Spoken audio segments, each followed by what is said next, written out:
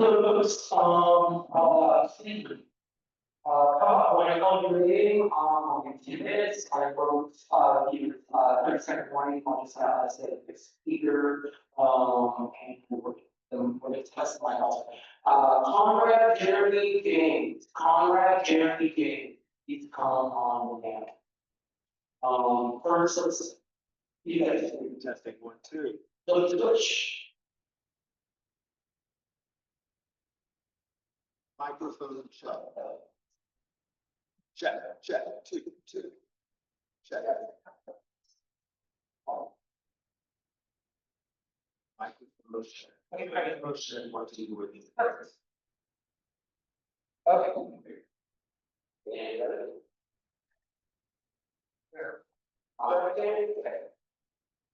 okay. I'm at the start. Cool.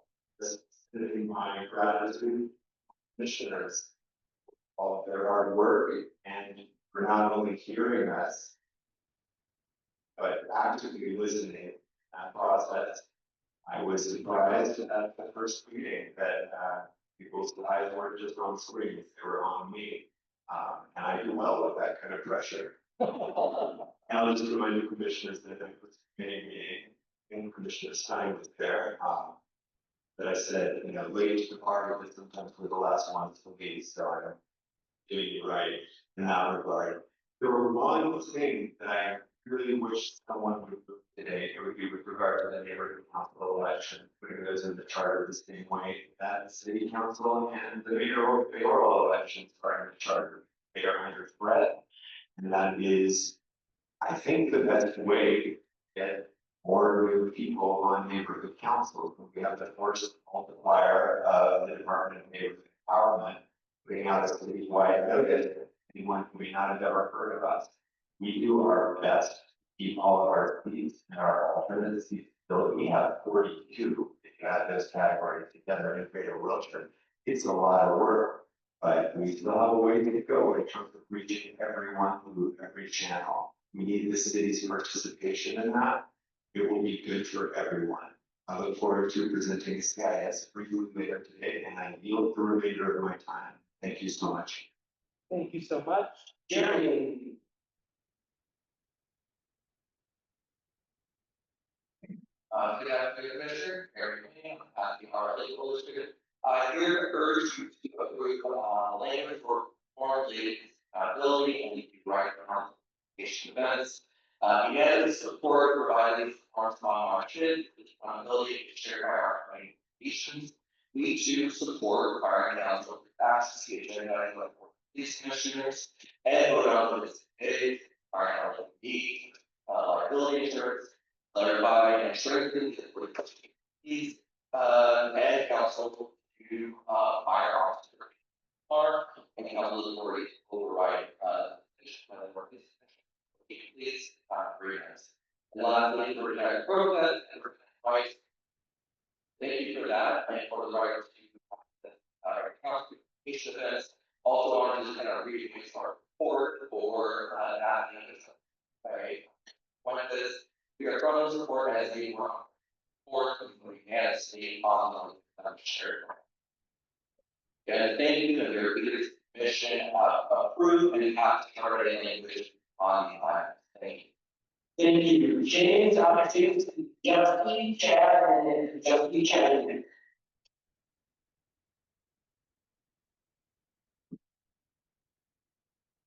Issues.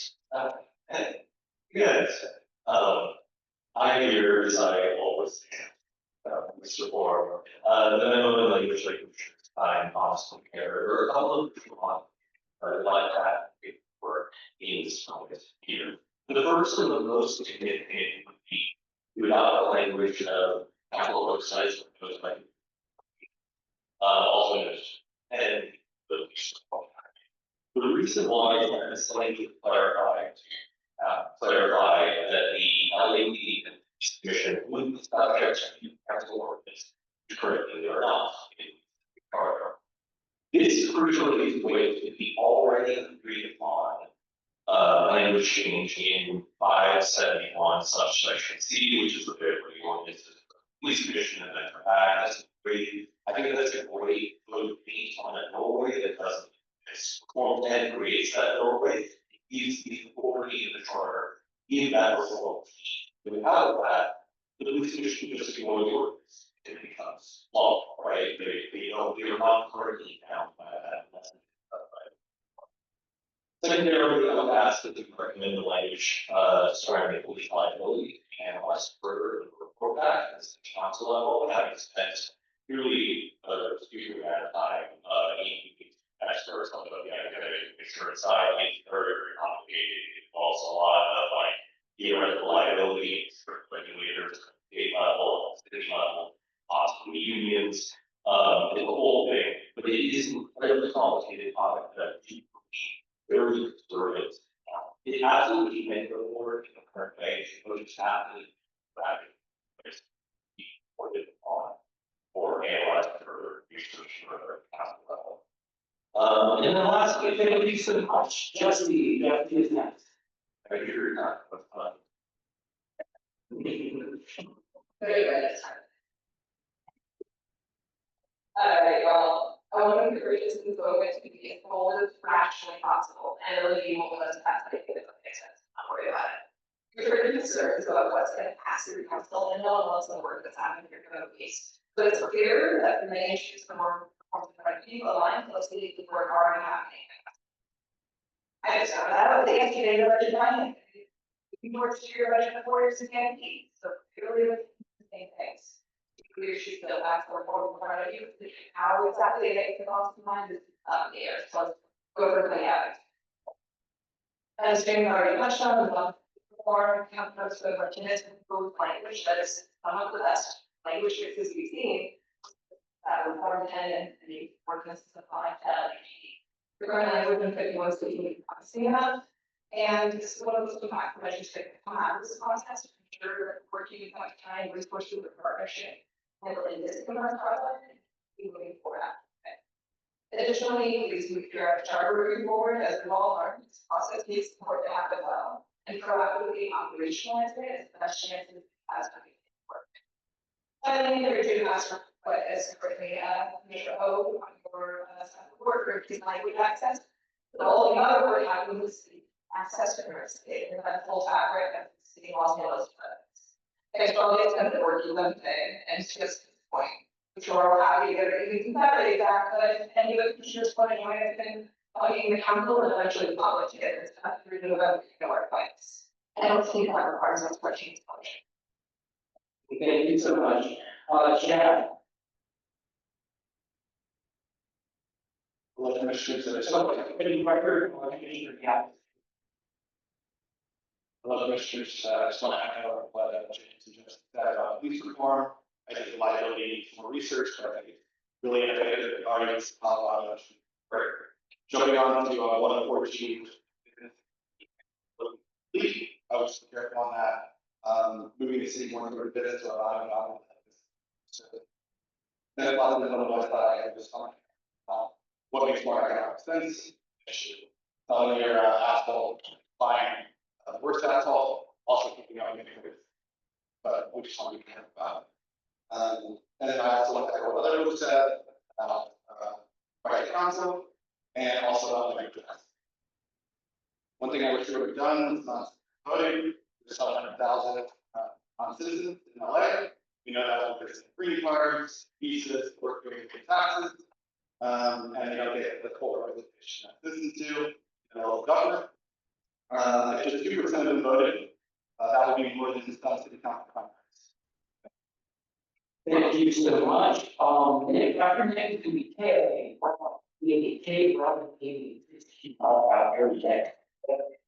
And they also take pride in the moment at some point, basically close, they must have spent on for a year at any a chapter in all our lives. To be sure, more than anything. But it doesn't be anything that provides the public reason to be jazzed out or from. And there's no real public push, because we don't find anything that we go to call ask for what I know what they're asking for, but I Is not going to get the public pressure to have the council push through without huge heads. That now would have been here. Basically, my report is to direct staff to emphasize how these are all a unified package, they're meant to work together. Almost you know that they. Our recommendations are all on the package, these are all packaged and work together. I recommend to make this, the 2-year budget system, all application, stagger, even number of years to infrastructure, number of years to operation. That's all change, make different how the area we go in next.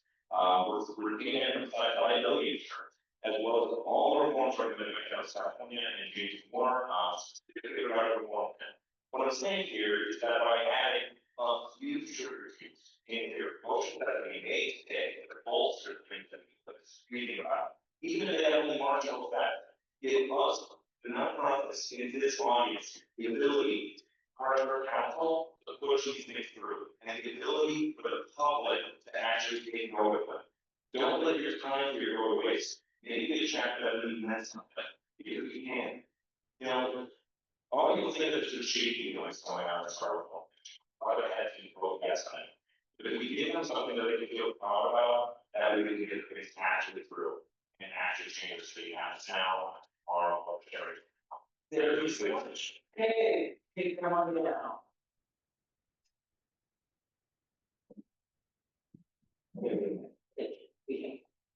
I'm Aaron, I'm president of the Long Beach River Council, I'm chair of the Light Committee to make recommendations for the Lake Council. I reviewed the changes in the charter, creating responsibility recommendations. And I am grateful to the commission for the changes they approved and to the staff for the way they translate the charter language. Thank you. I know we are in the process, but I think maybe the council need one more change to protect our election. The elections for every city office are specified in the charter. This protection can be sealed with additional sentences in the charter. Neighborhood council terms are set forth in the bylaws. Neighborhood council elections are held every 2 years. The method is to fill neighborhood council board seats, and the timing of those seats is set in neighborhood council bylaws. I urge you to move the addition of sentences and then to vote in their support. Thank you. Thank you so much. We might have folks, or having volunteers will work, you can address that online. Rob, Excited to see the patients. I did want to just begin by noting I do have a very lovely memo that I did have for you. Covers some important things on issue suspension, LAPD, ensuring no unintentional create a spiral or on modifying something. And restarting the process. There were a few things I did not include, but one I did on Councilmember Yaroslavsky's motion yesterday, budget committee, but the mayor's proposed budget. Just in line with the April 31st proposal, Commissioner Quintet and Thomas, and something in supported by the budget and finance. I will throw the mayor a few bones.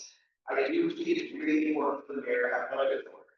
We work with the extra authority over the departments, and reiterate it's they're raising the threshold to provide mayors of veto that are actually much more involved in negotiations. There's also one issue that Matt Dale brought up, in our lot of conversation, that is the process for the bid cycle. Is this just another FSO? And unfortunately, it currently set up so that the PAO proposes the bid cycle review. And I think that should be a mayor. We're taking away the mayor by saying their power by saying maybe once every 2 years, you actually propose to change their budget. They were stuck with the veto otherwise.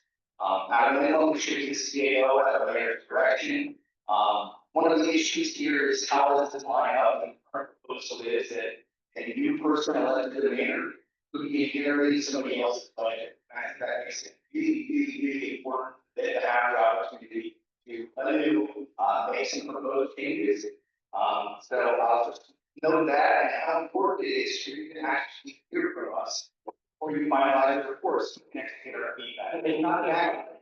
Maybe, it's not that, maybe you have Chantel, Isabella, everybody has Raymond, has to. Ouch.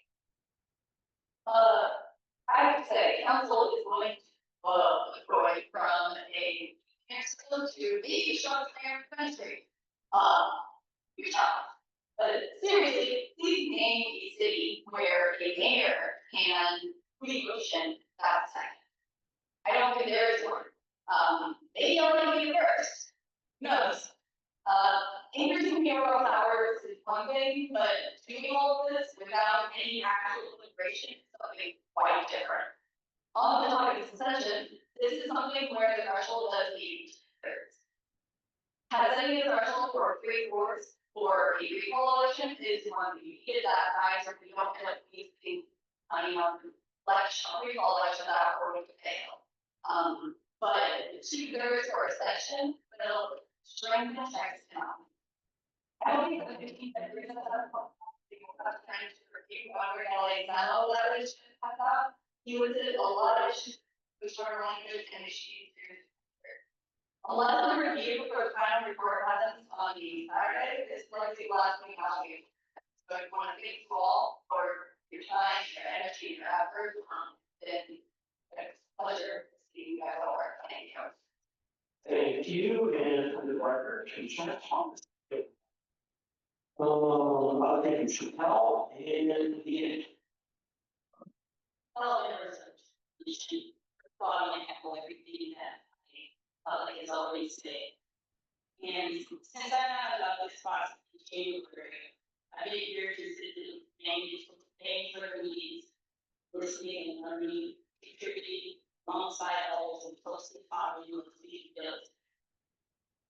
And I want to name something I didn't observe you said. I've heard that there is always expertise for certain reforms are, but there is an ongoing work on these issues for months.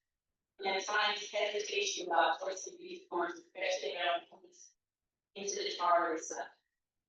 So that raises a grievance. Are we more comfortable discussing reform in the end? Because the charter already contains structure related to the oversight, including the police commission that controls already recorded. And yet we still heard about gaps. From the controller suite to oversight resources. From city councilors and Eunice Hernandez about challenges we need support during times of crisis. I also came to the process in January, not counting on my own, which raises a real question about access, about who even knows about the process, whether it's actors being able to contribute needs. While we can't change how the process started, we're still responsible for allocations. Because this moment requires courage. Courage to strengthen what already exists, and courage to embed changes that actually be heard. Because this is where your names are attached, not just to recommendations, but to decisions. We always get to decide where we stand. It is my hope that when this is all over, I'll be able to thank you for your courage. Thank you for your patience.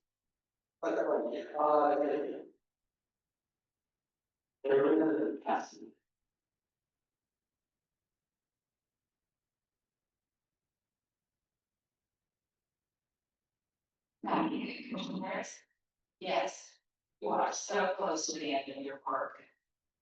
Please take care not to rush. There's so many items on this agenda today.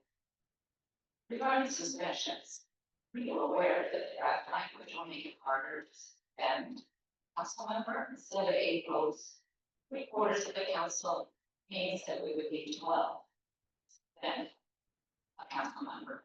Also, I don't think you meant to remove references to any type of vacancy.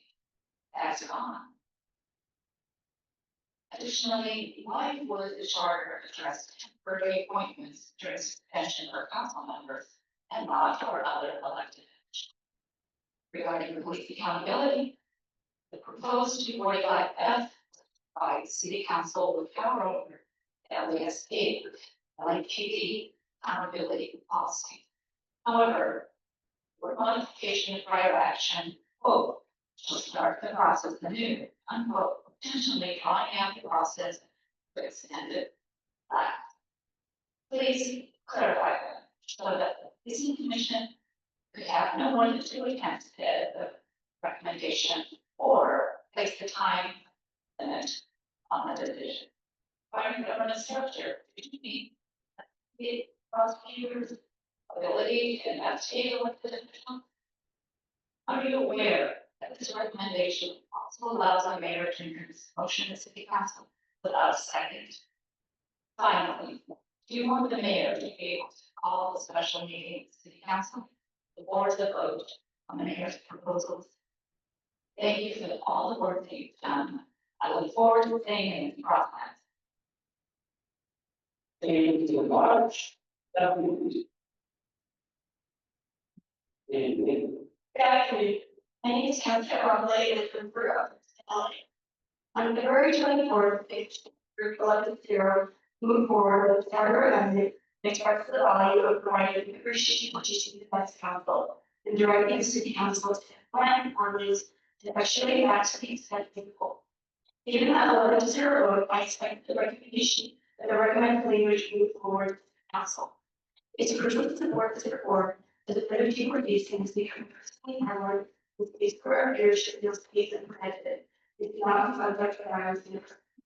I recommend single use traces and the security measures, including security guard, cameras at every floor and the these serve as a preventative measure against ICE officers who attempted to enter the premises or children while they're at school. The goal is to have to arrest raise children or living possible fear cannot defend themselves from federal agents who have been encouraged and directed to use any means necessary, even if that means violence, to detain immigrants is spreading value of the administration has worked quality that abusive street lights operating in schools to be able to continue to target vulnerable immigrants. Giving them a anxiety that high school had a large English generation very wide advice. It's a small island in my hometown to be targeted, but only imagine how many neighborhoods are being raided in LA where a third of the population is exposed to immigrants. We must use all the tools at our disposal to protect our communities, our neighbors as well. Thank you. But you know, what is it to virtual and then come back for the last meeting in the room? Virtual, we all the days, and then we're here to speak.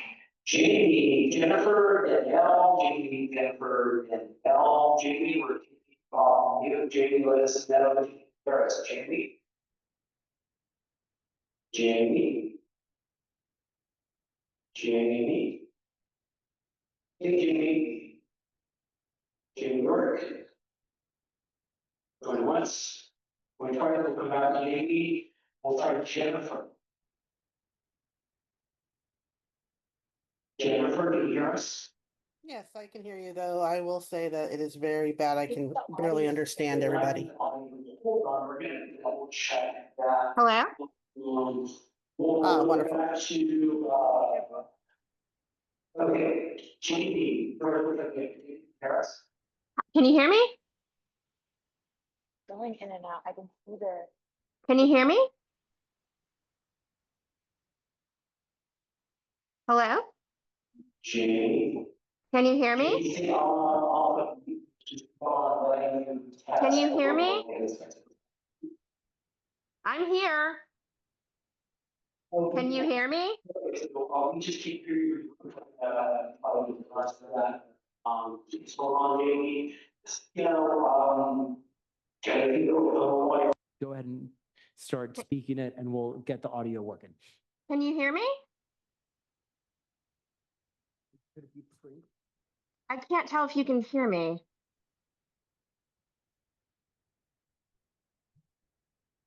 Because I'm here. Okay. Hello? Can you confirm if you can hear me?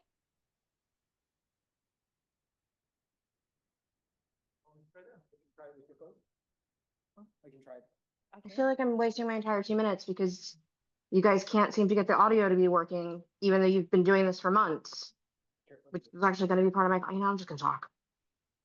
So, can Okay. you hear me?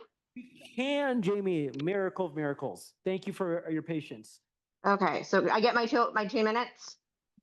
No, thank you. That's it, Jamie. No, I'm kidding. Of course, Oh, that's not a joke. Come on. of course you get your 2 minutes. Begin.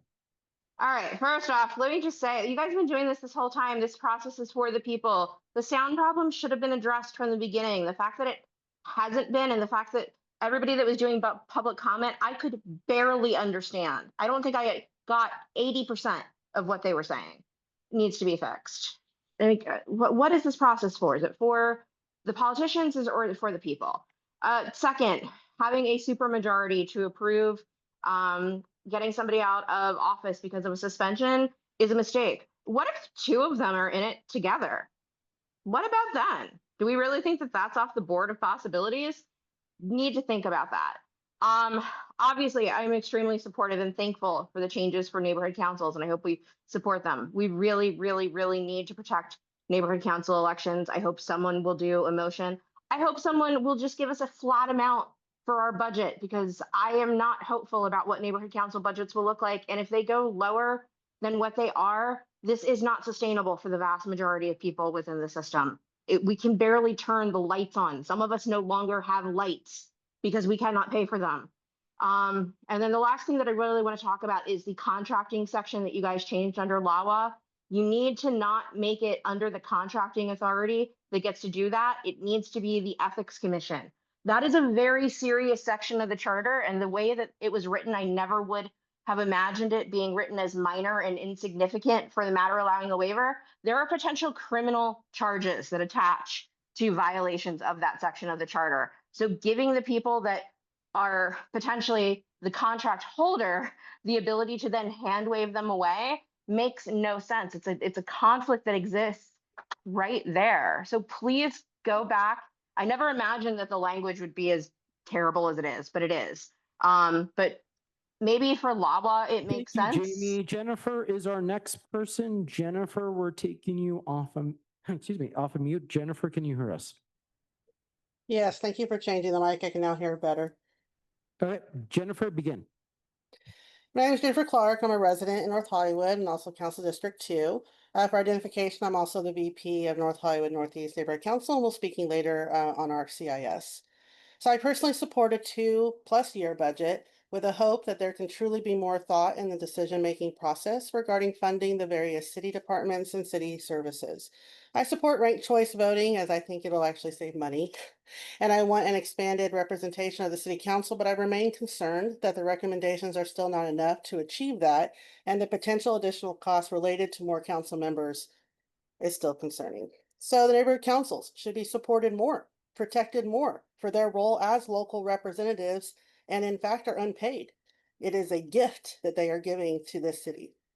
I'm going to share an example of what Jamie was just talking about, turning off lights. Our neighboring neighborhood council, Sun Valley Area NC, is losing their office.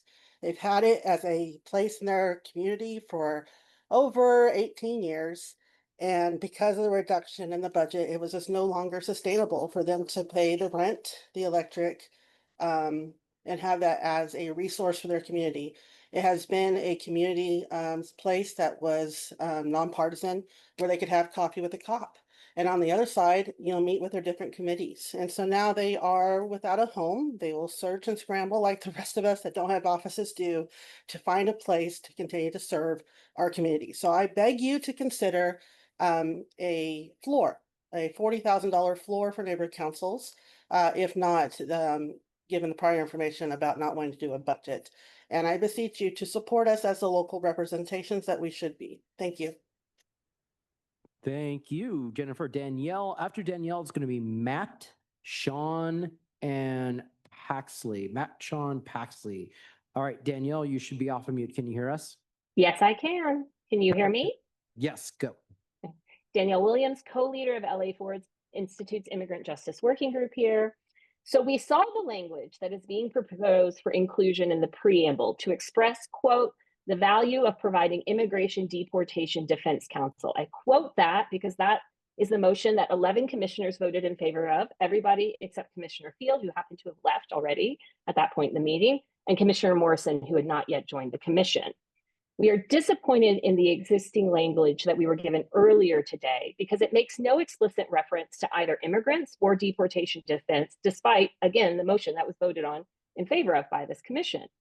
So after consulting with our immigrant rights partners, we are advocating for the language that Commissioner Fuentes is suggesting, specifically that you amend the preamble language to read, quote, we further affirm the importance of compassion, fairness, due process, that's one of our inclusions, and support for all residents, regardless of immigration status. That bit there is also an inclusion that we would recommend because you cannot support immigrants by not mentioning immigrants.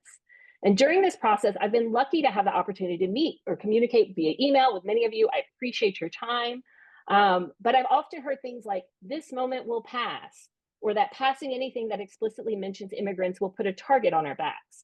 But the target is already there for our immigrant neighbors and our city itself. And it often seems like it's the people who have the least to lose, who are least at risk of having a target on their back, that are most concerned with it. As to the moment passing, I too hope that that's the case. But I'd like to point to a comment that was submitted to this commission on January 21st by Alejandra Ramirez Zarate, who told of her uncle being deported and then murdered by gangs in Guatemala when he was deported.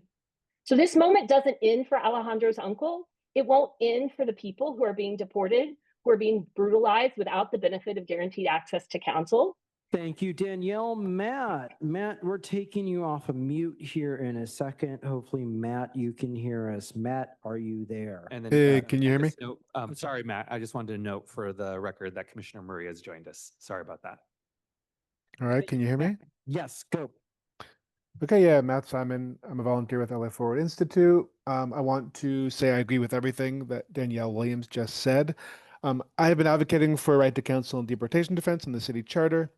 It looks like we're not going to get precisely that, though I do see that some of our advocacy has found its expression in the preamble and the appendix. I want to say, as the commission nears the end of its work, that I appreciate the commissioner's service to the city, and I appreciate also the time some of the commissioners have set aside to meet with us. And I think the preamble is a good idea, and I like a lot of the language contained in it. But I do think it's important to state our values clearly. We run the risk of being too vague and too wishy-washy. The preamble should stand for something real. I ask you to please include a clear mention of immigrants or immigration status in the preamble. And when someone reads this foundational statement of city values, they should know unambiguously that this city supports every resident, regardless of immigration status. I support all the edits suggested by Danielle and that I think Commissioner Fuentes will put forward. And I think anything less will be out of touch. Thank you. Yield my time. Thank you so much. Our next speaker is Paxley. After Paxley is going to be Jester. Paxley, we're taking you off of mute. Paxley, can you hear us? Yes. Yeah. Can you hear me? Yes, go. Okay. Hi, everyone. My name is Paxley. I'm the other co-leader of LA Forward's Immigrant Justice Working Group. Thank you to the commissioners for your time and service on this commission.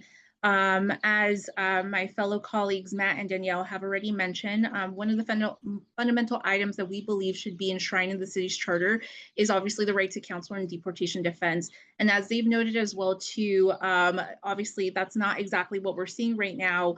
But with the language that does exist in the preamble, we believe that the changes that have already been mentioned should be proposed and implemented officially. And so just to restate what that looks like, we are proposing that the preamble states, we further affirm the importance of compassion, fairness, due process, and support for all residents, regardless of immigration status.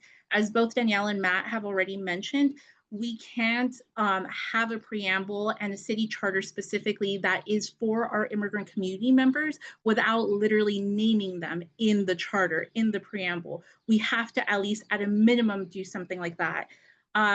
Commissioner Fuentes, as they've already mentioned as well too, can speak to our proposed changes in more detail. These changes to the city charter preamble are fundamental because it reflects, at least in some level, the values we hold as Angelenos. It reflects the injustices experienced by immigrant Angelenos in the past, present, and future. And this is not hypotheticals. We are members of different immigrant community members of different immigrant communities. Myself, I am the first person in my family born here in the US. This is not a hyperbole of what we're advocating for. These are real consequences, and we at least have the privilege to be able to speak here and to speak on behalf of folks that for safety reasons are probably not speaking and coming forward because they have to think of their own safety and that of their families. Thank And you so just want- much. And I skipped over Sean accidentally. Sorry about that, Sean. Sean, we're going to take you off of mute. Sean, can you hear us? Yes, can you hear me? Yes, go. All right. Good afternoon, commissioners. My name is Sean McMorris. Thank you, commissioners, for your hard work throughout this process. I'm the Transparency, Ethics, and Accountability Program Manager at California Common Cause. California Common Cause supports the amendments before you to strengthen the Ethics Commission's authority, but I want to focus on Charter Section 703D. California Common Cause strongly supports giving the Ethics Commission the authority to place ordinance measures directly on the ballot. This is one of the most effective tools for ensuring that ethics reforms can move forward when traditional legislative processes stall or fail. However, for this authority to be meaningful, it must remain independent. Therefore, we have proposed some red line amendments to the language before you, which I have emailed to you and your staff. The red lines include adding a 4/5 vote of the commission to initiate the ballot placement process, a timeline for the city council to propose amendments, and clarifying language to ensure that the commission has final say on ordinance language. We request that you adopt these red lines. They will ensure that the Ethics Commission can exercise its authority independently while also ensuring city council participation that does not undermine the intent of the reform. Thank you for your consideration and thank you for your service on this important commission. Thank you so much. Jester is next, and after Jester, we're going to do one more check of the room. For the record, Commissioner Levine has joined us. Jester, can you hear us? Yes, I can. All righty, 2 minutes, go. Thank you. Good afternoon to the Charter Reform Commission. Thank you for allowing me to speak. My name is Jester Jersey, and I'm the Vote 16 California advocacy lead and also run the Vote 16 California X/Twitter account. I want to speak on agenda item 7, review on the final report. For months, you've heard from stakeholders across various walks of life on several topics on how to improve Los Angeles, with the task of conveying all this information to the City Council via a final report. I request before submitting the report, the Commission do one final review of it first. This report will be a culmination of everything that everyone has worked on since the process began. These ideas on paper aren't just a list of abstract ideas, but have transformational value that could impact the lives of many Angelinos and the city for the better. By the same token, it is also a reflection of your accomplishments as commissioners of this esteemed body to tackle some of the city's modern issues through the knowledge of predecessors who have shared their experiences. You've also heard the voices of regular citizens, from the youngest rising stars to veteran leaders of organizations, neighborhood councils, and mayors who want to improve the life of quality for the life of the city. I think one more hour of discussion shouldn't be too much to ask for. I humbly implore the Commission to do one final look through to make sure that what is submitted in the report accurately reflects what we have all worked on together. Thank you all for your work and consideration. I appreciate it very much. Thank you. Okay, let me grab the list. How many people do we have here? Just one. All right, Lionel, come on down. 2 minutes. Okay, Chris. Good afternoon, commissioners and staff. For the record, my name is Lionel, and I am speaking for myself.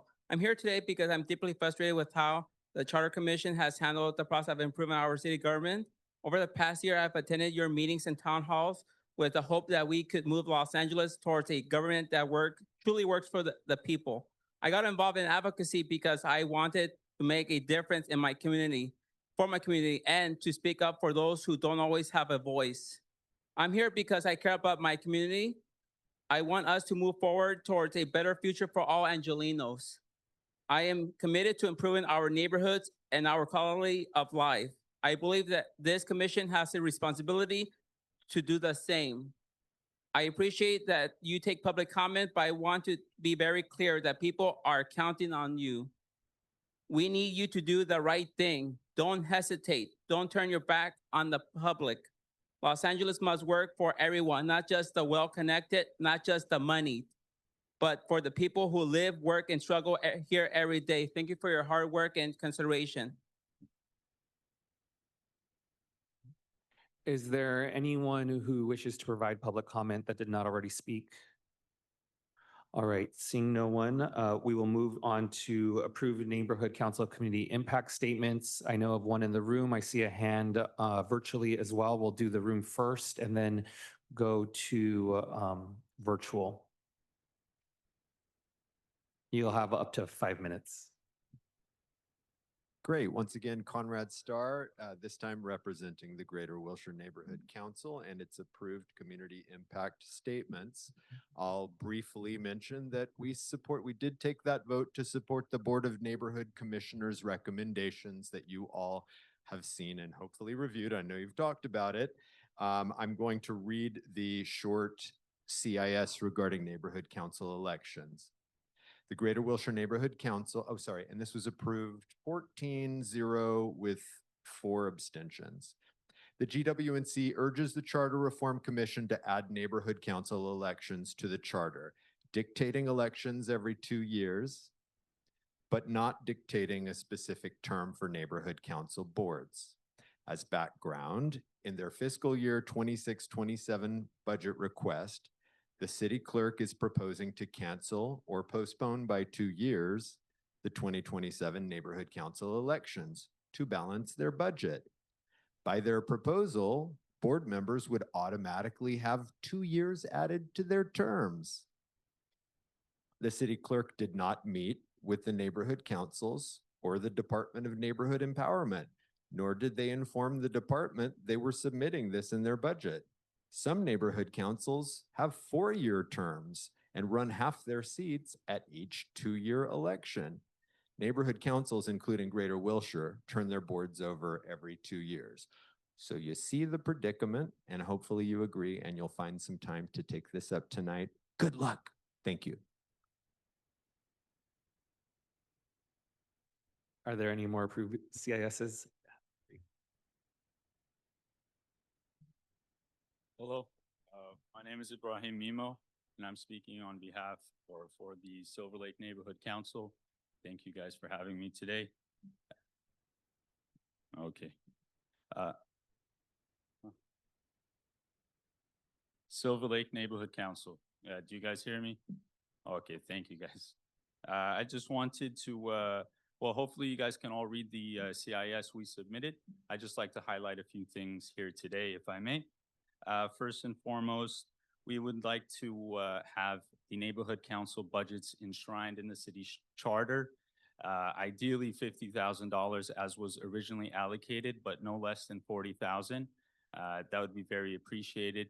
Empower LA is actually asking for a $1 million budget increase, which would be twofold their current budget for the next fiscal year. And none of that money is actually going to the neighborhood councils that they represent. So if we could just get what would actually only cost the city $1 million enshrined in the city charter, I think that would be fantastic. And neighborhood councils would really appreciate that. And I'm sure the city council and the city and all its departments as a whole would receive and reciprocate from that small adjustment to the city charter.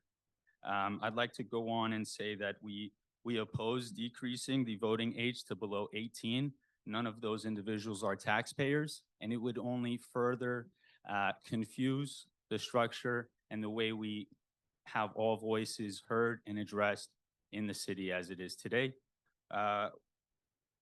We would also ask that the city charters support measures that allow for more homes and developments of all sorts to be built here in the city of Los Angeles. We would also ask that the charter support measures that ensure liability payouts come out of the responsible departments and not the city's overall budget. That would really help and ensure that we don't have any bankrupting liability payouts, which, as you guys all know, is pretty much one of our biggest issues when it comes to the city's current budget. And lastly, we'd also ask that the charter supports a biennial city budget. Thank you guys very much.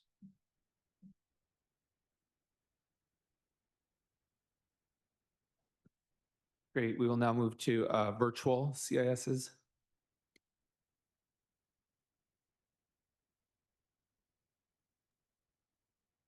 Hello, right. can you hear me? Yes.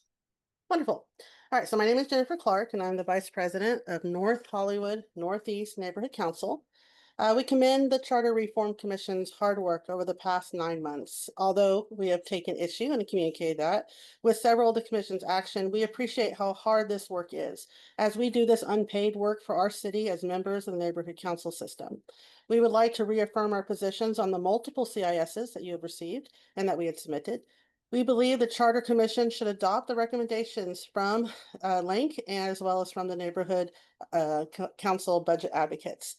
At minimum, we ask that you at least move forward the already approved recommendations from the previous meeting on this topic. The neighborhood councils were added to the charter in 1999, and although we have contributed much to the communities we serve, we have consistently been undermined by the system we're a part of, the many city officials, the city departments, and by continually having our budgets drastically cut. The NC system can be a huge benefit to Angelenos if only the city would treat us as what we are, unpaid elected public officials, voted in by our communities to be advocates for them. In fact, we ask you to please include a reform that NC elections must be funded and actually held, as we were shockingly found out with this budget cycle that the city clerk has submitted a department budget suggesting that is the easy way to save money, that NC elections should just be skipped this cycle. What an egregious decision. Our neighborhood council has previously supported our neighborhood schools, nonprofits by way of neighborhood purpose grants and community improvement projects. This year, because our budget was slashed to only $25,000, which is 25% lower than just the previous year, we were unable to support these groups in the same way. So as a result, events in our community are underfunded, undersupported, and ultimately our community members will have fewer resources at their fingertips. Our neighborhood council also participates in funding and supporting events surrounding emergency preparedness. In fact, in early 2025, as the fires were blazing all around the San Fernando Valley, our neighborhood council funded supplies for our community, our local neighborhoods that had been without power for nearly 72 hours. Even as several of our own council members had no power themselves, we made sure to rally, purchase, and supply the resources to our neighbors as soon as we could. With our funding cut year over year, it makes it harder for us to adapt and prepare for the next emergency just around the corner. Indeed, even now, as we have reached the tail end of this historic March heat wave, our neighborhood council is nearly out of funding and was unable to provide any more resources for this fiscal year. It's important to recognize that our current budget is 75% less than the original budget we were meant to have in the 1999 charter. We have had to drastically reduce the way we support our community, yet we still show up every week to advocate on behalf of our neighbors. We understand that the commission's uncomfortable moving forward budget recommendations tied to the charter, as we heard in the previous discussion and the dissenting vote. We suggest, however, that you consider establishing a floor of $40,000 per neighborhood council instead. This will ensure that neighborhood councils will have a minimum amount that they'll be able to depend upon as we continue to work unpaid in our communities. Your changes, if adopted, can deliver on the promise of the NC system: elections, dedicated time at every council and committee meeting for neighborhood councils to comment, allowing neighborhood councils to address the statewide and federal issues independently, codifying the ways in which the neighborhood councils can engage with the community, and making sure that neighborhood councils have a budget that is more protected than it currently is. The neighborhood council members from all 99 councils spend countless hours working on behalf of their communities. We host events, we connect neighbors with city officials and offices, we make budget recommendations, we clean up the communities, and the list, of course, goes on. It's time that we are appreciated for the unique value that we bring to this city. We hope you will vote to support the expanded powers of the NC system, and we hope that after your service is done on this Charter Reform Commission, that you will continue to be involved in your own neighborhood councils. The neighborhood council system could continue to be a valuable part of the Los Angeles local government if it is supported properly. Thank you for your time.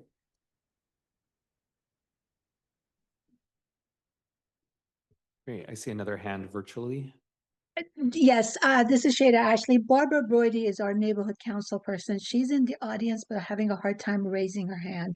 Do you mind unmuting her? She would speak for our NC. Thank you. What is the name again?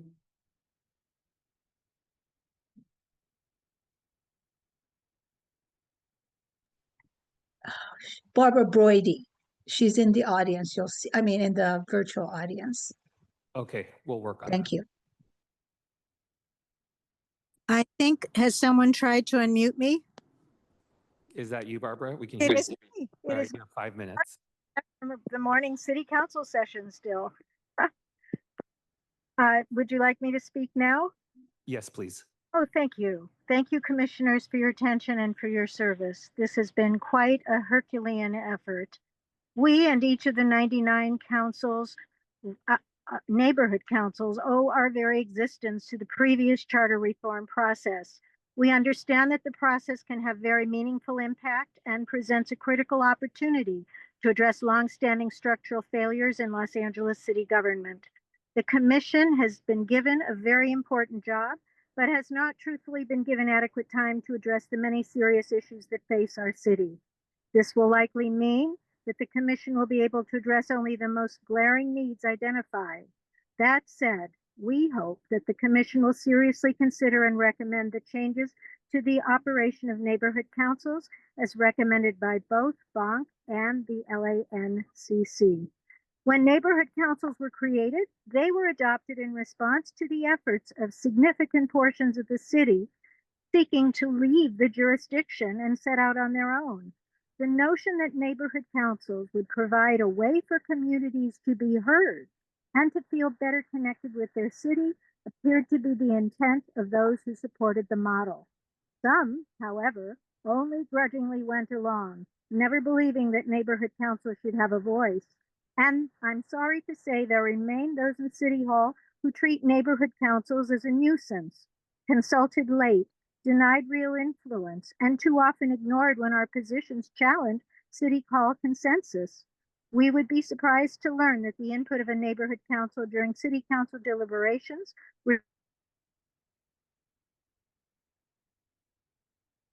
So we need Commission's support to empower our councils to do what we can do and do more than we've ever been charged with doing. We can be the eyes and ears of the city when city inspectors, for example, are nowhere to be seen and not working on a weekend. I can't tell you how many phone calls I get at 6 a.m. on a Sunday morning about trees in the city's public parkway being hacked or chopped down. I can witness it. But even when I take pictures and give it to the city, I'm told, oh no, a city employee must witness that. That's not reasonable. I think there's a better way. So do we all in our council. So the other comment that I'd like to make that has come up lately has been with the role of the city attorney's office. I honestly don't know who would want to run for city attorney because the city attorney can give the best advice in the world to the council and the mayor and they can ignore it. And then the city attorney's office has to defend them when the city is sued. That said, we need an independent city attorney that is elected and not appointed. Those who are appointed answer to those who appoint them. And for anyone to suggest that it depoliticizes the office of city attorney to have that role appointed, whether one or two jobs, is absolutely naive or crazy. So we support retaining the single job and having it be elected. If it's split, still to have an elected city attorney. So these are key issues. We have not been successful in having a youth contingency in our council on a long-term basis. We have volunteers all the time. We are not certain that having young people vote at the age of 16 is appropriate at this time. So thank you for your consideration. Again, BONC, LANC budget advocates are doing great work and we value them and hope you do too. Thank you. I see no other approved neighborhood council community impact statements. Commissioners, we're going to move on to approval of meeting minutes. We have 2 batches of meeting minutes before you. They have also been emailed to commissioners and posted online. We will first take up approval of the meeting minutes from our special meeting on Tuesday, March 17th. Is there a motion to approve the minutes? Motion by Commissioner Stein. I will second. Any discussion on the meeting minutes from March 17th? All right, seeing no discussion, is there any objection to approving the meeting minutes from March 17th? All right, seeing none, the meeting minutes for March 17th are approved. We now move on to approval of our meeting minutes from our meeting on Thursday, March 19th. Is there a motion to approve our meeting minutes from March 19th? Motion by Commissioner Stein. I will second. Any discussion on the meeting minutes from March 19th? All right, seeing none, is there any objection to approving the meeting minutes from March 19th? Seeing none, the minutes are approved. All right, we'll move on to, oh yes, for commissioners who have joined us, welcome. And I'm going to go around and ask if there are any ex parte disclosures. Commissioner Thomas. No. Commissioner Murray. Commissioner Lewis. No. Commissioner Yap. No. Commissioner Levine. No. Thank you. All right, we will now move on to the Executive Director report on outreach and other matters.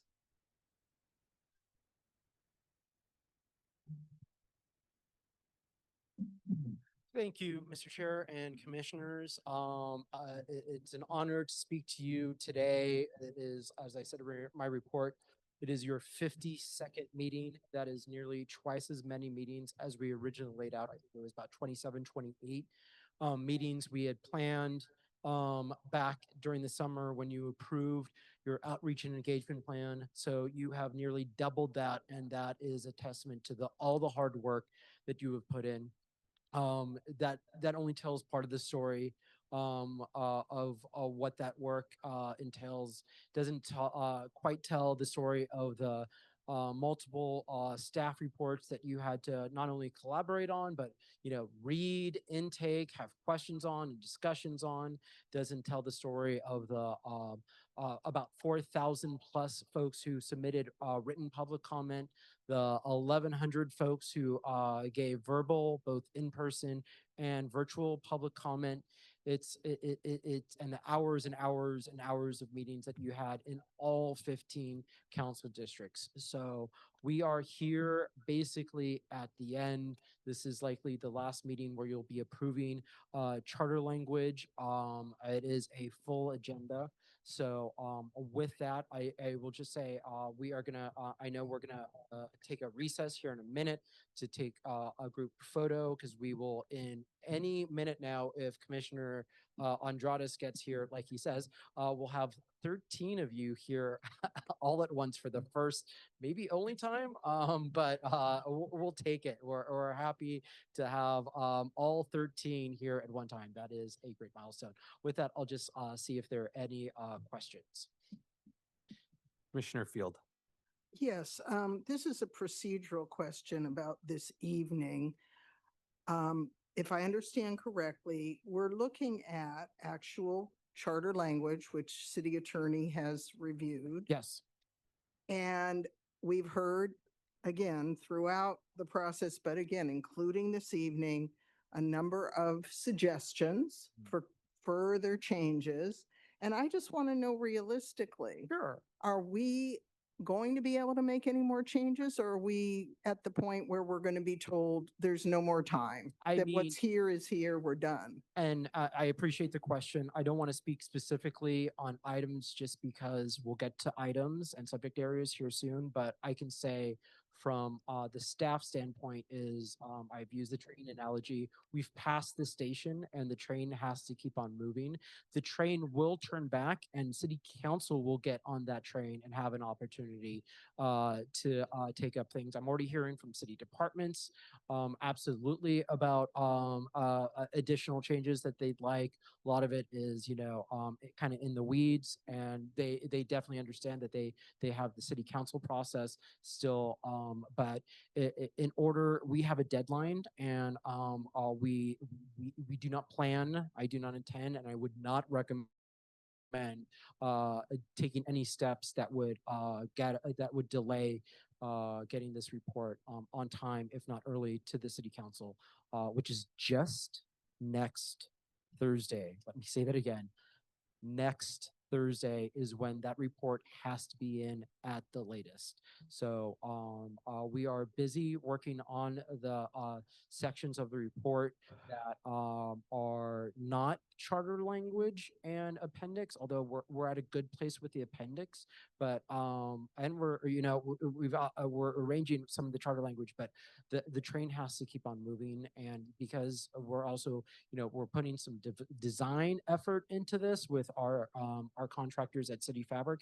It's not just the staff here at City Hall that has to be pins down. It also has to be City Fabric that will have to be pins down. So all that being said is for the additional changes, and I definitely understand community groups wanting another opportunity, but those opportunities will present themselves again once they get to City Council.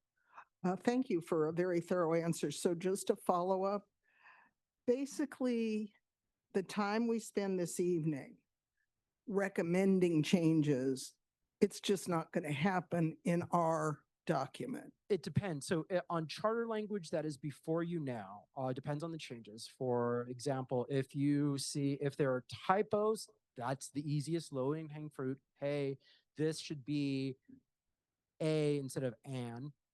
Or maybe they instead of he, Yeah, which absolutely. If there are still, I mean, there's a lot of he's throughout the charter. If there's still, if we missed one, absolutely. The next level of changes are, I'll just take the easy one of parks. If you want to change it from 0.6524 to 0.63, that's a change. If you want to remove or not pass a section, that's been presented to you, that's an easy change is all. Making substantive changes where, again, you're maybe introducing something new, that will probably, we will not be able to deliver that Okay. style. And so basically tonight, whatever discussion we have is essentially pass or not pass. and go on the record so the council knows. Commissioner Field, let me add to that. Waste- I think, Yeah. as Justin said, we're going to have to see on a case-by-case basis Okay. because there's specifics related to each charter recommendation. So I think it's really hard to put out a blanket statement. I understand. So if we will take amendments as they come on specific items. Some of them will be easier to have a discussion and to implement today. And then, for example, if there was something that is not agendized today, it would have to wait until the end of the meeting for me to call a vote on an item for a future meeting. That presents challenges for what could be in a report. But as far as what's agendized, we'll have the opportunity to go through amendments through the normal process. Commissioner Thomas. Thank you so much, Justin. But I can't help but say this. I understand charter language. Yeah. Right. I understand that this is suggested by the city attorney. They Yes, helped me to yeah, develop. the language. It's well, to be clear, it was drafted by staff based on motions. We work with the city attorney on those drafts. They also see the motions and interpret those motions with us. They've definitely said, I don't, let's re-listen to what the commissioner said at the meeting, and then we've fine-tuned that. And then that, after that process, then we send that to you. And with all due respect to the city attorney, Yeah.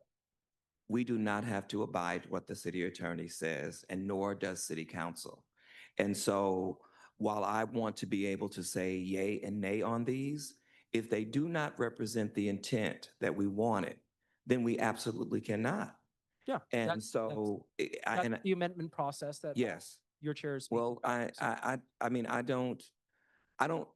guess, and I don't understand why there would need to be an amendment process. And if you're saying that there needs to be clarification, because I'm hearing you say that there are no changes, I know that there's an amendment process, but the amendment process suggests the amendment process could virtually change everything that went forward. So Commissioner Thomas, to your point, and I think that I'm really glad that you raised that. The language of the charter revisions that are before you were the staff's best way of interpreting the intent of the commissioner of the commission from hearing our discussion and then the votes. They put that language together. They asked city council to review. Part of this process is, number one, we want to make sure it reflects the intent. Right. And each of us have different pieces where, we want to make sure it really reflects the intent of the vote of the commission. I believe, like you are expressing right now, that today's discussion is not to relitigate the arguments and the votes that we had on the intent of issues. So for example, there's been public comment that we should re-agendize a budget allocation for neighborhood councils. This commission took a vote. Regardless of where you stood on it, the vote was no. And so, that goes against the intent of previous votes. So I believe there will be commissioners who try to change the intent of previous votes. I don't think that's helpful for the phase that we're at, but according to the rules, I can't prevent a commissioner from doing that. Without getting too many into, that is, yes, that is what I maybe didn't as accurately say, but yes, it is making sure that this reflects your intent. And even if it reflects your intent from a previous vote and you still don't want to move forward with it, we have already seen that happen. It is up, every charter amendment on the agenda today still has to get 7 votes tonight to be finalized. I just want to make sure that I understand this. Sure. I mean, it might help when we get to a specific item that you have questions on. I don't want to, yeah, perfect. But I do want to underscore 3 times. Absolutely. And just because the city attorney said it. Yeah, your intent is important. Okay. Yeah, absolutely. No disrespect, Mr. City Attorney. But No. They definitely worked with us and made sure, hey, Commissioner, I'll just use you as an example. Thomas, I think put it this way. You have did y'all really do that? Yes. No, you didn't. I mean, I'm just using you. It better be reflected in this document. There could have been, but there were opportunities where the city attorney staff did say, I'm not sure that's exactly what they said. We went back, we listened, and then we made corrections. Okay. Yeah. It is as perfect as we can get.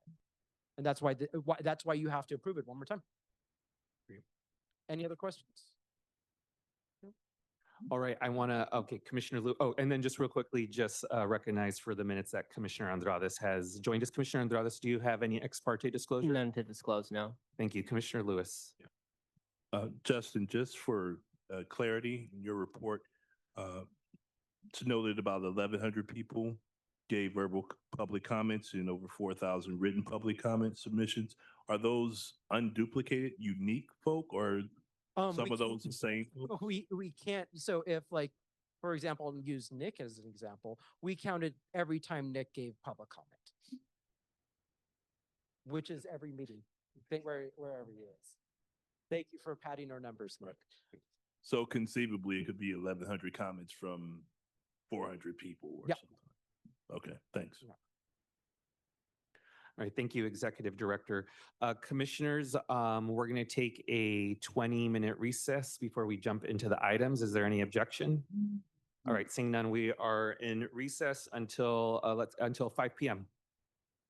And then Commissioners, if we can follow the Executive Director for our group photo, please.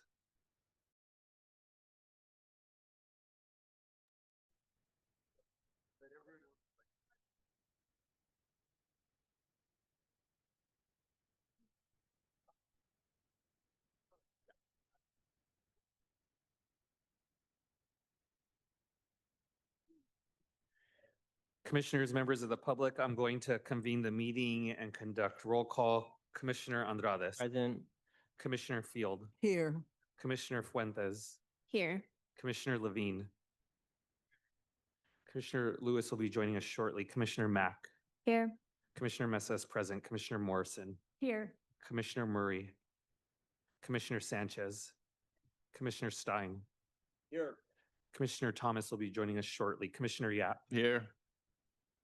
Commissioners, we now move on to item 1A. Item 1 is consideration of possible approval of potential better government charter language for final recommendation by the commission to the city council. Item 1A is suspension of a council member pending trial. I am going to hand it over to Commissioner Sanchez, who was the committee chairperson. Thank you and good afternoon, commissioners. I think the way I'm going to go about this is if you look at item number 1, I'm going to cluster it, items A, B, and C. And so before I get started, I want to thank Commissioners Lewis and Yap for being part of the committee for better government. We face some of the most difficult and delicate issues facing our city. These issues tested public trust. The unfortunate events, it was clear that the status quo was not sufficient here in the city of Los Angeles. They have called all of us to be thoughtful and deliberate. These recommendations were not developed in a vacuum. They are a result of careful consideration informed by community groups, policy experts, stakeholders, and members of the public at large. Together, they aim to bring clarity where there has been ambiguity, consistency where there has been uncertainty, and accountability where it's most needed. The first item you will see is to provide clear language for suspension of a council member pending trial. This aims to provide clear language for suspension of a council members pending trial, and it establishes a formal process that requires the introduction of a resolution calling for the temporary suspension of a council member, stating findings as a grounds for the suspension. Clarify the compensation requirements in charter for electeds under suspension. We aim to clarify the compensation requirements for electeds under suspension, and it establishes no changes to be made to the electeds' compensation for suspended elected officials during their suspension. Require the city to hold a special election for vacancies if more than 1 year remains in the term. The language is requiring the city to hold a special election for vacancies if more than 1 year remains for all elected city officials, provides residents the ability to have a democratic process to replace these officials.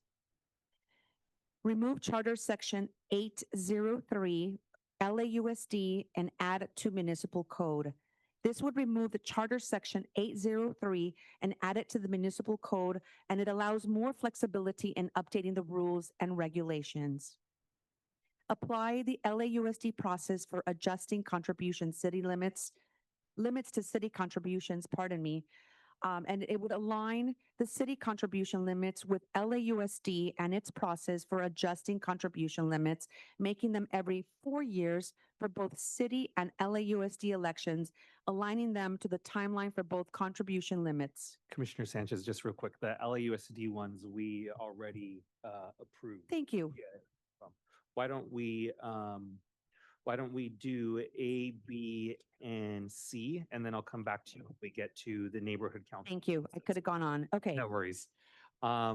Commissioners, we will go to item 1A, suspension of a council member pending trial.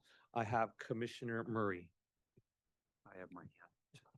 Thank you. This is just a technicality on section 211, suspension pending trial. The last sentence says no changes shall be made to the compensation of a suspended member during the suspension in the event charges are dropped. That should be charges are dismissed. Dropped is not a legal term. So I'd like to change dropped to dismissed. Or the elected or appointed official is found not guilty. A better term of art would be acquitted. That's just the legal term. Commissioner. Like a true lawyer. Commissioner Murray, would you move that as a substitute motion? Yes, explaining it again under section 211, the language, the red line, everybody should have this addition. I think everybody got a copy here. The last sentence should be no changes shall be made to the compensation of a suspended member during the suspension The last sentence should be, in the event charges are dismissed or the elected or appointed official is acquitted, the suspension shall end. So I'm just tightening up the language there. Right, so that'll be a substitute motion for section 211 and 211-1. I will second Commissioner Stein. I have two questions. Number one, does this also apply to the 3 citywide offices? It does not. It only applies to council members. And why did why did the subcommittee not deal in case of a suspension is necessary with the 3 citywides and only the council? Out of curiosity. I'm not trying to rewrite everything. No, I hear you. And I think it came up later on, and clearly we were focused just based on the scandals that happened to be within city council. So you're not incorrect that it should have been looked at for all citywide offices, but at the time it was for city council. I have one other question, and it really addresses what Commissioner Murray was just speaking of, but I just want to give Mr. Kwan a shout out that, yeah, we actually do listen and read some of the stuff that you put forward, or I just happen to come up with the same idea on my own. Question is, well, there's a plea bargain. Then they're convicted. What? I said, what if there's a plea bargain to a judge, to a count That's not acquittal. that is they're not a lesser included? They're convicted. Plea bargain is a conviction. Okay. That's a conviction. Civil. That's not a dismissal or acquittal. Not getting in your way. Don't start. Any other Commissioner Field? And I just want to clarify, at this moment, we're voting only on section 211, right? We're doing 211, 211.1. Oh, okay, because I have a question of clarification, not trying to change it on 211.1. Shall I go ahead or? Yes, please. Okay. I'm a little confused. Appoint a non-voting temporary manager of the office, and I think we're all envisioning a council office. I just want to understand what it means. The temporary manager shall not be entitled to any additional compensation, but may earn outside income. I mean, does that mean they're not going to get paid as a council member if they're managing the, I mean, what does it mean? Do the staff want to approach? Or, oh, yes, or our city attorney. I just can't figure out any additional over what? I mean, it's just really unclear to me. So, okay. And just stepping back for 211, so this does apply to any elected official. So it says the council may by 3/4 vote suspend any elected officer. That's what it says. Wait, under, No. To- It said any. so wait, so you're 211.1. contradicting what we just heard prior? We're clarifying. Oh, Yeah, so thank you, that's two- a much yeah. better word. 211 does apply to any elected officer.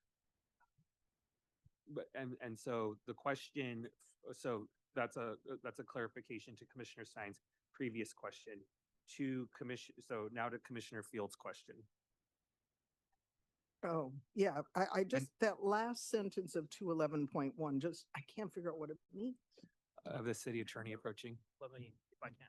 So, so that sentence, section 211.1 is referring to the caretaker, right? Right, So right. This is saying the caretaker is not going to get any extra pay for being the caretaker. So as you know, often somebody from the CLA's office became the caretaker. You're not going to get paid extra because you get appointed as the caretaker. But wait, extra from what? I can't hear you very well. Could you speak into the mic? So let's just suppose, very frequently, a fellow named Avok was acting as the caretaker when an office was vacant. Avok is not going to get paid extra beyond his normal CLA salary because he's appointed as the caretaker. Oh, so is this? But I have a question for the city attorney, but what if they draft a Bach out of retirement? Yeah, What I'm is, thinking what is someone who the- yeah, doesn't 'cause work this, for the this city. talks about a non-voting temporary member.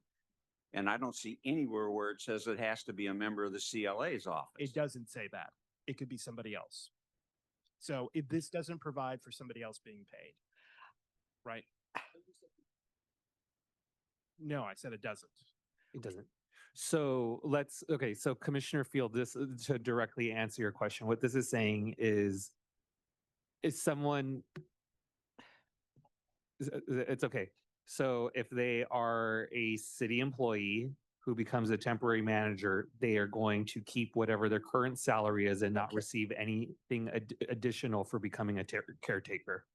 Okay, but may earn outside income notwithstanding any other provision of the charter. What does that mean? So if, following Commissioner Stein's question, if somebody from outside the city were appointed and that person has some other kind of job, normal charter provisions that may prevent you from not having outside employment will not apply. Oh, because they're not an elected member of the council. And we talked about, that's correct, I think Max said it, but section 211 does apply to all of the electeds. It's not just the council Right. members, right? That is helpful. I don't think it's. Commissioner Levine and then Commissioner Thomas. So this makes no accommodation for an individual. I think this was Commissioner Stein's point, and maybe where Commissioner Thomas was heading as well. I agree that no city employee, should they be appointed here, would maybe earn more or different salary than they already had. But that precludes then anyone who doesn't already have some other job from taking on this role. It doesn't envision this being a full-time role. Realistically, I think that's right. I think what this is anticipating is the normal practice, which is somebody from the city will be appointed as the caretaker. Right? That's what I think. Well, then we should clarify that. That's up to you. Are the responsibilities and roles, I mean, is that in here or is that already? No, this is what you've got. So the person is essentially being. And Strevin, if you don't mind speaking just Sorry. directly into the mic, please. I feel like I'm on top of the mic as it is. Usually I have a pedal in council and I control this more, sorry. So, I mean, what you've got, the duties are not spelled out. It would be a manager of the office. The person doesn't have a vote. Person is not a council member. So if the office needs motions to be introduced, presumably that caretaker would speak to the council president or some other council member and say, hey, my district needs X, Y, and Z. Would you please introduce a motion? Right? And they would manage the office and deal with personnel and, minor budgetary issues and things like that. I understand what you're saying, but I'm failing to connect. Why would anyone want to do this? Except for there are loopholes and things that we are not considering. Because if the budget is there, the person is gone, I'm just very uncomfortable with giving this kind of responsibility to a volunteer per se. Because there's a lot of room. We've been talking about, there's a lot of room, a lot of responsibility. You don't have to have a city council vote to have influence. You don't have to have a lot of these protections that are built into this position. I don't think they will necessarily preclude someone from practicing corruption. I think it invites it. I'm just saying that because if I'm in a district and I want to build in a district, I'm a developer. I know I hate to keep calling developers corrupt. But if I want to build in a district, I'm looking for the caretaker. I'm looking for the person who is not being paid to have the level of responsibility that was once wielded. And so I think it makes it easier for someone to be enticed in taking opportunities on the side. And I think and I also think that it should be difficult for the city to put forth the same kind of argument that they would if this were if this person was a city council person, because a city council person and a volunteer should not be subject to some of the same rules. And so I think this position would be a great position if you have aspirations for running for city council. Maybe maybe it's precluded, or you are interested in working for someone who does. I just don't know. So there are, so I'm just thinking. They're saying that they're saying we can't relitigate this, but this doesn't, I just don't feel, I mean, if you can explain to me why you think those things can't happen. So Well, I'm not sure that. Commissioner Thomas, I'm just going to say, what would be helpful is an amendment with language reflecting what you're trying to accomplish. So as you think through that, I'm going to go through the rest of the queue That's because I fine. think there might be some That's fine. solutions. Commissioner Stein and then Commissioner Morrison. Mike. Do I have to repeat that part? Yes. Would you accept the friendly amendment that we just mandate that it should be from, the appointment should be from the CLA's office?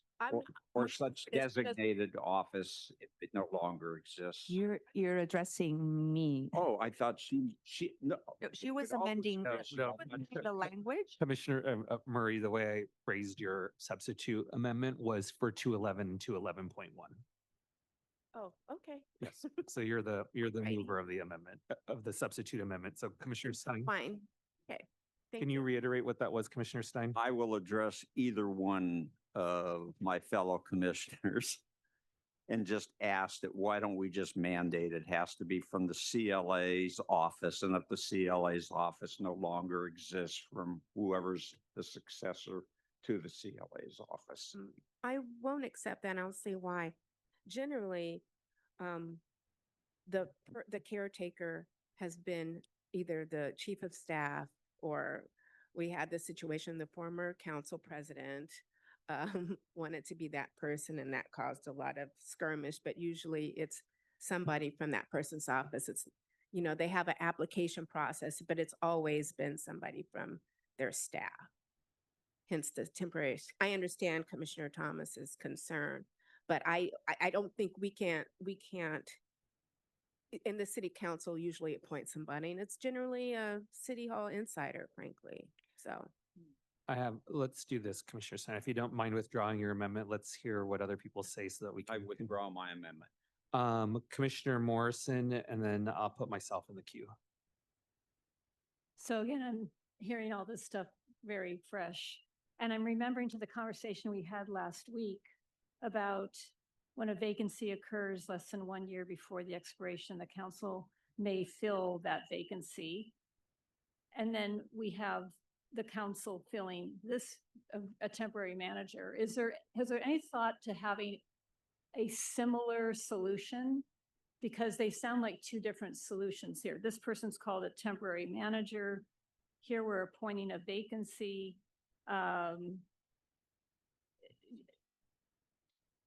Yeah, I mean, so I remember like when Jackie Goldberg ran for state legislature and left Council District 13 open for quite some time. And thinking back, I feel like it was someone from the CLA's office who sat in her seat for 9 months or so until the election happened. I cannot remember if that person could vote or not, but I'm finding it a little bit confusing. Is there any reason why we don't have similar language for these situations where seats become empty? So Where's I might be able to provide a partial answer if you want. Oh, go for it, Streffen. So I think there are two issues. One is a purely practical one, that it's unlike with a vacancy, we know exactly how much is left in the term. With a suspension, we don't know when the person is going to come back into office, if at all, right? secondly, there's a legal issue. I probably shouldn't even say come back into office. The person who's suspended is still a sitting council member. And now we have the problem that we've voting in somebody and we have two council members there.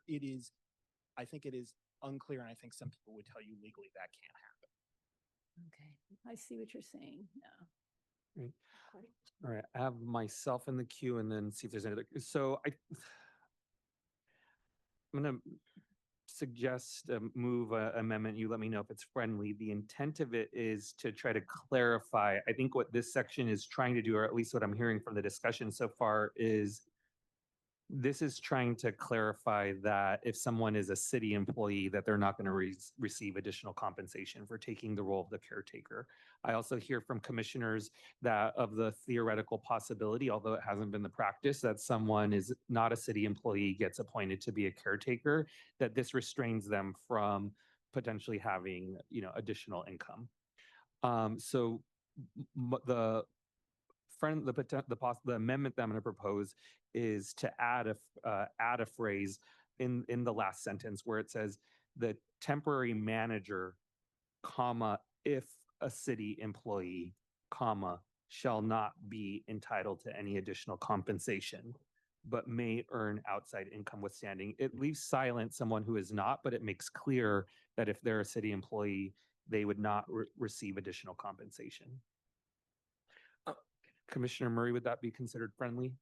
I want to hear from Commissioner Thomas. You got it. Commissioner Thomas. Yeah, I kind of like that, but I think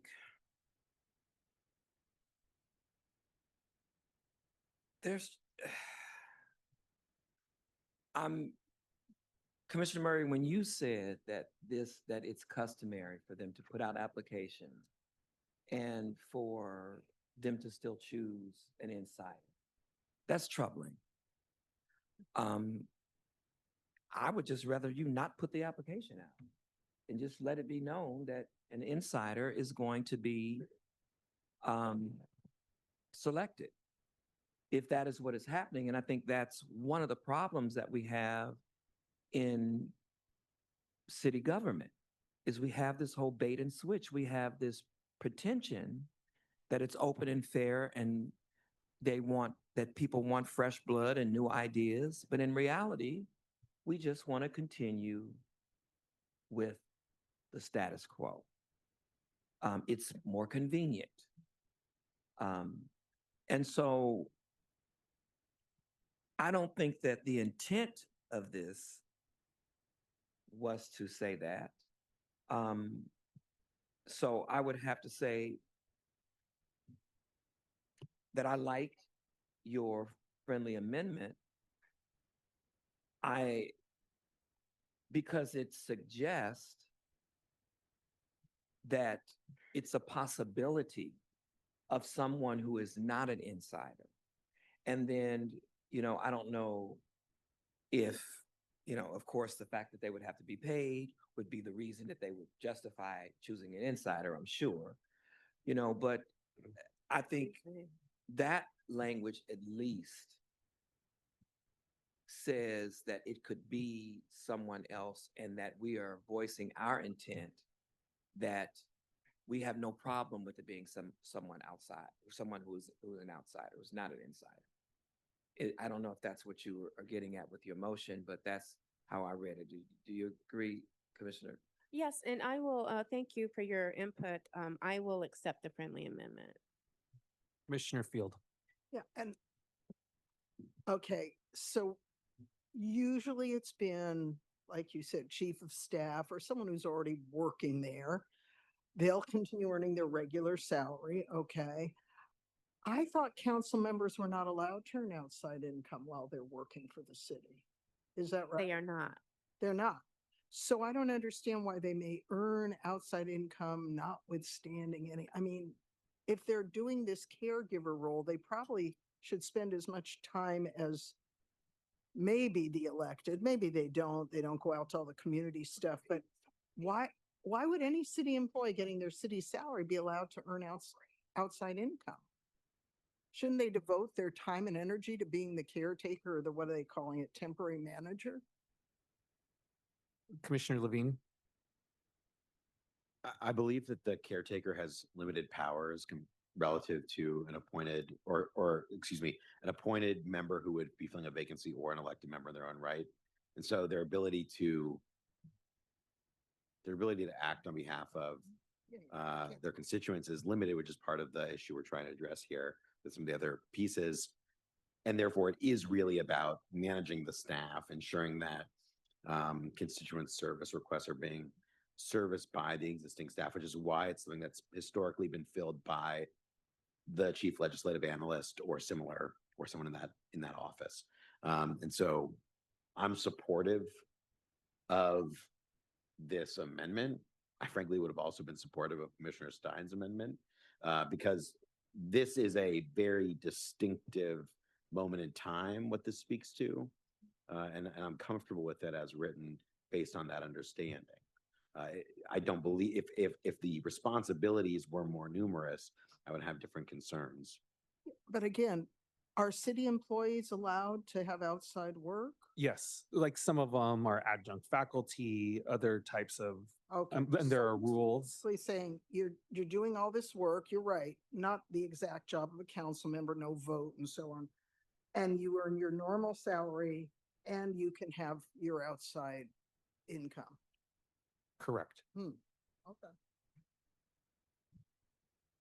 Commissioner Lewis. Chair Mesa, can you repeat the language?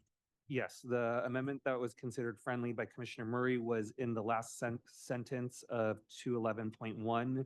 It will read the temporary manager and then insert comma, if a city employee, comma, and I'll continue reading, shall not be entitled to any additional compensation, but may earn outside income notwithstanding any other provision of the charter and as further provided by ordinance.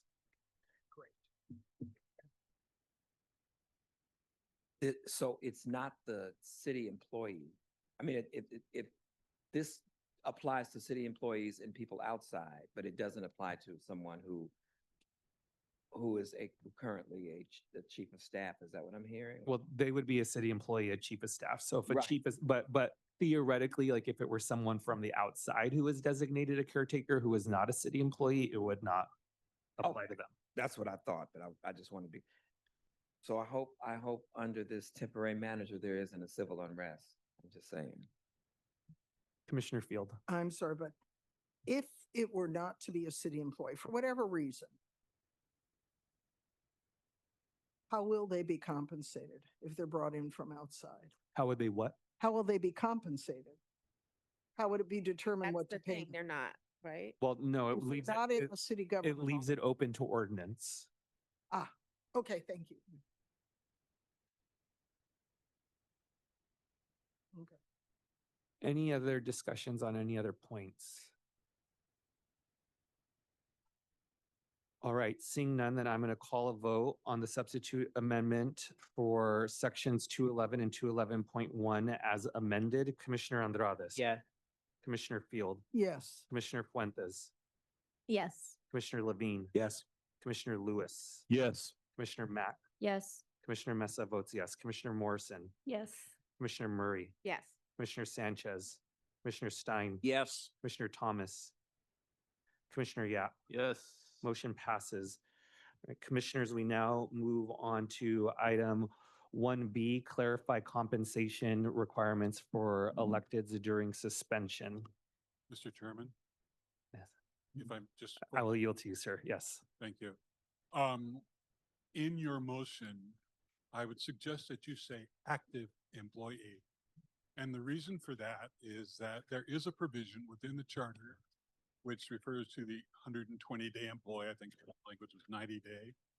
And those individuals who have been, for example, a retired city employee, if they are appointed to something, there are two things that could happen. One would be that they would be compensated for the position. The other would be they would be compensated at the level that they were paid when they retired. Not the same dollar amount, but the position and the current salary for that position is what they would receive when coming in on a temporary basis. So just as a matter of practicality, it is true, as the city attorney stated, that the the CLA has really functioned as a caretaker. And in those instances, what it is saying is that the individual, the salary that they are paid in the CLA, when they are appointed caretaker, they get no additional funds. And so by saying active, I think you will not be contradicting that other part of the charter. You may recall we did get public comment. We're saying that it would benefit the city if they could call upon retirees to work for a longer period of time. Because sometimes you have the expertise there that they can bring back in, they bring them in at the salary that they were paid or that position is currently paying. And that gives you some of the things that you lose when people retire or die, that you have some expertise. Thank you for Thank you. Commissioners, is there any objection to reopening our previous vote and inserting the word active city employee? Is there any objection? All right, seeing none, that is approved. Thank you. All right, we now move on to that deals with 1A and 1B. We now move on to 1G, prohibit the use of campaign funds to pay for certain fines. Commission staff, I don't see this document with us, or is it included in one of the other ones? Which? Oh, are all together? Oh, This one? Okay, so commissioners,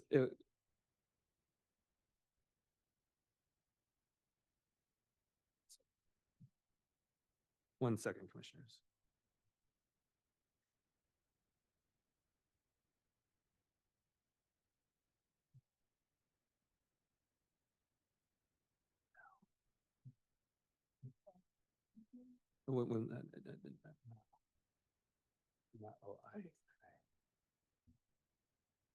Okay, thank you. All right, commissioners, this is the way that we'll do it. So before you, if you could pull out the document that starts with section 700 City Ethics Commission. Okay. It's a staple document in blue, City Ethics Commission. This document has items on the agenda, items 1G, I, J, K, L, and N. I will repeat that. The staple document, section 700 City Ethics Commission, has items 1G, I, J, K, L, and N. So for the purpose of the discussion, I know there'll probably be a number of amendments. What we'll do is I'll move for the adoption of items 1G, I, J, K, L, and N. Is there a second? Second by Commissioner Andrades. All right. Why don't we do this? Could be helpful. Why don't we just start with any discussion? Commissioner Stein. Well, I'm looking at the entire section and what would be D on the front page of that. Why is it that no person that serves on the Ethics Commission can run for office for 10 years, but the executive director only has 2 years? I mean, that just makes no sense to me. So I know, Melinda, you will have the answer, but it just seems totally unfair. Someone serves on ethics, they do a good job, they want to become a council member. Why should they have to use 10 years and Justin only has to wait 2 years? Frankly, I don't remember us discussing this. I was on the commission for 5 years and several people who are on that commission ended up running for office. People tend to be very ambitious on that commission. I don't recall my beautiful friends from the executive director. I never heard them mention anyone to be the So I don't know why this is in here. I don't remember us discussing it. Maybe we did and I just forgot. But that tends, those positions tend to go, those are more policy positions. So I haven't seen that come up. I've seen it a lot with commissioners, but I haven't seen, I mean, I Yeah, asked, Commissioner Stein, just because I can directly answer the question. So when we were having the discussion, I think it was in one of our meetings that went pretty late. When we were having the discussion on, I think it was Commissioner Andrade's motion that dealt with the Ethics Commission, the Inspector General, and other items. I actually moved forward this amendment because the discussion that we had was, as we are providing the Ethics Commission more power, including its ability to put something directly on the charter, I thought there should be a check with people who have that type of power from creating politically advantageous situations for themselves. no, but you're talking about the executive director. No, I was talking about No, the commission I don't think members. that was his question. Your question was as to the executive director, correct? compared to the other, I mean, Right, again, first of all, I have yeah. a problem with 10 years. It's a long time, but That's an awfully long time. I mean, if they did that to this Charter Reform Commission that we sit on, I think it has some real profound implications of some people that are sitting around this horseshoe who may want to run for office, and we're not prohibiting them from doing it. What makes yeah, this? it was a little long, but based upon the conversations, I didn't have a problem with it because it does create a conflict. It does create a bit of a messiness when people who were just immediately on the commission run for office, because you may have privy to some information to somebody who's running against you. This is all theoretically. I have not seen this happen, but theoretically they may have privy to information of investigations of former or fellow or future fellow candidates. So I know it's a little long, and I think Commissioner Thomas, somebody asked me about it, and it's a long time. I didn't have a problem. That was a suggestion of the committee, but I don't remember discussing the executive director, but maybe again, it could have been one of those late nights. Commissioner Field.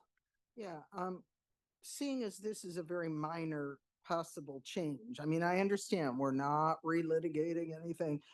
I just think maybe we should, it originally said 2 years, and apparently there was no restriction on, and then it was for both the commissioner or executive director. I see the strikeout on executive director.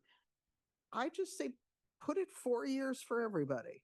You know, you get off the commission, you wait 4 years, or you're the executive director, you wait 4 years, for the reason that Commissioner Murray just said, because you might have a lot of inside info, although isn't everything that commission does public?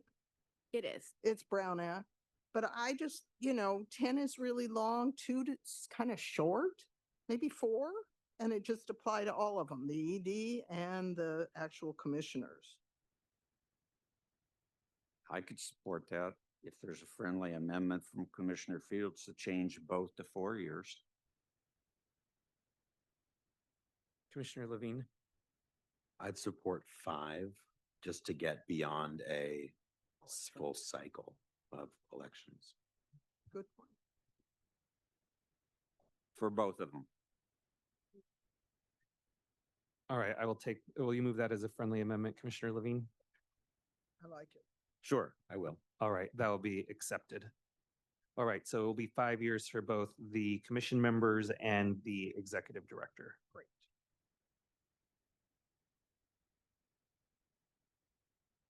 All right, I would like the staff to approach perhaps the city attorney or the executive director to note for the public and the commissioners what the research has found on the ability of the Ethics Commission to send charter revisions to the voters, and what the alternative language was that was put in the package.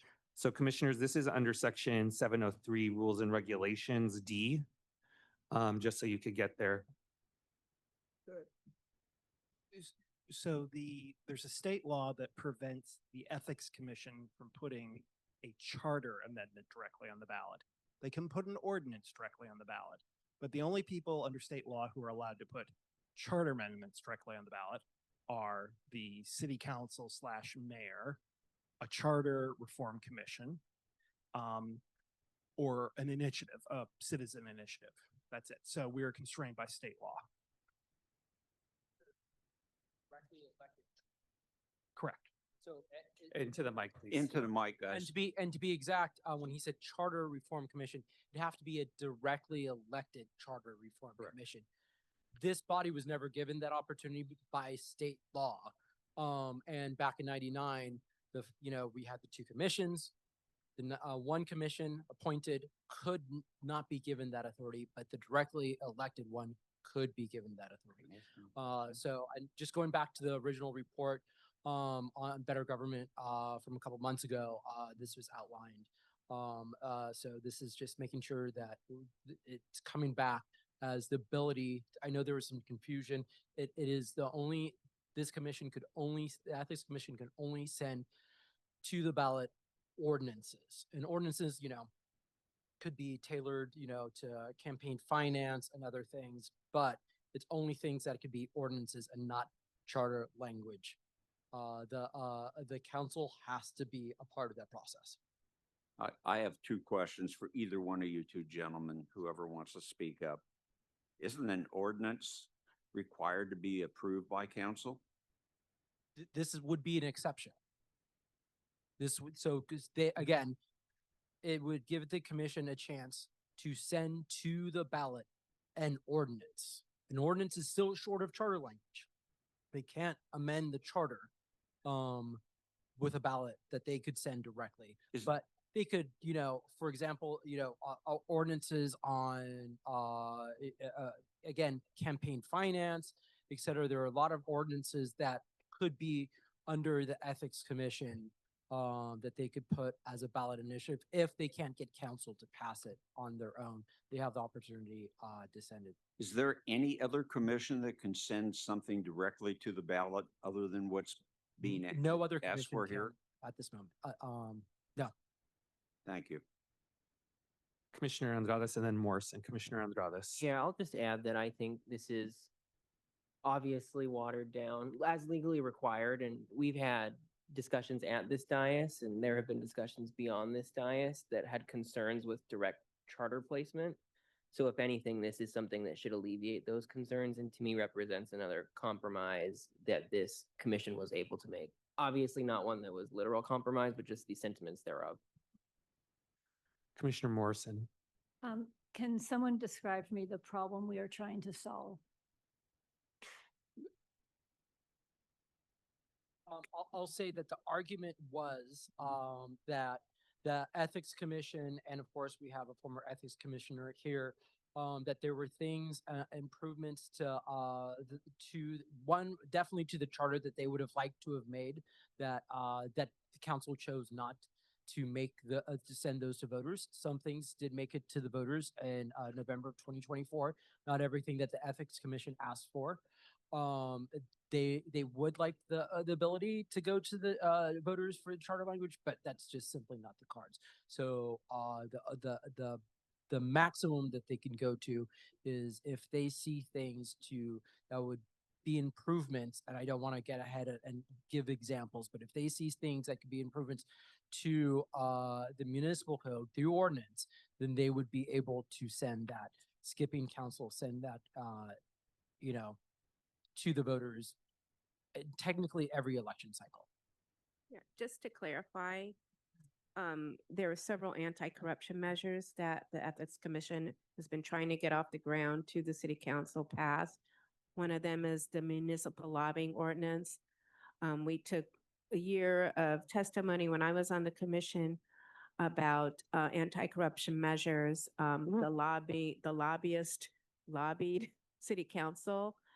So we spent a year providing them with language just like this, redlining, and it could not get, it just never got to it just didn't get scheduled for even any kind of hearing. Another one dealt with developer bans, and this was during the time in the city where somebody who's now a convicted felon was, and before a lot of the other city council members were convicted of a felony for accepting bribes and things like that. So we tried to have a developer ban, and that didn't go anywhere either. We did get a matching funds, some other things, but there are certain things that maybe the council didn't feel was in their best interest because it would limit their fundraising ability and their hold on things. So those several measures did not get before them. I just have a question for my fellow commissioner, who was one of the people who dealt with these ethics. I know we talked about it, Commissioner Andrade, and this is kind of, like you said, watered down. I'll defer to you to whether you think it's still worth putting in. And to go back to what Commissioner Thomas said earlier, this is not necessarily the intent of what I believe you were talking about, but I'll defer to you what your opinion on is of it. Yeah, Your opinion is of it, sorry. I see value in it. I obviously it's not what the Ethics Commission wanted. But hopefully they're able to use this new authority of pass to benefit the voters. So I think that I'll still support it, given that this is the farthest we're able to go on the ask that was specifically submitted by the Ethics Commission to this commission. And the policy director, I believe he's here, but is he? He was here. There he is. Yeah. Tyler. I wanted just to say to the commission that I wanted to appreciate Commissioner Andrades and Commissioner Murray's opportunity to bifurcate the vote when we last discussed this. I voted no on this. I had some serious concerns. I still do, but I'll be voting yes because this was the intent of the commission when we had the vote. And so I'm asking commissioners to vote yes on the motion when we get there. Anything else, commissioners? On this one or else? Did you have a question, Commissioner Thomas?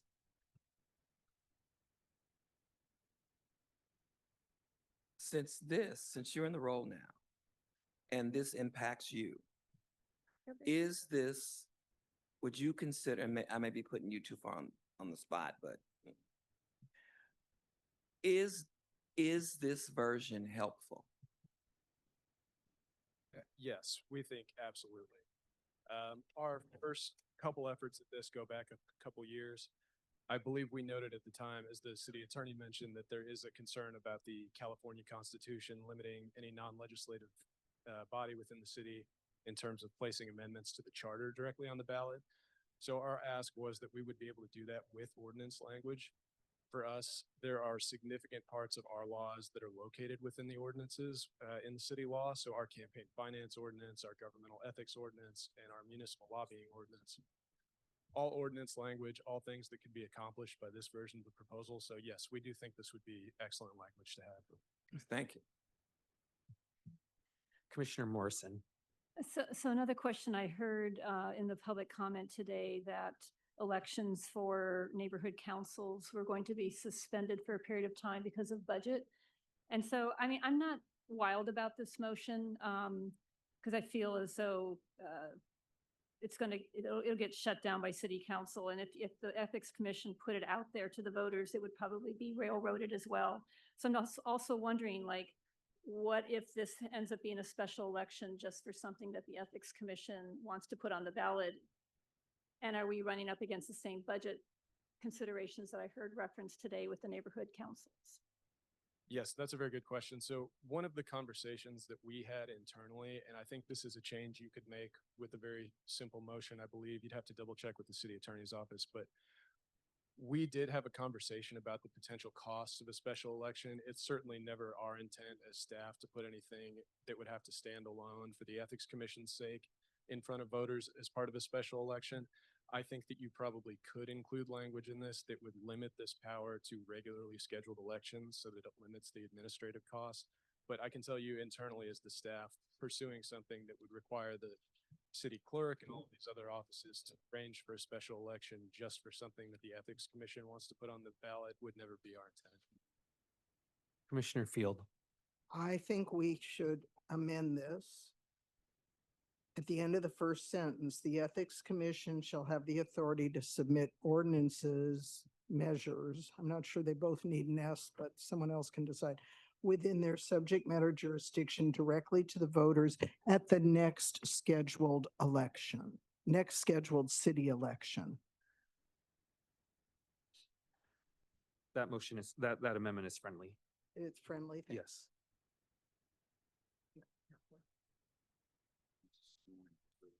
Commissioners, before us is a motion to approve items G, I, J, K, L, and N as amended. Is there further discussion?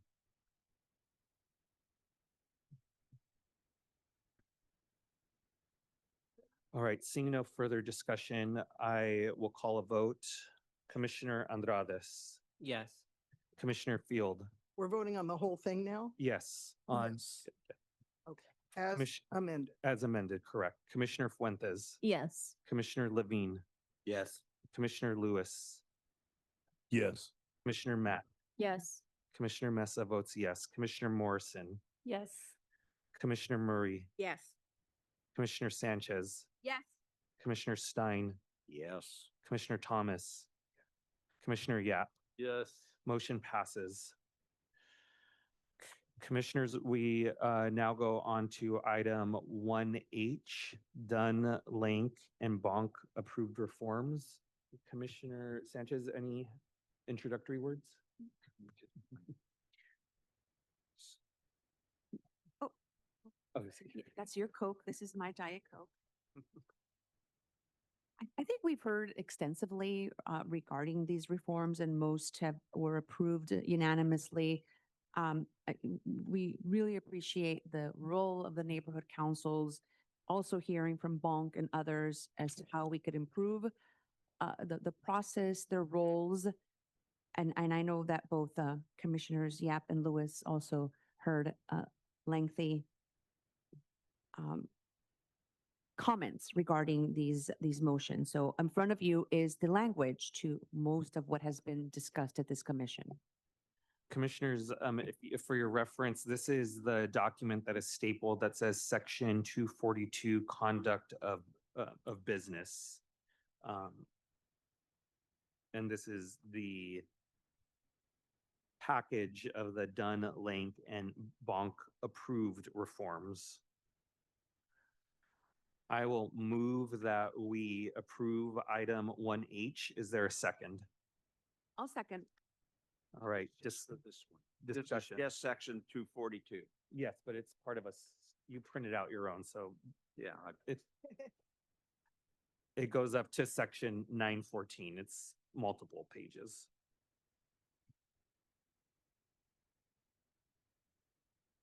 You give me 1 second, please. Mhm.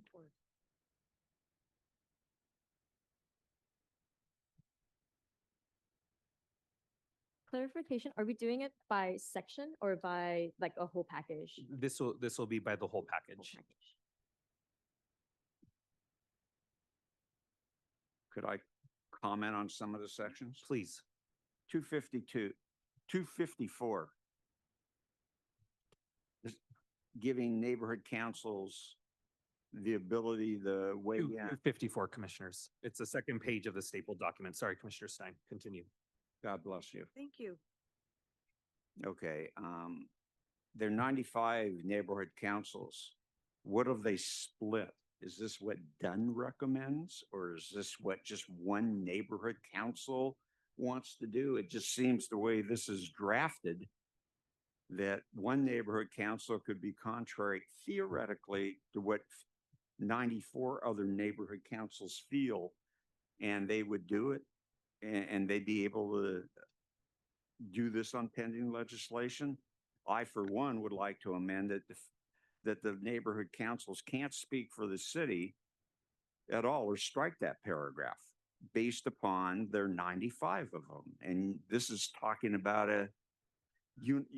excuse me, Mr. Kwan, you've had your chance.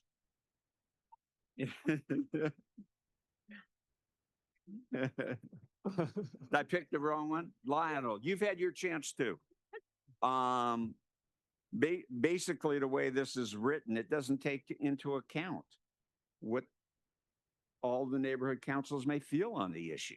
And I mean, it's hard enough to get the city to take a position on certain federal and state legislation, more or less weaning it down to neighborhood councils and which ones and what disclaimers. I'm only speaking for my neighborhood council. Commissioner Field. I just want to say, I think what's behind this, and I'll be happy to be corrected, is that yes, sometimes, however many, one neighborhood council, 10, 20, in different parts of the city want to have a say on everything from, the Israeli Palestine issue, Palestine issue, or, I mean, this says legislation, but my understanding is some of them want to comment on big social issues. And I think the key, though, is the second sentence. The city may, by ordinance, create and require language to indicate the neighborhood council is speaking on behalf of, well, it says I would say that neighborhood council and not the city. In other words, this is a way of having them be able to express thoughts without the incredible effort, which I think is almost impossible, to get everybody together so that all the councils speak as one. I mean, we've seen that doesn't happen. I mean, I think it's more kind of almost a free speech issue for neighborhood councils. And I strongly support the second sentence. The city has to have something where if this council is going to send a letter to Sacramento about legislation X, it has to say right within it, this reflects the views of X neighborhood council and not of the city of Los Angeles. I think that covers some of your concerns. It does cover. Commissioner Murray. I believe we've heard extensive testimony from the city council, the neighborhood councils, that they did not have any ability to address issues that affected their district at all, basically according to the law right now. So if there was a planning issue that was happening in their neighborhood and there may be some legislation that is congruent with that, they could not submit any kind of letter, voice, or anything to any kind of body. So I think they just wanted to have more of a voice in legislative issues. And they've been told, like, that they were told by the city, I believe, we heard testimony from Miss York, Jamie York, that things that are very important, they're in their district, and they were not allowed to even have any input. So I think that's what this was for, not necessarily talking about Palestine or an Israeli conflict, but issues that affected, they were concerned that issues that affected their particular community, they were not able to speak. And the language, Commissioner Field states, if directing your attention to that, the city may by ordinance create and require language to indicate the neighborhood council is speaking on behalf of the neighborhood council and not the city. So they didn't have any input at all. They were disallowed to have any input in matters that affect them. It wasn't just like random things, but things that affected their neighborhood council. I have myself and then Commissioner Thomas in the queue. I will just say, I think,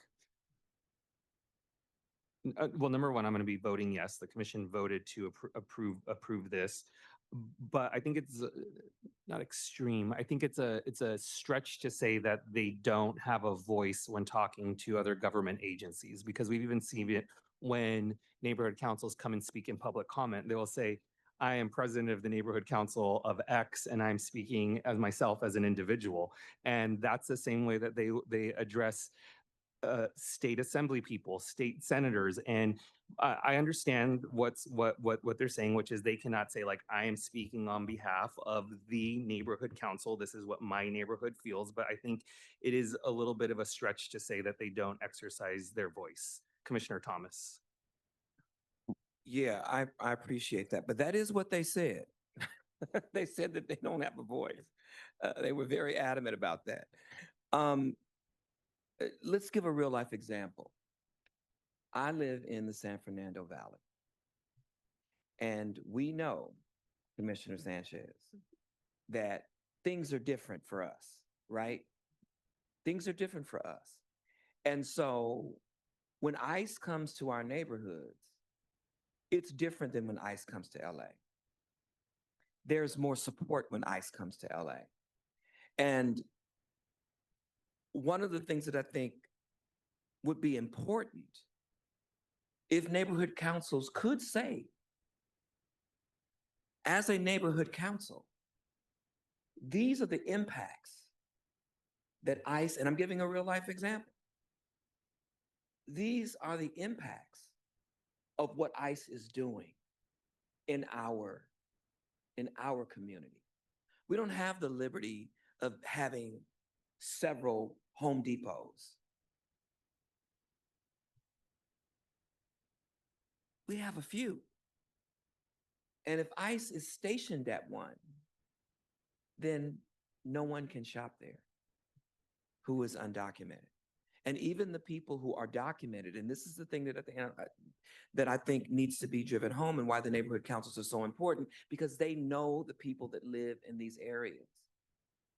They also know that when it comes to ICE, you don't have to be undocumented, that they will often follow you home and find out if your grandmother is. And so it feels very, very different in the San Fernando Valley than it does other places. And so I think to have a collective voice is important. I think it's just important to be able to say, because to be honest, when I hear neighborhood councils come up and say, I'm the president of the neighborhood council, but I'm speaking as an individual, I'm confused. I'm like, why aren't you speaking as a neighborhood council? I want to hear you. I can talk to you as an individual on the side, but you're the president of the neighborhood council. So I want to hear what's going on in the neighborhood. And I want it, and so I think, and there's been a lot of criticism about neighborhood councils, but if the neighborhood council can't speak collectively, but yet they're expected to have a collective voice, it's just not fair. It's just not fair. And so that's what I would say. So I would have to agree with you, Commissioner Fields. I think it is very important that we be able to say emphatically that when the neighborhood council president speaks, whomever they're speaking to, that they are speaking on behalf of the people who make up that neighborhood. They don't have to be speaking for the entire city of Los Angeles. They need to be speaking for the people who make up that neighborhood. I don't think there's anything wrong with that.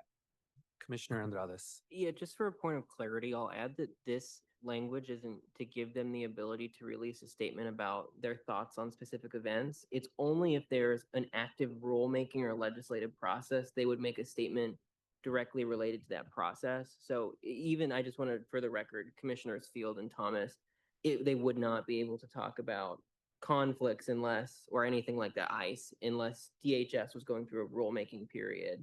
So it actually is a little bit more constrained than what we talked about at this dais. But to Commissioner Stein's point, it gives them a lot of lateral ability to talk to government agencies across the country, which has complications. Commissioner Fuentes. And just building off of that, Commissioner Murray offered a better use case example for this scenario in terms of land use planning, those type of legislative decisions. Something else specifically that a lot of neighborhood councils mentioned was related to Zoom and teleconferencing. That was something that was passed during the pandemic that really benefited neighborhood councils, but at the same time, they couldn't speak to that issue or even show up in support of it. So it's just those kind of moments that don't make sense, which is why this is needed here. Commissioner Levine. I've had concerns about this clause from section 254 throughout the process. I agree that there's benefit in having neighborhood councils have more free access to put on the record their views on world events or legislation. I think, though, that neighborhood councils were envisioned to be policy advisory bodies for the city. And my largest concern with the way that this is framed is that they could become a statement mill for every federal issue that may be of interest to them. And with limited time and bandwidth that these neighborhood council members tell us they operate within. I do worry that that may take them away from their already stretched, demanding agendas, schedules that are concerned primarily and exclusively with city business. I understand that the commission has moved through a process that has brought this language to us here, but I did want to express that because while I understand, particularly for something like AB 79, where there's a direct impact to quality of life issues at the city level, the neighborhood councils may want to put on the record, and there would be great value in that. But I also see a lot of potential for this to be used and abused in way, because to your point, Commissioner Andradas, there is some legislative or rulemaking process happening about just about everything at some level of government.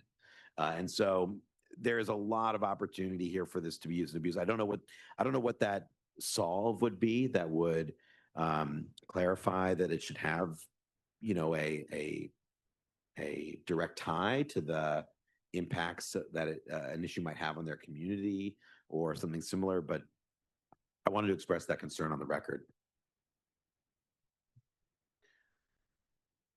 Commissioners, is there any further discussion? Commissioner Mack?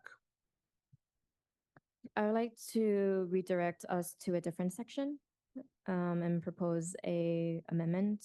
I'm looking at section 906, certification of neighborhood council. It's the third to last page in the packet. I'm sorry, Andrew, I didn't follow. It's 906, certification of neighborhood council. It's the third to last page of the packet. Okay, if folks are there, my amendment would just to add 2 sentences at the end, a new section C, which would be neighborhood council elections are held every 2 years. Terms will be set by each neighborhood council bylaws. And it's not sure if that will be friendly. So if there's a second, happy to have more discussion. And second. One second, Commissioner Mack. Yes. So you're inserting a new section under 906? Yes, it will be, so under B, petitioning for certification and approval, it will be a C. It will be elections. Neighborhood elections are held every 2 years. Wait, slow. Yeah. Yeah, because It'll be slower. like a super slower, please. Okay, so it'll read as C, elections, period. Neighborhood elections are held every 2 years, period. Terms will be set by each neighborhood council's bylaws, period. 1 second, commissioners.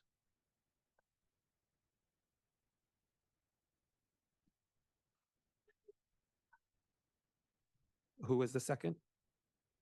Commissioner Fuentes. Commissioner Field. Yeah, and I just want to be sure I get this. Where is this a number 7? It's a C. It's a C. Okay, that helps. And the other thing is, I don't quite understand the use of the word terms. Do you mean like term limits? Or is it a 2-year term or? Term limits is what I meant. Maybe we better say term limits. Happy to change it to term limits. Maybe set by the individual council. And is that true? Meaning there'd be no necessary uniformity between all of them? It would be done like Silver Lake could have a term limit of, 5 2-year terms and Echo Park could have 20. I want to be sure I understand the intent. Well, so, okay, Commissioner Mack has a motion on the floor, seconded by Commissioner Fuentes. There's a number of commissioners in the queue. I see Commissioner Levine, myself, Stein, Commissioner Levine. Just for clarity, I interpreted your motion slightly differently than Commissioner Field. So was hoping to clarify. Terms will be determined by each neighborhood council per bylaws. Meaning that a neighborhood council, while elections might be held every 2 years, a neighborhood council could say members serve for 4. Yeah, currently that's up to each individual neighborhood council. Got it. to As our determine. neighborhood council liaison, I'll defer to you. I have a Point of clarification, neighborhood council elections are held every 2 years. Terms will be set by neighborhood council bylaws. So the term is for the length of service. So is it the intent that all of the neighborhood council elections are held at the same time? That would be the intent of this motion. It's been done regionally in the past. So the intent of this motion is to bring greater alignment across the system there. And then I think my understanding is that city clerk notified neighborhood councils that they're not having any elections at all. And so I think that's the intent of having this conversation here. Well, I think we do need to be careful with putting it in the charter, though, because it doesn't sound the intent is clear based on what I'm hearing just from the audience and from what commissioners are saying. So that's one thing. The other thing is I would imagine that there is a financial impact to this, considering that the council has already thought or proceeded with suspension of the elections. And that is also a concern to me. So let's continue with the discussion. Commissioner Thomas and then Commissioner, sorry, I had Commissioner Stein, Thomas, and then Field. Mike. Mine's simple, even with the mic on. Did we incorporate Commissioner Field's motion as to the language of that they had the state in their letter, their speech, in any other way, that they're speaking for this particular neighborhood council? Was that ever, was that a friendly amendment that was accepted? Did it just sort of slip by? There was no amendment that was presented, but it appears that there was a language. But let's do this, Commissioner Stein. Let's continue on with this, the discussion on the amendment, which is C, and then this new language under section 906, and then we can come back to that. Commissioner Thomas. Yeah, I would just say that we change the language to length of service will be determined by individual neighborhood councils, because when we say terms, it does sound like term limits. Commissioner Field. Right. So, No, Commissioner Thomas. No, I sorry. think he's not finished. Sorry. so I think, so is it possible then that, because I mean, realistically, if someone is volunteering for the neighborhood council, and we're saying that we're making it mandatory that there be elections, That's correct. why would they be flexibility in terms of the length of service?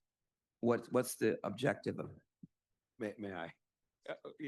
We hold elections every 2 years in the city, but people may serve for 4, so not every office is up every election. Right, but I'm still saying so could we say, if election is occurring every 2 years and a term is 4 years, so ideally someone could, if we kept that same model, then someone could could be on the neighborhood council for 8 years. Is that what we're saying? Could be on the neighborhood council for 20 years. No, yeah. There's no term limits. The council set terms by bylaws based on the preference for their communities. Well, But I the- mean, if they're on there for 20 years, they keep getting reelected, what can you do? I mean, they keep getting reelected, maybe people like them. But I do think that, there should be, if we're talking about a term, if a term means 3 years or 4 years, then I'm clear on that. I wasn't clear on whether or not it was a term limit. So if we're talking about it is a term, and that's 2 years or 4 years, we got neighborhood council people here. Is it 2 years, 4 years? What is it? What's the term for? It's inconsistent. I have Commissioner Field, Fuentes, and then myself in the queue. Commissioner Field. And this even unfortunately adds to some of our concerns, I think. I'd like to know, I don't know if anybody here tonight has this information, but I don't think they all have elections. I've heard in some cases the members are, quote, selected or that there's sort of a, they don't bother with elections. In other words, there's no mandate in the current charter, the one from 1998 or 9 or whatever, that says they have to be elected. So we're kind of actually pushing quite a bit, not just on the question of how often elections are or how long people served, but there is no mandate for elections. Do we have any idea of current practice? If I can just address the general, it just sounds like, and this is what I was afraid of, that we're live writing a new, line into the charter as opposed to amending or fixing something. I don't know the answer to some of these questions. Staff hasn't studied this. We haven't worked on, making sure that with city attorney that it doesn't conflict with ordinances, other parts of the charter, state law. I just don't know. So that's why I would encourage commissioners that, maybe this could be a good place to go and to alter the motion to be in the appendant as a recommendation, but to add it as charter language now, it just hasn't been vetted. Which everything else in front of you has gone through such a lengthy process to get to you, including being approved already to send to charter language at this dais. So that's just my answer is I don't know a lot of your answers and I won't have those answers live for you. I have Commissioner Fuentes, myself, and Commissioner Lewis in the queue. Oh, sorry. But I'll put you after Commissioner Lewis, Commissioner Stein. I mentioned I this. object to Mr. Caputo speaking privately at our table about issues. It doesn't matter if you ask him. That's not the protocol of the commission. Let him go to the mic. I think he. I have myself in the queue. I have I think he can Commissioner shed some light Lewis on it, though. and Commissioner Stein. This is what I had mentioned. I think the last time that this was raised a few meetings ago, Link provided a lengthy set of recommendations. There were over 30 recommendations that Link provided. They were provided an opportunity to present before this commission, which they did. This was not included in their over 30 recommendations or in their presentation. And it is fairly shocking to me that they also got no commissioner they handed no commissioner any language that was well thought out. And so there are a series of problems here. And I will absolutely be voting no. Commissioner Lewis. I actually didn't have a comment. I was going to ask if maybe Mr. Caputo could come to the mic and speak brief. Nick. Record, I'm not trying to sway anybody. I'm just trying to answer the question. To the mic, For the record, I'm not trying to sway anybody on this issue. I'm just trying to provide answer to the question that was. Yes, appointments can happen in neighborhood councils. However, they only occur if there is a vacancy. So for example, the Hollywood Neighborhood Council, wait, please. So it's inconsistent, but that's okay. So Commissioner Stein. Commissioner Stein. I defer to Commissioner Fields. Commissioner Field. I think based on the fact that even if this was mentioned in the ether of this lengthy process of this commission, in effect today it comes to us as new and, to quote our executive director, unvetted, unresearched. And for that reason, I think I am not going to vote for it. We just haven't had the database we need to make this kind of change. We're hearing there's different rules at different councils. Some are selected, some are elected, some are combination. I think we might best leave it alone for now. Commissioner Morrison. I would just say that in this language, which obviously goes back to 1999 when this was all set up, it made it very clear that everyone is supposed to submit their plan and bylaws to the Department of Neighborhood Empowerment, including the method by which their officers and board members are chosen. So this has been a flexible discretionary choice. Every neighborhood council in Hollywood has a different way of doing it, as far as I can tell. And if for budgetary reasons, elections are only going to be happening every 4 years, then they will have to adjust. So I'm against adding new language to the charter at this point on this issue.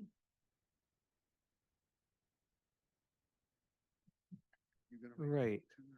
Well, there is already a motion on the table, which is, well, there's an amendment on the table. It's to add a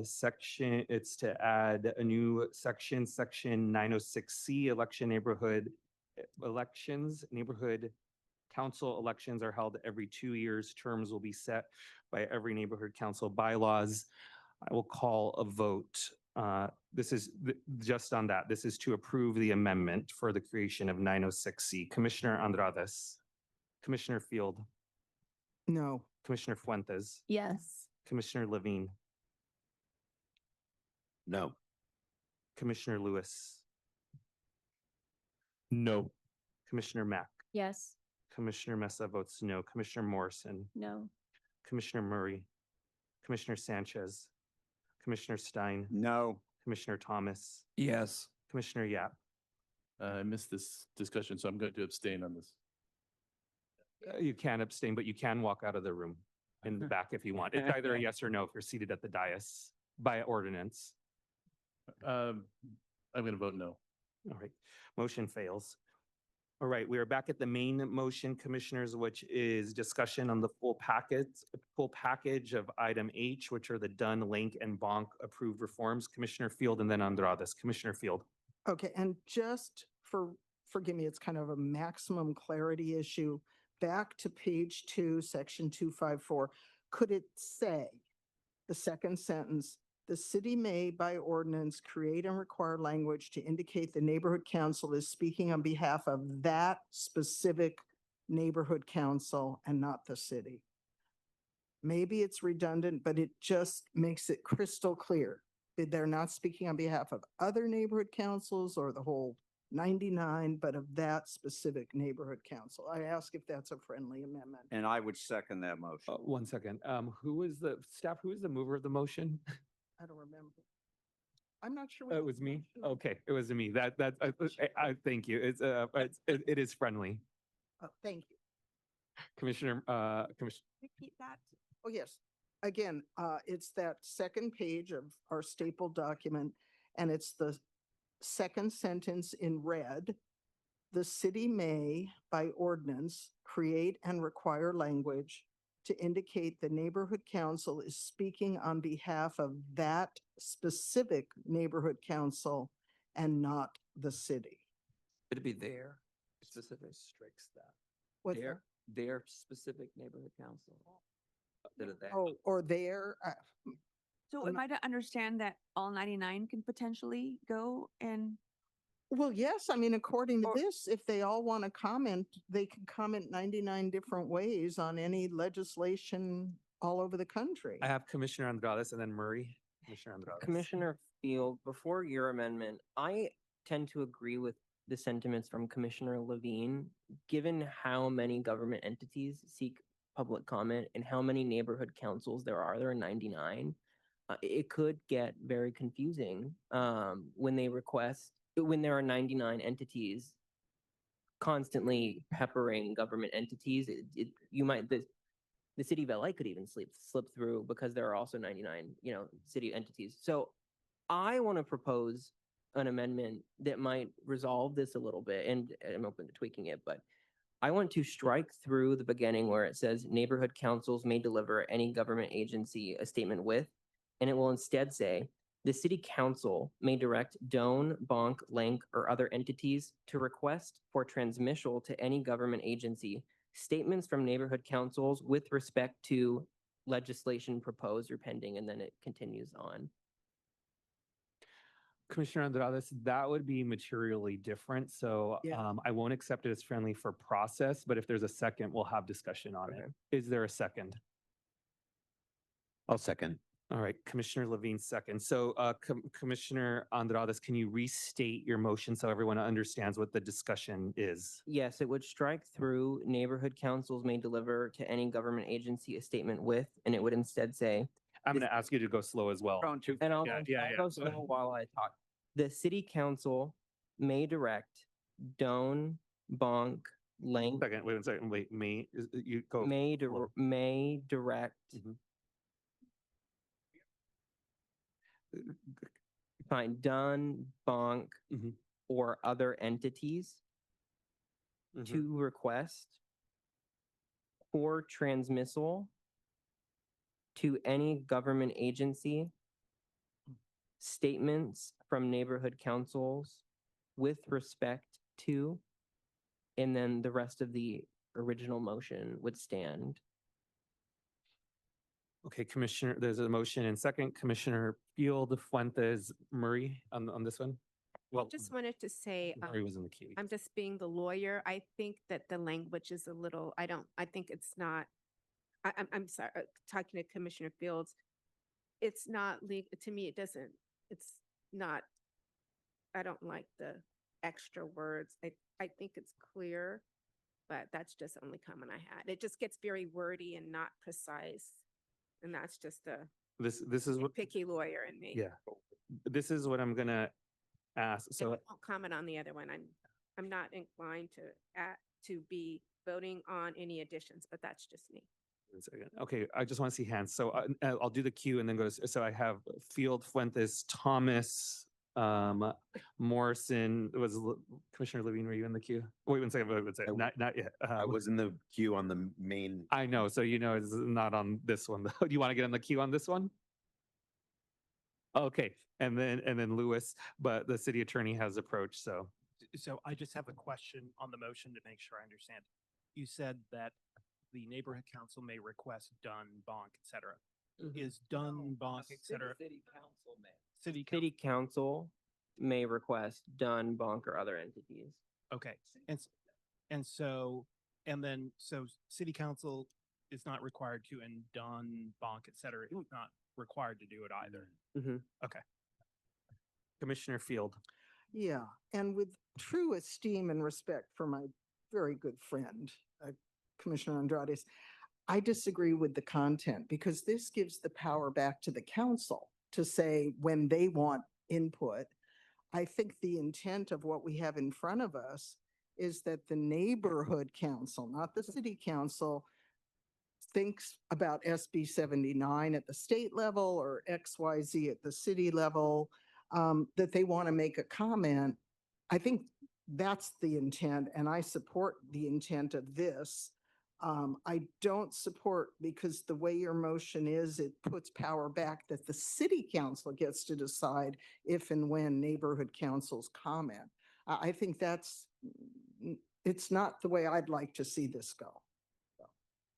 Commissioner Fuentes, and then I have Thomas, Morrison, and Lewis in the queue. Commissioner Fuentes. Commissioner Field covered a lot of what I was going to say, but I'll also just offer that I think the original motion itself is very clear. I don't see the confusion in the language when it comes to one single neighborhood council speaking for itself.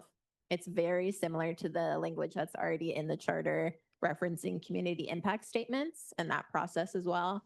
I think this would also accidentally create extra work for the approving bodies as well, as like an unintended consequence that would probably result in less civic participation by the neighborhood councils in the way that they want. Commissioner Thomas. Want to say a couple of things. The first thing is that if city council was all that interested in hearing from neighborhood councils, we wouldn't even be here. So that's the first thing. The second thing is that to this point of 99, I only wish we could have heard from 99 neighborhood councils during this process. And so I don't think that that is as much of an issue as it is people in neighborhoods need a voice. Because I have yet, and understand, these are people who live in the neighborhood. These are not people who are elected officials who are untouchable. These are people that you will see in the grocery store, that you'll see walking their dogs. And that you can confront and say, why aren't you representing me, Miss Neighborhood Council? But I say that because one of the things that's clear in Los Angeles, with everyone that I've spoken to, nobody feels represented. Nobody. Now, maybe it's the rich that I don't talk to as many of them. But maybe they feel represented. But certainly everyday common people do not feel like their voices are being heard in City Hall. And if we can develop, and I believe the mission of the neighborhood councils, at least from the colleague that I worked with at Bread for the World, who was a part of establishing this, who was one of the first organizers that got this up and running, was very excited about it. Francisco Herrera. And he was excited because he felt like everyday common people could finally be heard in city council. We heard a city council person come here to say, and I'll never forget it, and I'm going to repeat it until I go to heaven. There are some constituencies we want public comment from, and there are some that we do not. That's my paraphrase. That's what I heard. And there are some that we would rather not.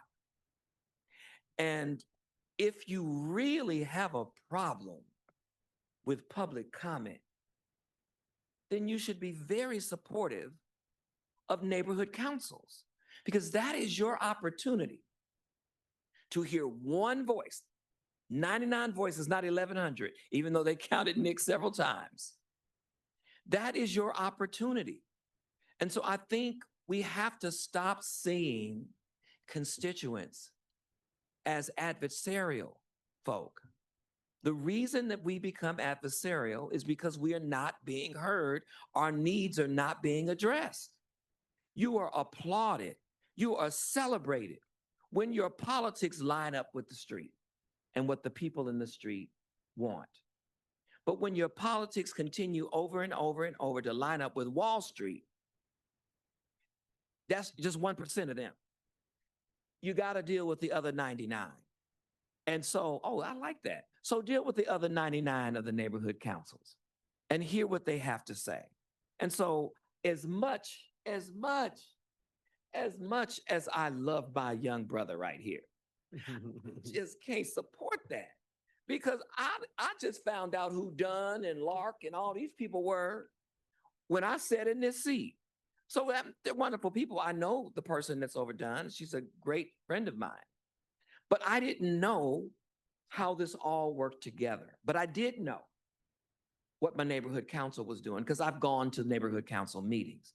And so I just want to say, you all, let's take the spirit of this for which it was presented, which was, we just want the people in our neighborhoods to be heard, because when they are heard, we are able to deliver the kinds of services that provide the kind of community that we want to live in. Thank you. There are two commissioners in the queue, but before I want to ask Commissioner Andrade if you would Give me withdraw. one more and then I might withdraw it. You want one more speaker? I want one more. All right. Okay, Commissioner Morrison. I want to say I will support Commissioner Fields' amendment on the specificity. And I do believe in a city as diverse as Los Angeles, from San Pedro to the North Valley, to the West Valley, to Boyle Heights, to Venice, that sometimes the canary in the coal mine might be a neighborhood council who's bringing something to our attention that we otherwise might not know about and should know about. So I will support Commissioner Fields' amendment. I have Commissioner Lewis in the queue. We're on discussion on Commissioner Andrade. No, I would like to withdraw. And I just would like for the record to note that I was just testing, to constrain it, as Commissioner Levine said. I highly support my neighborhood council friends in our audience and who have submitted public comment. We are not done with it yet. We have Commissioner Lewis and well, actually, we're back to the main motion. So Commissioner Levine and then Lewis. Commissioner Levine. So I've been. I'm sorry for that. But, I'm up. Right? No, it's actually Commissioner Levine. And then Lewis. Don't worry. I'm sorry. So I did want to offer a potentially friendly amendment here that is, I think, reinforcing the spirit of the motion.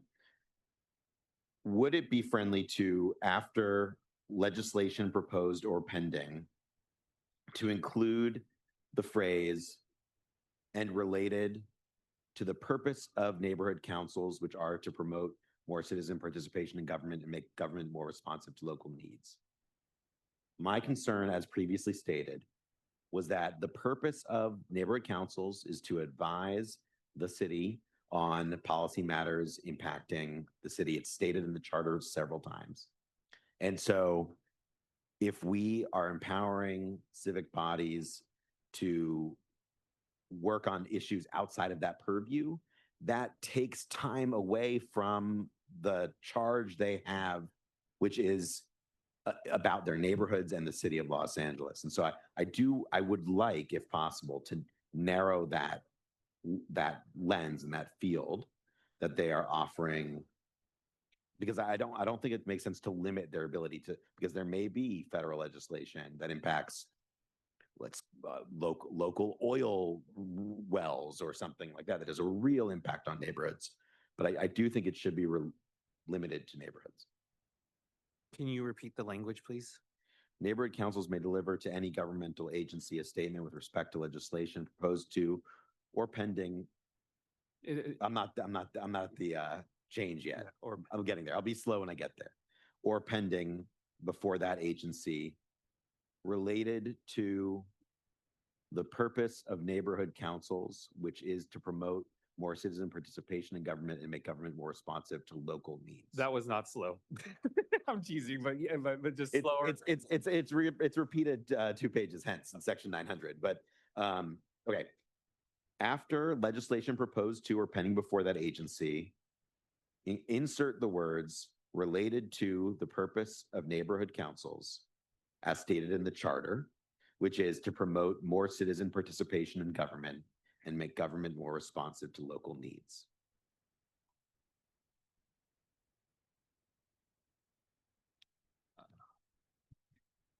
Sure.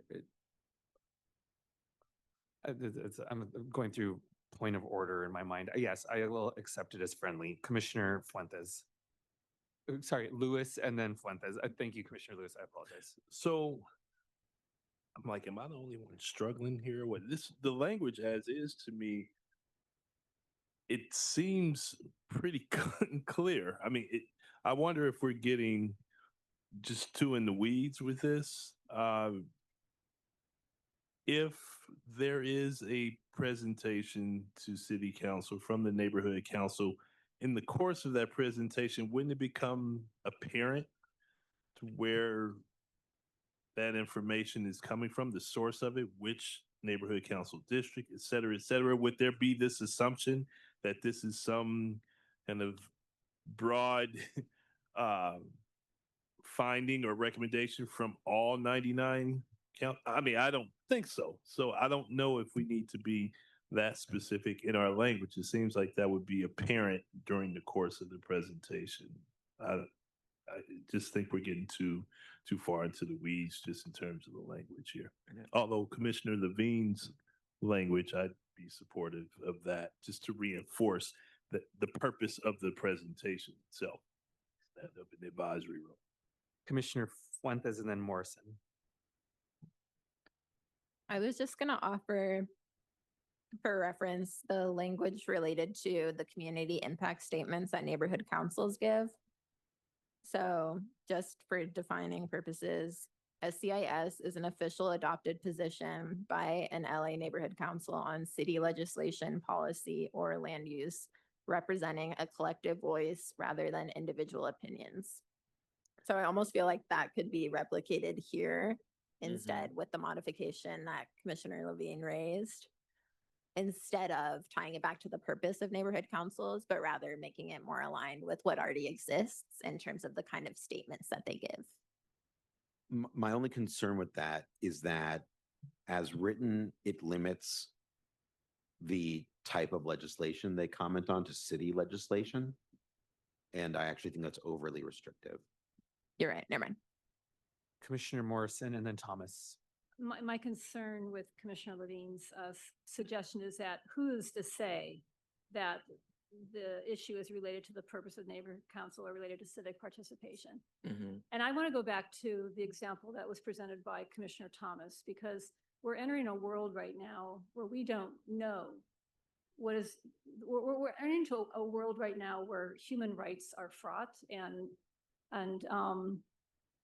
things are happening that are not necessarily observable in every neighborhood. So just use the ICE example.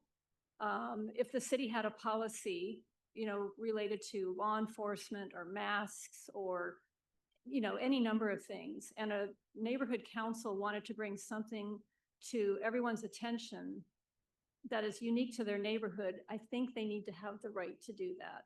And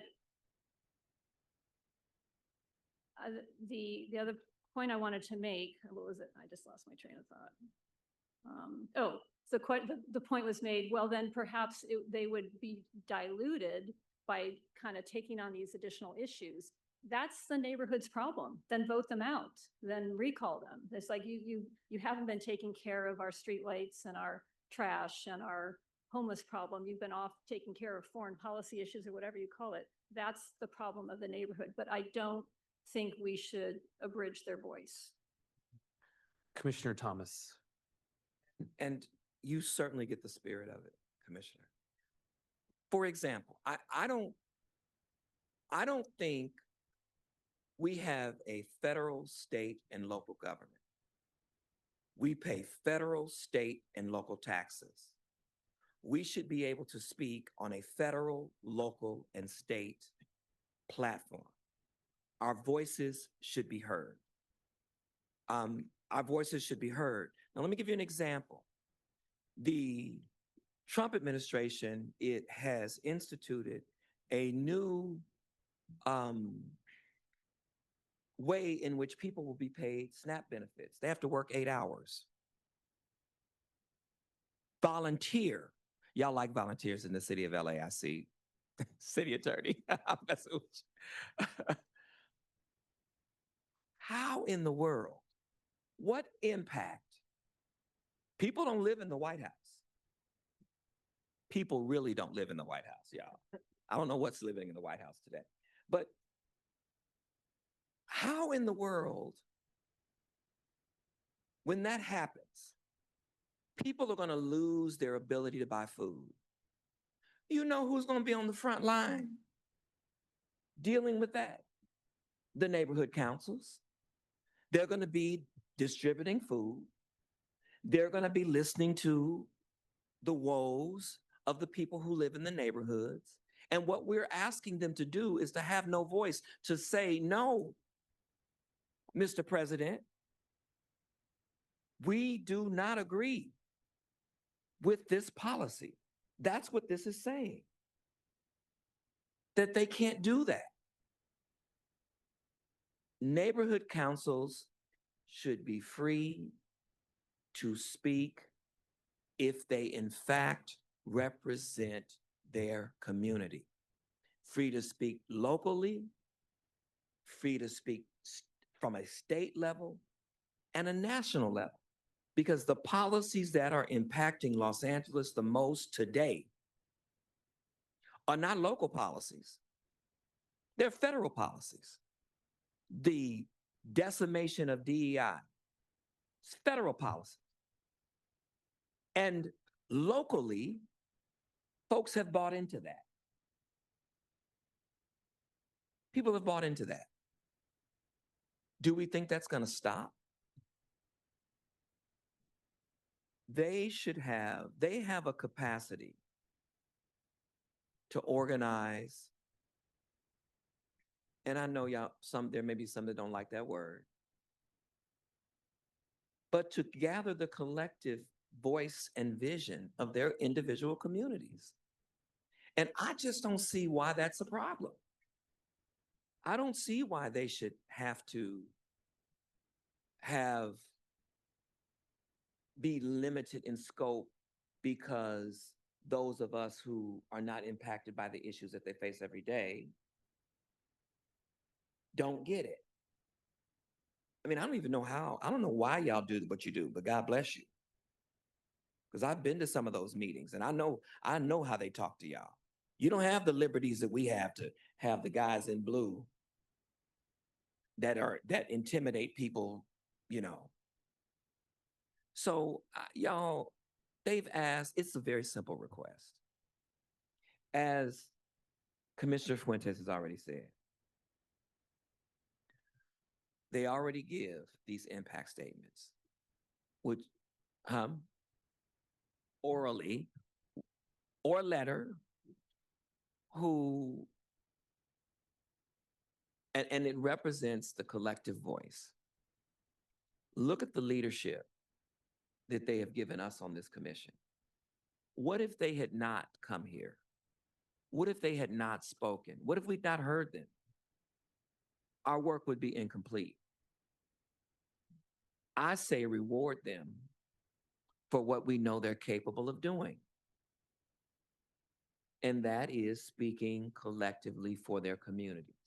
We have also implemented guardrails, so to speak, so that we can avoid some of the things that some of you are concerned about. You know, but I really have a difficult time with sending the message that it's important to vote locally. Because that's not what is being said. That's not what is being said. Yeah. And nor do I think this language would preclude anything that you've listed as an example. Okay, but Commissioner- I just wanted, yeah, I'm not saying that's what he's saying, but I'm saying what we say and what people hear, two different things. Got it. Commissioner Thomas, I would like to, so commissioners, this is what I'd like to do. I don't want to stop discussion, but I do want to keep the train moving. And so I'm going to reserve my right to make a motion. Do any commissioners have any other possible amendments outside of section 254 in this package? Then I would like to do this. I'm going to, because I don't, like I said, the motion that I'm going to propose is that we approve everything except 254, so we could clear the deck on those things and continue the discussion on 254, because I want some progress. So I'm going to move that we approve everything in this package except for 254. Is there a second? Okay, second by Commissioner Thomas.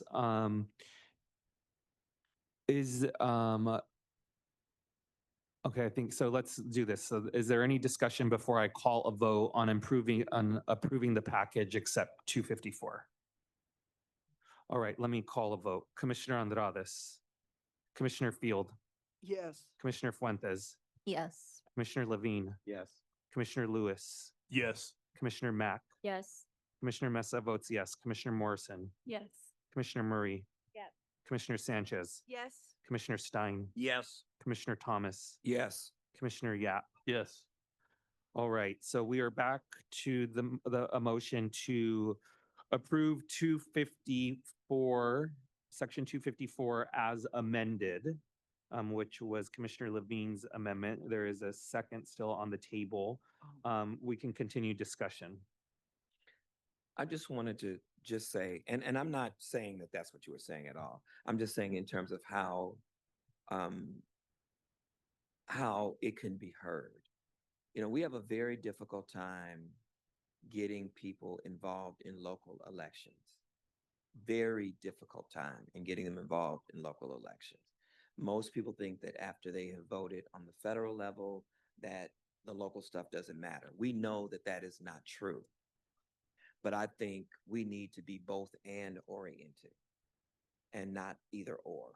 And, you know, that's kind of the feel, you know, that I get. And I don't know if it's because of your motion that's got me thinking this way about city council approving and, you know, so maybe I'm hypersensitive about neighborhood councils being ordered around by elected officials. But I do think that somebody held up I know maybe I'm not supposed to be looking at what people are doing in the audience, but I do. I pay close attention. And somebody held up worthless.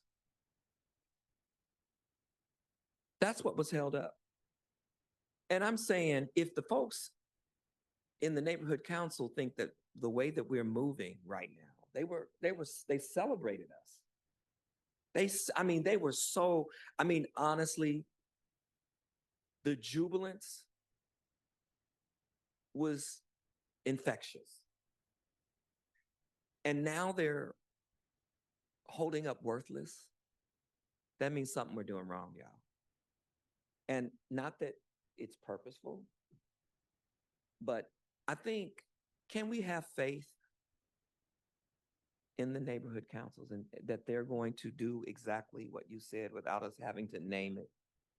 Because I don't know if the corruption exists in the neighborhood councils. I think the corruption exists the higher you go up.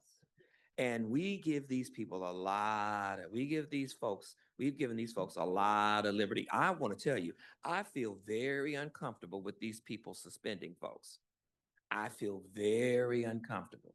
I think they need to be suspended, but I don't know if it ought to be the city council that's doing the suspension.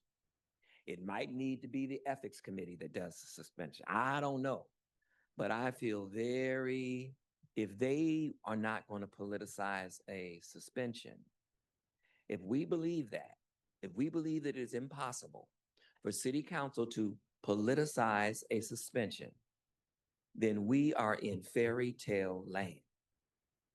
And so I would so that is the tenor of what I'm saying. I'm not trying to put any, because you're my guy.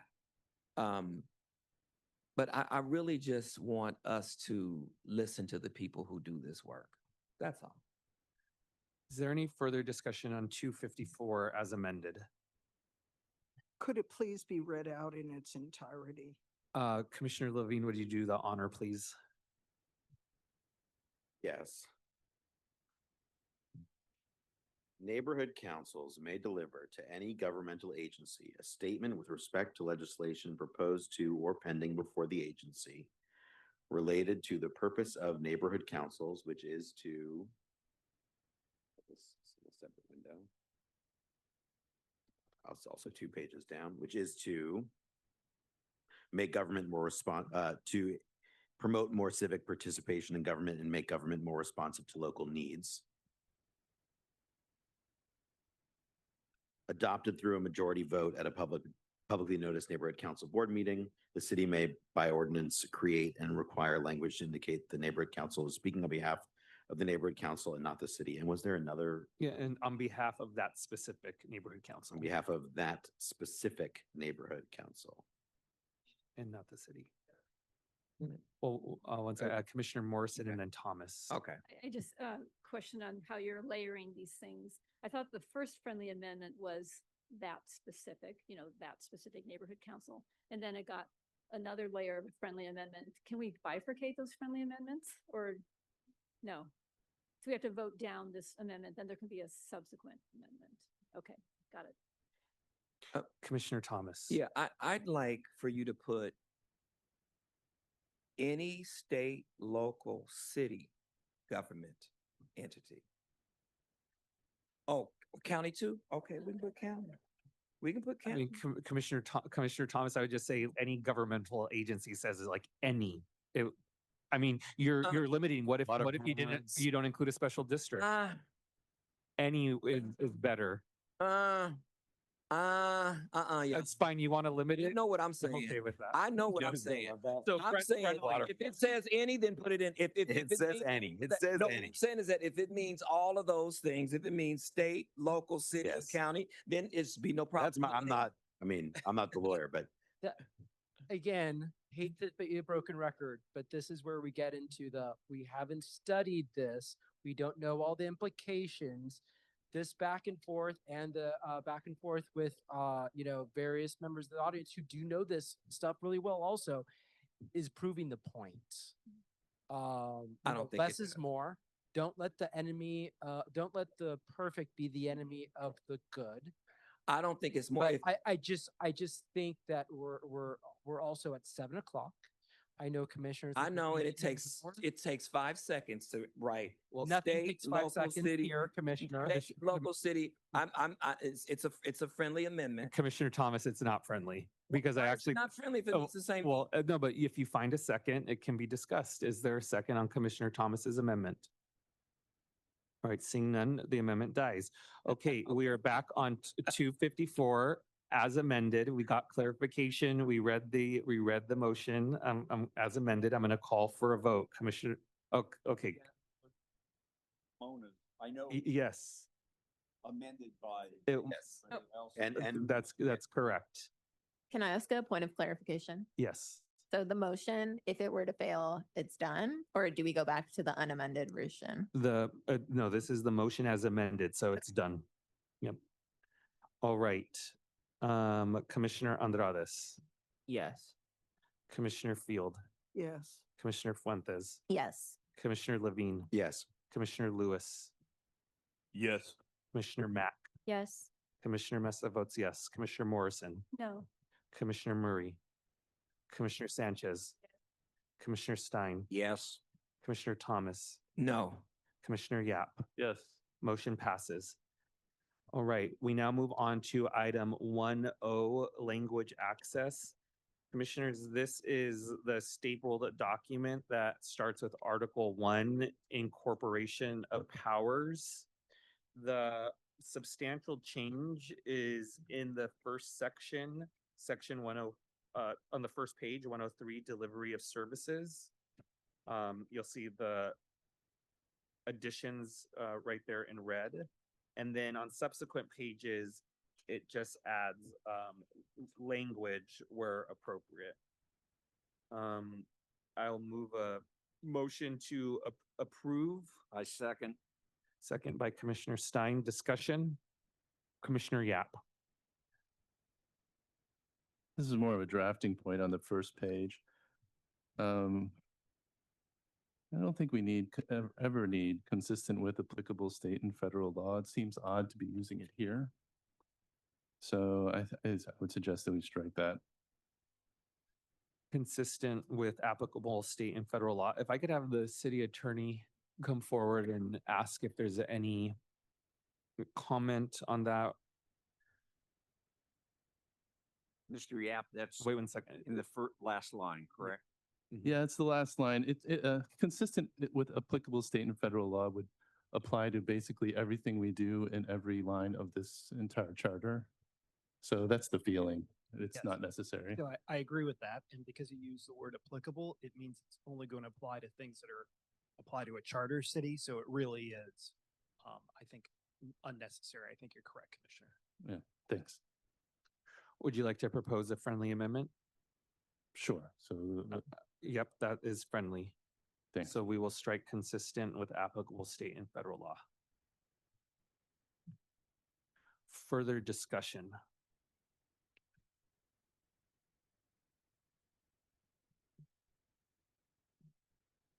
All right, seeing no further discussion, I will call a vote on approving item 1O, language access as amended. Commissioner Andrades, Yes.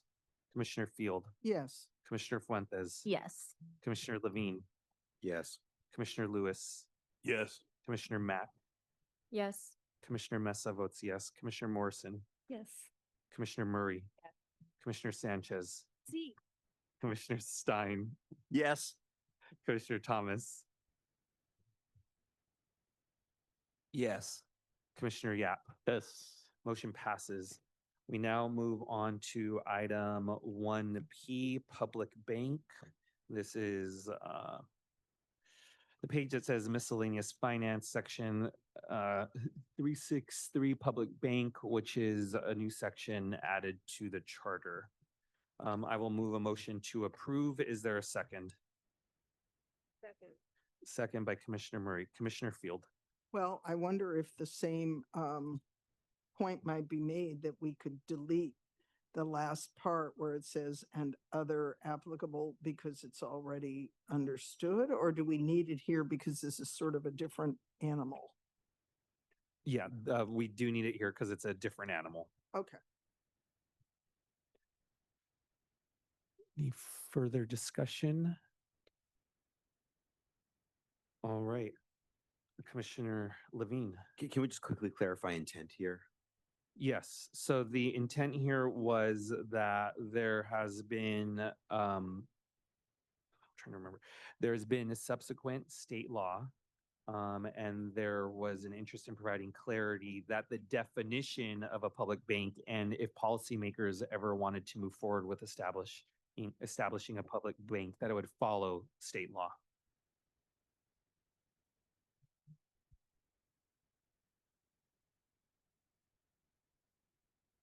All right, seeing no further discussion, I will call a vote on approving item 1P, Public Bank. Commissioner Andrades, Yes. Commissioner Field, Yes. Commissioner Fuentes. Yes. Commissioner Levine, Commissioner Lewis, Yes. Commissioner Matt, Yes. Commissioner Mesa votes yes, Commissioner Morrison, Yes. Commissioner Murray, Yes. Commissioner Sanchez, Yes. Commissioner Stein, Just to break the monotony, no.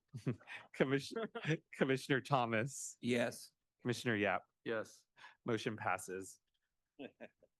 Commissioners, I believe being circulated right now, we'll give it a second, is the packet on item 2.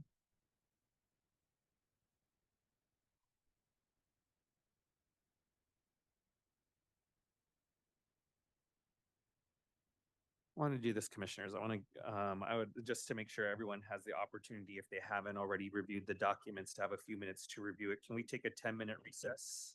What do you think? Yes, okay, we will reconvene at 7:20, everyone.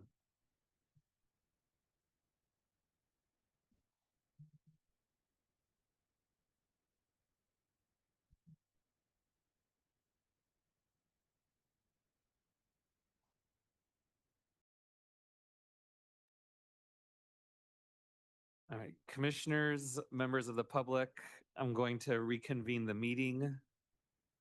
Commissioners could come to the dais, please.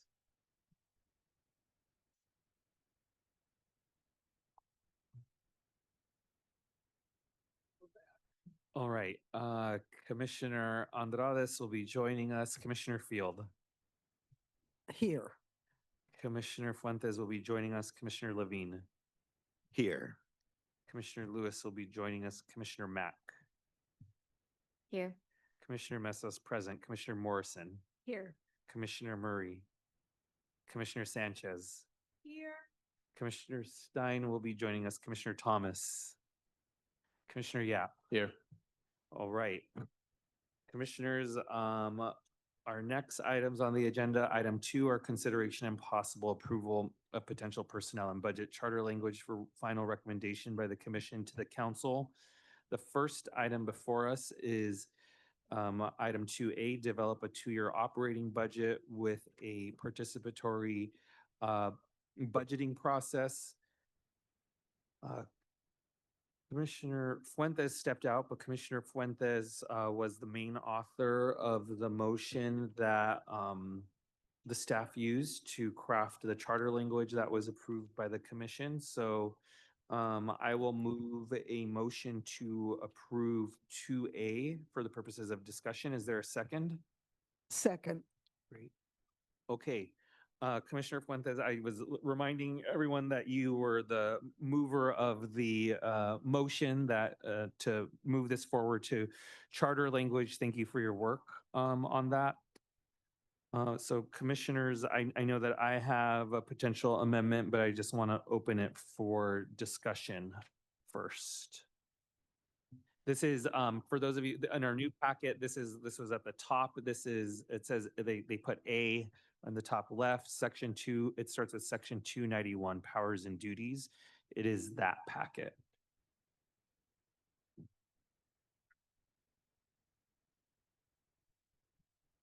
All right, I will move forward in amendment and commission, okay, so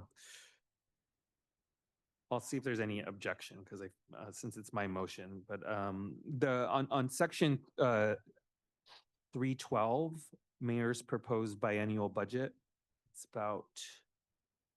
It's on the 3rd page. So section 312, mayor's proposed biennial budget. The first sentence reads, on or before April 20th of the calendar year immediately preceding the start of the biennial budget cycle, the mayor shall submit to council a balanced biennial budget covering the next 2 ensuing fiscal years, setting forth in summary and detail, and then it goes on I did have the opportunity to watch the Budget and Finance Committee take place and the discussion that the Budget and Finance Committee had. They passed the CAO was presenting on their plan for the 2-year budget. There was, I thought, a lot of compelling arguments from the council committee members to adjust this date to April 1st. And so that's the amendment that I would like to propose. But considering I'm the mover of the motion, I don't want to automatically put it as friendly. So I'll just like move that amendment and ask if there's a second. All right, second by Commissioner Andrades.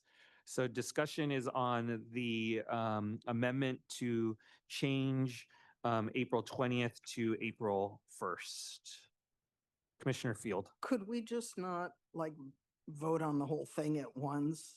Okay, yeah, including I mean, change? is there any objection to approving the amendment? Okay, The entire thing. yeah, well, just the amendment. I want to get that out of the way. Is there any objection to approving the amendment? What was the amendment? The amendment is to change the date that the mayor needs to submit the biennial budget to from April 20th to April 1st. All right, seeing no objection, we'll incorporate that amendment. Further discussion, Commissioner Lewis. So in that same section, section 312, the second line, there's a reference to balanced biennial budget, and then section 313, the same, and wherever else there's a reference to balance budget. By balance, does that imply or assume a net zero budget? Is there any opportunity for a projected surplus, even if it's just $1, whatever? But does balance, is that synonymous with net zero? That's my question. The city attorney could approach.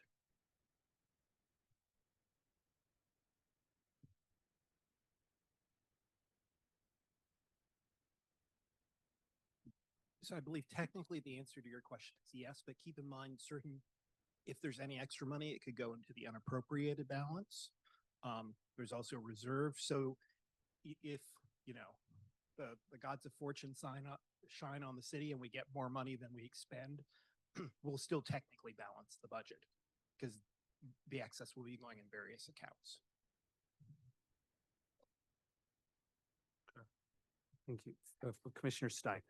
Mine's very short and technical. We keep talking about the CAO. We approve the CFO.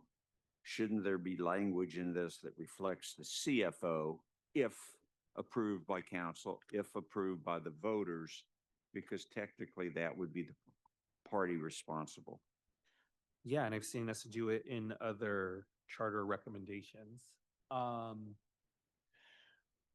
Let's see, city attorney or commission staff, would this potential friendly amendment help that for every reference of CAO, how have we done it in the other documents? CFOs?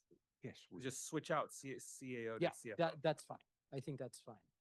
It does. So what we've been doing, actually, sorry to come back. What we've been doing is when we bring separate sections that might have changed. This is a good example. So yes. Oh, I'm sorry, folks, if you're listening and just lost audio and visual, that was Max's fault. When you this is an example of yes, you did approve change, but because this is just an entire different section, we didn't implement all those changes in here. Because council could approve this without approving the CFO change. So this is standing on its own as a section without other changes implementing it, because this proposal is standing on its own.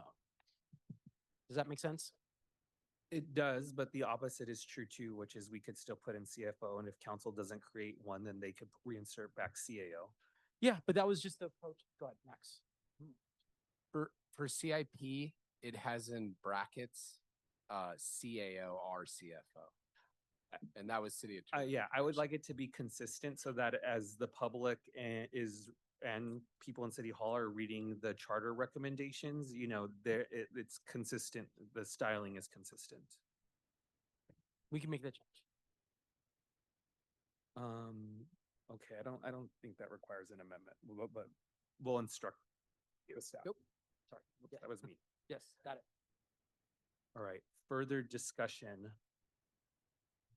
on developing a 2-year budget.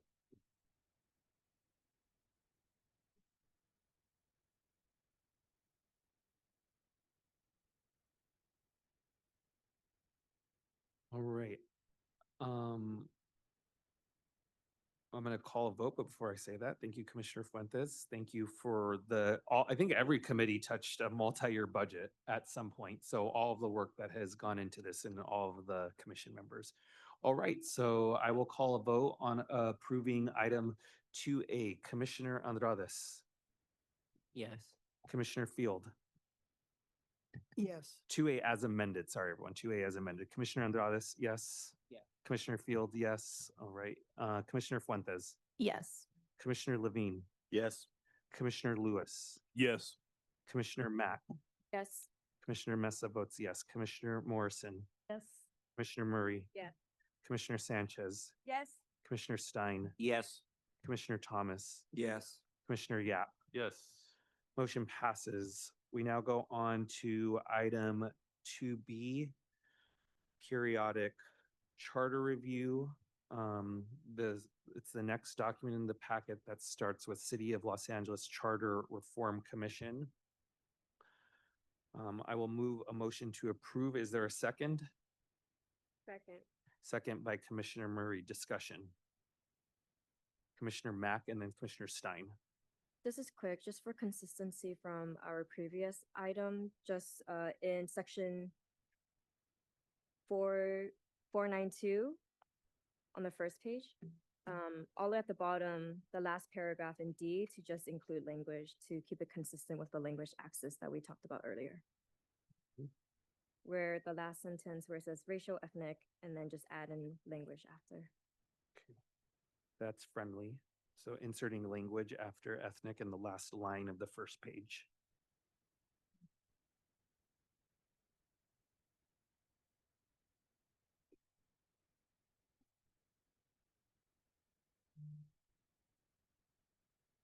Any, Commissioner Stein? Oh, sorry. I do. Yes. First of all, I'd like to give credit who ever put the humorous statement in under 491C that the commission will have the authority to submit charter amendments directly to the voters without the approval of this council or the mayor. I don't know what you've been smoking, but that has as much chance of passing the city council as I do of flying to the moon. I also think we probably need to strike that, correct?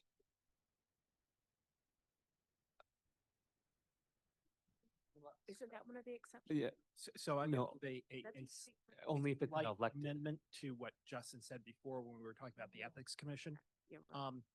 So it's quite clear that an elected charter commission, if it's provided for, could put things directly on the ballot.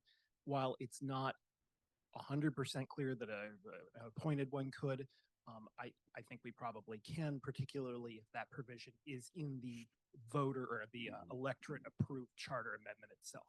So I think that's what you were starting to get at, and I think that's not a problem.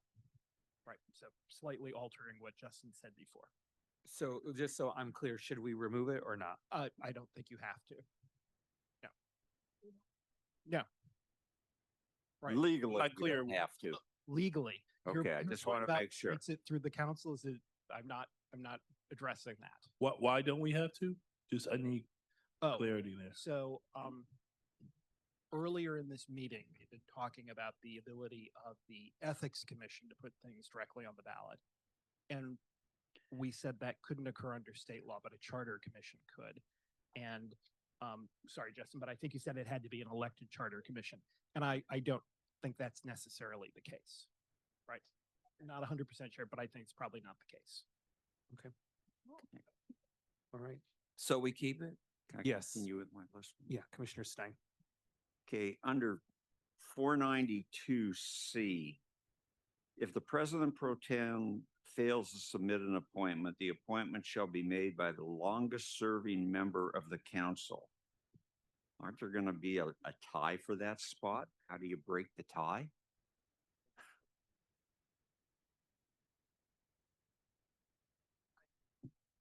I believe that we actually, if two people. No, but this is, oh, good point. Okay, so I believe the answer is if two members took office the same day, I believe we actually look at the clerk's ledger to see what they signed, and the first one is longer serving. Was I right? Mona was right. This has happened in other bodies. I can say that this happened in Long Beach. You know, you have a mayor, the vice mayor, and then the most senior council member at that point would chair a meeting after that. And it's literally come down to that. You gotta you gotta, you know, do straws at that point, but that's how it works. I'm dumbstruck by that one. Okay. 492D. The application process, I would like to amend it. I know there were many commissioners, myself included, that wanted to actually interview the candidates rather than have staff pick those candidates.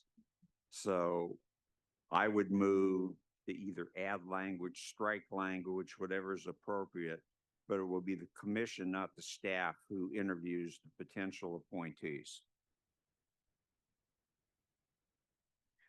Commissioner Stein, would this be helpful if it was something that read, the initial 8 members of the commission shall establish an application and interview process and develop criteria for the appointment of the 5 additional members of the commission? Accept that as perfect.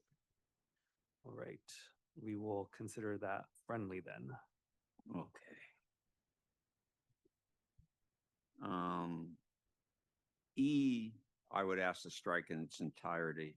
A member of the commission who is appointed under subsection C may be removed by the appointing authority without council confirmation.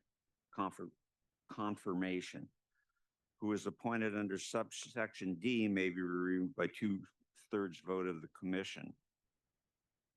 I can't think of anything that would more be chilling on free speech that if a commissioner is appointed by someone and his appointee or her appointee says, oh, I don't like that, so I'm going to yank you from the commission. I mean, one of the things here, we didn't always agree on everything, but I don't think there's one of the 13 of us that really thinks that anybody should have the power to yank us unless there's really, really good cause, and just voting a different way, which this section would allow us to be removed.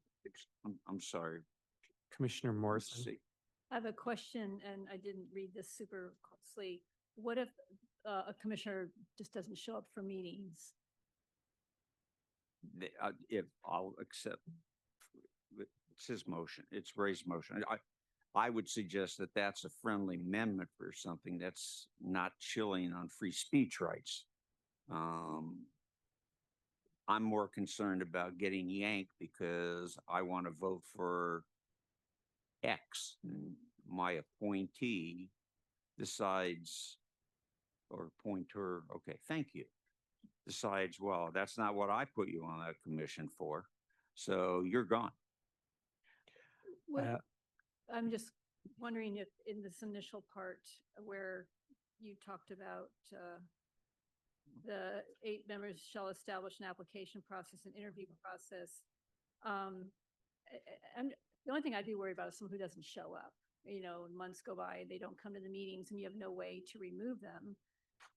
I agree with you that you don't want to create a chilling effect on free speech, but if somebody is not pulling their weight, you probably do want to move them on. So maybe could that be vested in that initial process, and maybe attendance requirements or something? I'm looking for Melinda. She seems to have an answer. Sorry, I was looking up our bylaws. Commissioner Murray. I believe we go, I agree with Commissioner Stein. We get into a really slippery slope. And I believe when we discussed removing somebody on the city council for not malfeasance, but from some other reason, it gets very, very tricky. And we also have discussed signing an unsigned, what is it, unsigned resignation, From a commission. which we put in here, and it kind of says the same thing. I think we just get really tricky. If somebody doesn't show up, they don't show up, and, you know, yeah, we still have other people voting. I just think it gets really tricky, and I see the potential for, yeah, I don't agree with it either, because it gets really tricky. Commissioner Field. Commissioner Field. I just want to say, and it didn't apply, I don't know about a charter commission. It didn't apply anytime this time, and I don't know about 25 years ago. But the redistricting commission, this was applied, and we had more than one redistricting person removed by their original appointer because they voted the way the appointer didn't like. So I guess I'm echoing the concern that this could be abused, shall we say.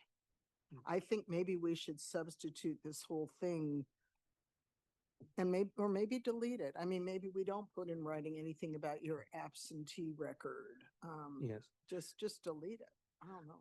Commission staff, I do want you to look up the current language for this body because I can't find it easily accessible. Can you read it, please? So this is different. So this is a little different, and I think that the changes that you're talking about make sense.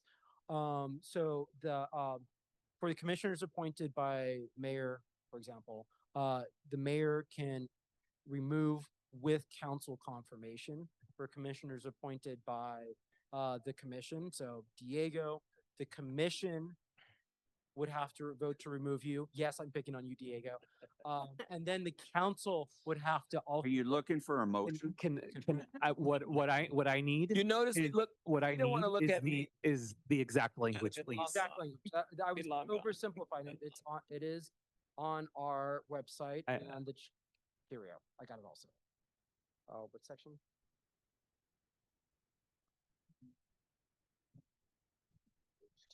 Two. Here we go. So a member of the commission who is appointed by the mayor, council president, or council president pro tem under subsection A may be removed by the appointing authority with council approval. So that is a member of the commission who is appointed by subsection Justin, B. you're gonna have to read slower. Yeah.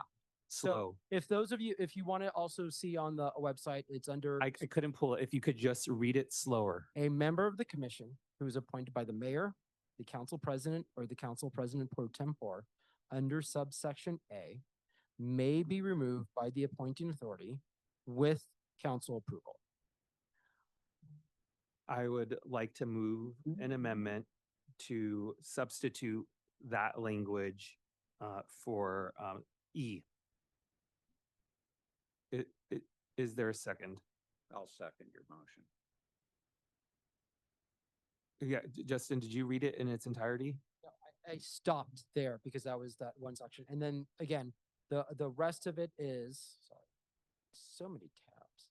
Oh, here. And then the rest of it, a member of the commission who is appointed under subsection B may be removed by 2/3 vote of the commission with council approval. Okay, so we will insert similar language into item E. Then there is a second by Commissioner Stein discussion. Is there any? Commissioner Yap and then Field. It's helpful to know that what was in the original ordinance, but I think Commissioner Stein's point is still well taken, that it is a very chilling provision. So I believe it would be, at least I would support striking it in its entirety. Commissioner Field. I just wanted to know the difference between the revised motion and what's in front of us. Sure. You want me to read? It's The council main difference confirmation. Are that is that the removal changes are by the appointing authority without council confirmation. Oh. The without council confirmation is being taken out and being with council confirmation. Oh, That's change one. So just take out out. Has to be authority with council confirmation. Commissioner Andrades. Yeah, I'll just like to share an example that comes from 2021. On the California Citizens Redistricting Commission, one of the commissioners was largely absent for much of the commission, especially on a critical meeting where the panel actually approved to draft maps. But despite his absence, where key lines were reworked, he was not removed, and he was absent for much of the deliberations across the city. Now, the Citizens Redistricting Commission has cited that when it's hard or impossible to remove someone, that's really negative because the people who you're supposed to be reinforcing no longer, they don't have that support. So there have been a lot of good governance groups who have pushed for commissions with regard to independent redistricting, but commissions across the state to have clearly defined removal processes, because even though they could be weaponized by adding some kind of language where that person has to have, for example, substantial neglect of duty, gross misconduct in office, or the inability to discharge duties so that it wouldn't implicate what Commissioner Stein said, not having that at all or having something that's too strict, because the Independent Redistricting Commission required the entire state Senate to vote 2/3 for that, which is never going to happen on a one commission. That's really bad because there are some people who will get appointed, not show up, and then it's really hard for quorum. And this was 2021 when there was a global pandemic, so they already had attendance issues at points. So we can just imagine, 20 years down the line that there could be instances where this is needed. Commissioner Thomas and then Commissioner Lewis. Commissioner Lewis. Yeah, I'll be brief. I think I'll just reiterate what was said. I think we should keep it because it seems there's the assumption that everyone will act in good faith, actively participate, et cetera. And I think we know that that's not always the case, especially, don't want to get too much into the state of our country today, but, we have someone in charge of the country who is acting in a way none of us probably thought was ever imaginable. So I think we have to leave something in place in the event someone ever conducts him or herself in a way that is just so far-fetched where there is some recourse. Commissioner Thomas. Yeah, I think swapping out this language for the ordinance language, I think it works. I also think that, we've had some commissioners who have come here late and it's not their fault. And it's not their fault. Yeah, he's pointing at me. Yeah, it was my fault when me coming here late. But, and they have made major contributions. And so I think that, I just think we have to be careful with how we handle people who volunteer.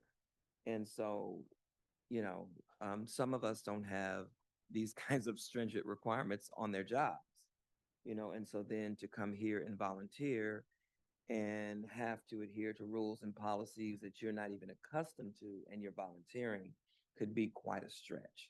And there's also a way in which there's also a way in which, I see this quite often, where people who come to meetings think that that's the end of the work. Coming to the meeting is the beginning of the work. And so, I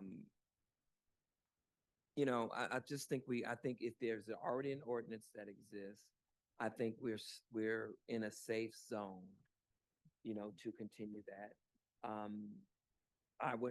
And it's also important that while we're talking about the redistricting, redistricting is a big deal to elected officials. And when you're not, I don't care what rules you put in place. If an elected official appoints you and you're not for a redistricting commission and you're not voting the way that they would like for you to, I think they would have to be saints to not want to take action to remove it. Because it's a very, very serious thing. It impacts whether or not they'll win their next election.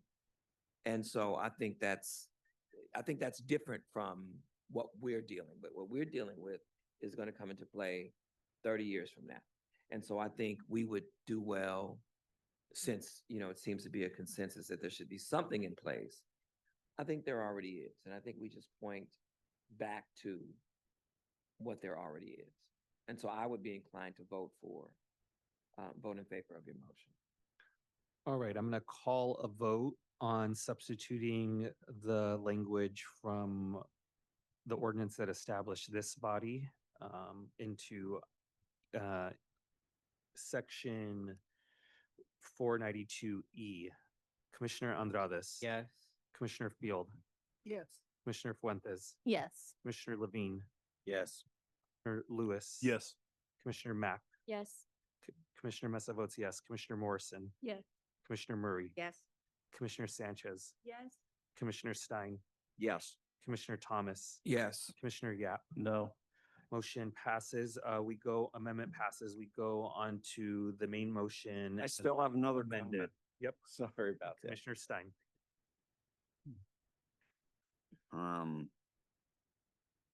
493A.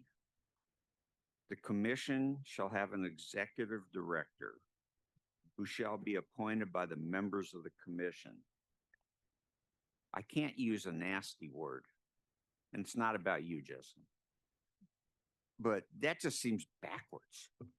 You have to have an executive director first before the electeds appoint their officials, their appointees, and the members of the commission select their 5 members. I mean, who's going to do all those things if the commission has to hire an executive director? I don't know how it got in there, and however it did, I would love to hear what the explanation is, just to see if I'm reading it right or reading it wrong. Well, I just know because I've had conversations with them, George Kiefer hired Rafe Sonnenschein, and Erwin Cheriminski actually ran the commission as like the ED. And they actually never got an executive director for the elected charter reform commission. They had a policy director, and Erwin pretty much ran the thing as like the ED and chair of the elected. So, I mean, it can happen, for the commission to be formulated, and they go through a hiring process for the executive director. I'm not saying that it's necessarily a best practice, but it's been done. Yeah, the Ethics Commission does hire the executive. Well, usually, I'm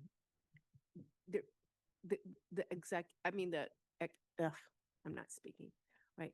The Ethics Commission does hire the executive director, but the terms are longer. So it's kind of the same, but it's a little bit different.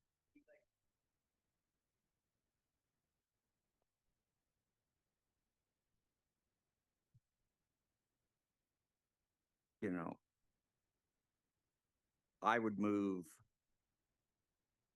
This is your motion, right, Mr. Mesa? That's correct. I would move the strike A. I don't know if there'll be a second and 7 votes to go along with it. They were on 493 subsection A. And everything else after that would be renumbered accordingly and relettered. Commissioner Stein has made an amendment to strike 493A. Is there a second? Who is this? Commissioner Morrison. Got it. All right. So discussion on 493A, on striking 493A. Commissioner Field. Question. So if we take that out, we leave completely blank the process of getting an ED? We don't substitute something like there shall be an interim ED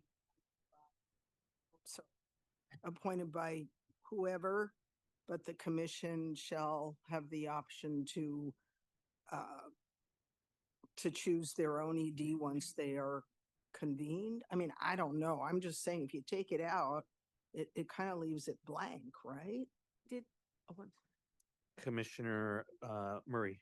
I just had a question. Was did the mayor appoint the current executive director? The mayor and the council president. The mayor and the council president. Commissioner Thomas. If I ask one question, Justin, do you have to be confirmed? Yeah. Yes. As a council? Yes.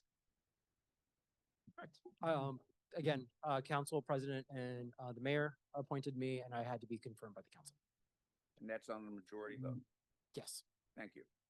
Commissioner. That's why we've been kicking him ever since, because for that very reason. Because I think, can we, I mean, I like the fact of, but I do think that it is important to have someone who the commission, I would say confirmed by the commission also. Because I do think that it's important. But I don't know if you wait on the commission, and I don't know whether or not the commission is better capable of choosing an executive director for a commission than the mayor or the president of city council. Could be, I don't know. But I do think that there needs to be a role, I think, in the hiring process. I don't know if it's an interview with the commission, if it's confirmation by the commission. But I think you get around some of the things that happen early on if you do that. I think that was probably the intent of saying that the commission should hire the executive director, because I think that people may have felt like they were representing the interest of the mayor because the mayor appointed them. I know I've said it, so I can own mine. I don't have any problem owning mine. So I think that's a way to offset that, Commission, so I'm going to reserve my right to make a substitute amendment. I'm going to float something that I think captures what we're trying to achieve here. I think there is a clear intent that we want the commission to have the authority to hire or appoint its executive director for the independence of the commission. We also don't want to just leave it completely blank. We want to provide a process. Commissioner Stein, you have it stricken out. My substitute amendment that I'm going to move, and you tell me if it's friendly or not, is it would add a phrase at the beginning of A that says the Chief Legislative Analyst Office shall provide staff support until the commission shall have an executive director who shall be appointed by the members of the commission. I'll second that. Is that friendly? Yes. Okay, so that's friendly. So let me just read that again for commissioners and for the staff. So on 493A, it would add a phrase at the beginning, the Chief Legislative Analyst Office shall provide staff support until, and then it would continue as read, the commission shall have an executive director who shall be appointed by the members of the commission. Commissioner Thomas. Okay, thank you. Commissioner Stein said it was friendly, so that is the amendment before us. Is there any further discussion on the amendment? Is there any objection to approving the amendment? All right, seeing none, the amendment is approved. Why do you do that if it's a friendly amendment? Well, because so it was friendly to your amendment, but then I need to Okay. make sure. Okay. I'm not sure. All right. It's All right. approved. What do you got next, Commissioner Stein? You're turning. I'm not done yet. I can tell. And then I got you, Commissioner Yak. Right? This will be fairly easy. Under 493E, not going to quarrel about the budget as long as they provide meals to us. But shouldn't there be a CPI added to that, to the budget? Because since it is a living document and it could be 50 years before somebody ever looks at this again, that the budget would be out of scale then.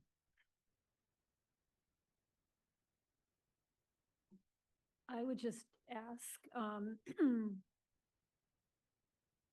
we had, excuse me, we had the discussions about ballot box budgeting last week.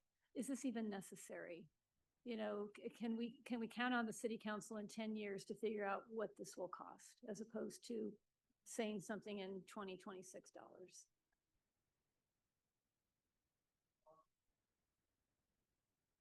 Commissioner Stein, for the purposes of discussion, can you put forward an amendment and see if there's a second?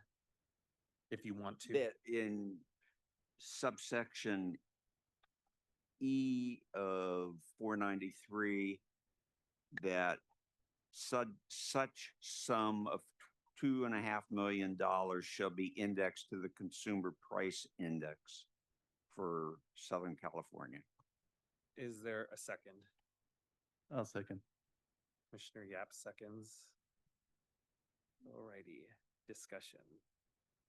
I will just say, you all know my response. I will be voting no on this amendment, and you all know why. So next up, who wants to go next up? Because you don't like Justin.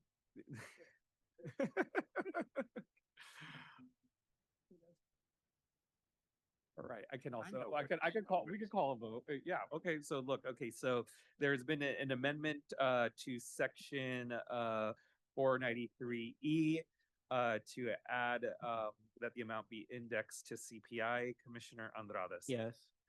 Commissioner Field. I just need to understand, we're leaving in the 2.5 million and adding the language about adjusted like every 10 years? Or what are we voting? With the CPI. With the CPI index. Okay, but this dollar amount is the starting Correct. 10 years from now. Okay, yes. Commissioner Fuentes. Yes. Commissioner Levine. No. Commissioner Lewis. Yes. Commissioner Mack. Yes. Commissioner Mesa votes no. Commissioner Morrison. No. Commissioner Murray. Yes. Commissioner Sanchez. Yes. Commissioner Stein. Yes. Commissioner Thomas. Yes. Commissioner Yap. Yes. Motion passes. Commissioner Yap.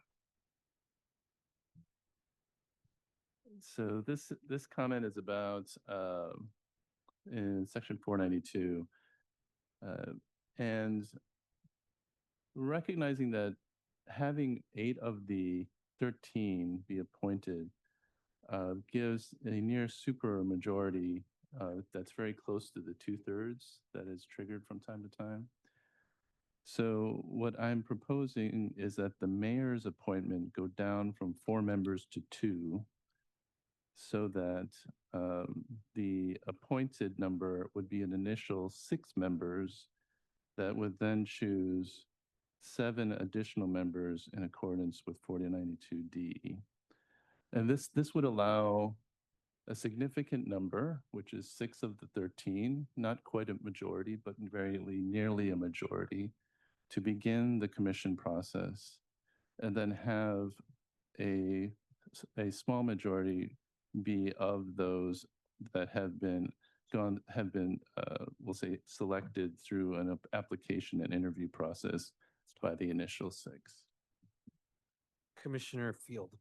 I think the problem is quorum's going to be 7, no matter what. So if you only have 6 initial ones, they can't conduct business. So you either have to go with 3 for the mayor and 2 and 2, but you can't do 6 because we wouldn't be able to convene at all. Unless, that's right. Thank you, Commissioner Field.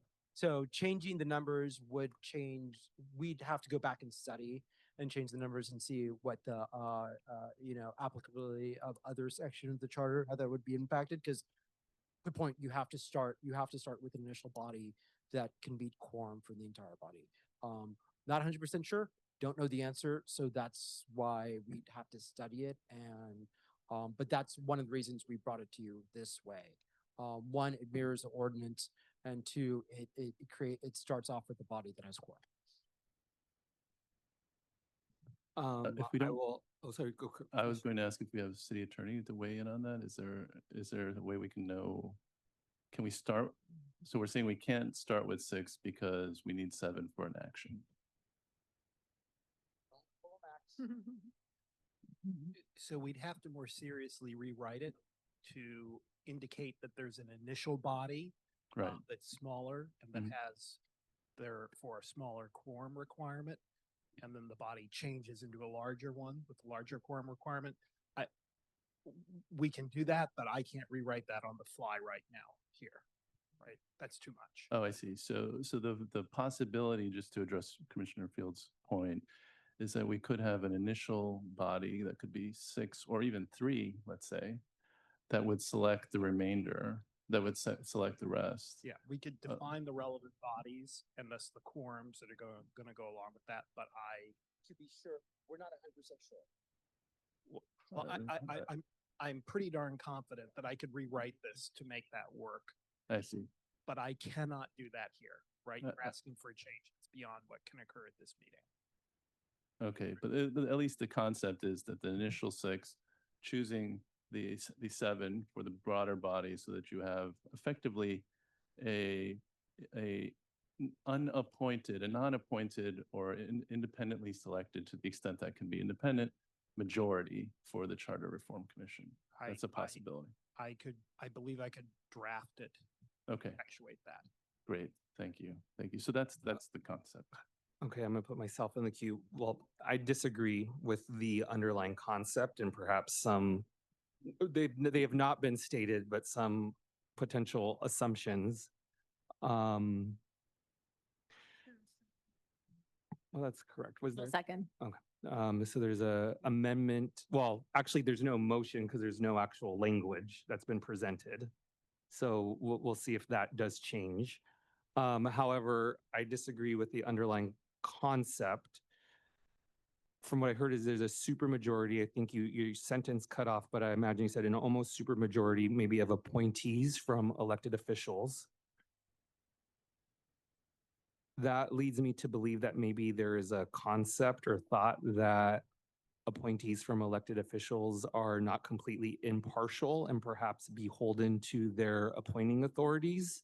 And so therefore there needs to be a majority of a makeup, which is selected independently by the commission.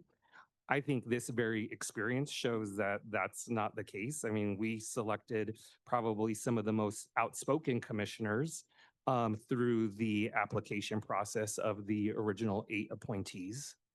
I have disclosed the amount of times that I have talked to the mayor through this process. I can guarantee you, I would have liked to have better communication with the mayor's office. So yeah, I definitely disagree with the underlying concept of this not yet fashioned amendment. Commissioner Yeah, Morrison. I would agree. I also understand from talking to some of you that initial process of having to go through applications and select people was time consuming and may have even slowed down the initial start of the process. But also with the ex parte communication, protection in here, I also would suggest that the commissioners are not beholden to their appointed body. All right, well, we do need an amendment to continue discussion, so I would offer any commissioner who actually wants to put forward an amendment to do so. Otherwise, we continue discussion on the main motion.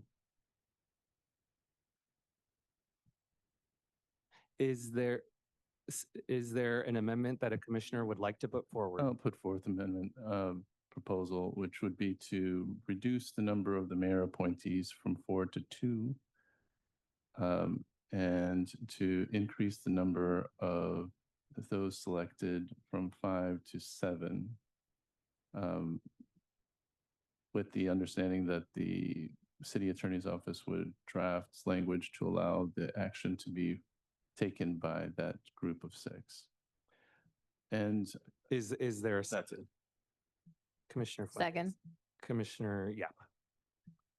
Yeah, just going to whether there's a view that this particular commission or that actions by these appointed commissioners or non-appointed commissioners is not to say that as a general matter for independent commissions to operate, you would have a majority that is not appointed by any particular party. So that's just sort of basic structural influence that exists, whether anyone can say in their individual capacity that they are not swayed by such a thing. There's still a structure by which an appointment is different from an independent selection. The fact that the appointed commissioners selected fairly outspoken independent ones still reflects that those fairly outspoken independent ones were in a significant minority in this commission.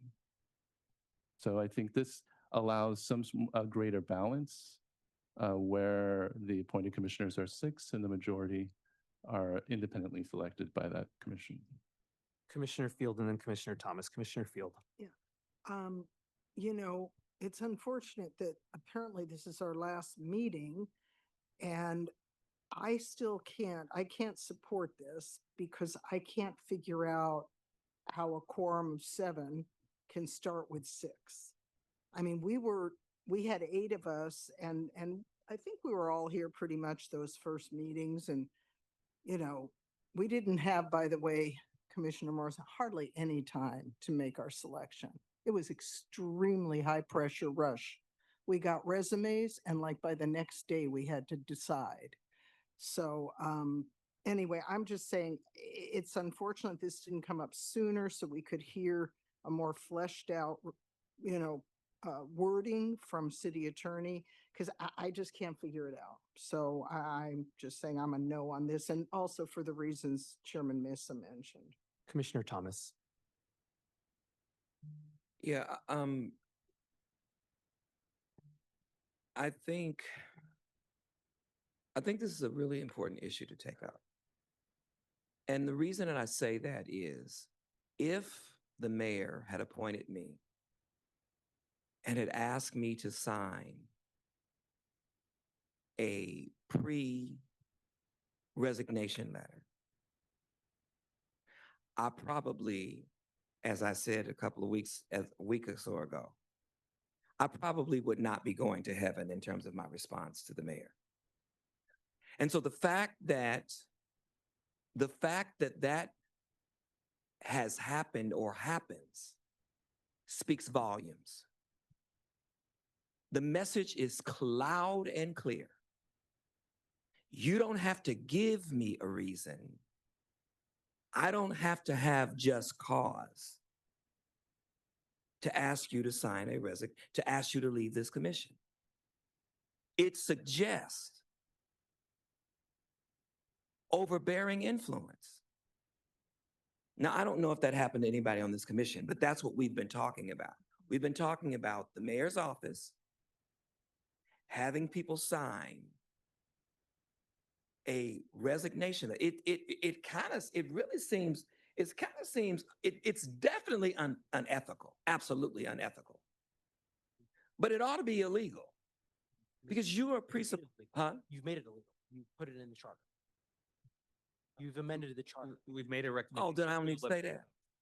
Okay, well, Commissioner, did we say it was illegal? No, Well, you put it in the charter. we made a recommendation to not allow the practice of unsigned Well, resignations. yeah, but this is the thing though. This would apply here, just to be clear. This would. And so if this would apply here, Yeah. but I think the point that was made, and I love when Commissioner Mack is here because he just gets straight to the point. He's very direct, unlike me. Who are you talking about, Mac or Yap? Oh, I'm sorry, Commissioner Yap. I'm looking at Commissioner Mack, but I'm thinking about Commissioner Mack. I mean, Yap. That's because you ain't been here. He's straight to the point. He is direct. And to be honest, I feel like he kind of gets beat up for that. This is my feeling. And that is something that is held against him. And Commissioner Yap in no way has said the kind of things that I've said. He has not. I don't think he will. But I think he raises a very important point. Yes, we did have the discussion about this being in the charter, but it doesn't mean that it'll be in the charter. Doesn't mean that it'll be in the charter. And we're talking about intent. That's what we're talking about. And the reality is that if this is a practice that has been happening, I'm sure this is not the first mayor to do this.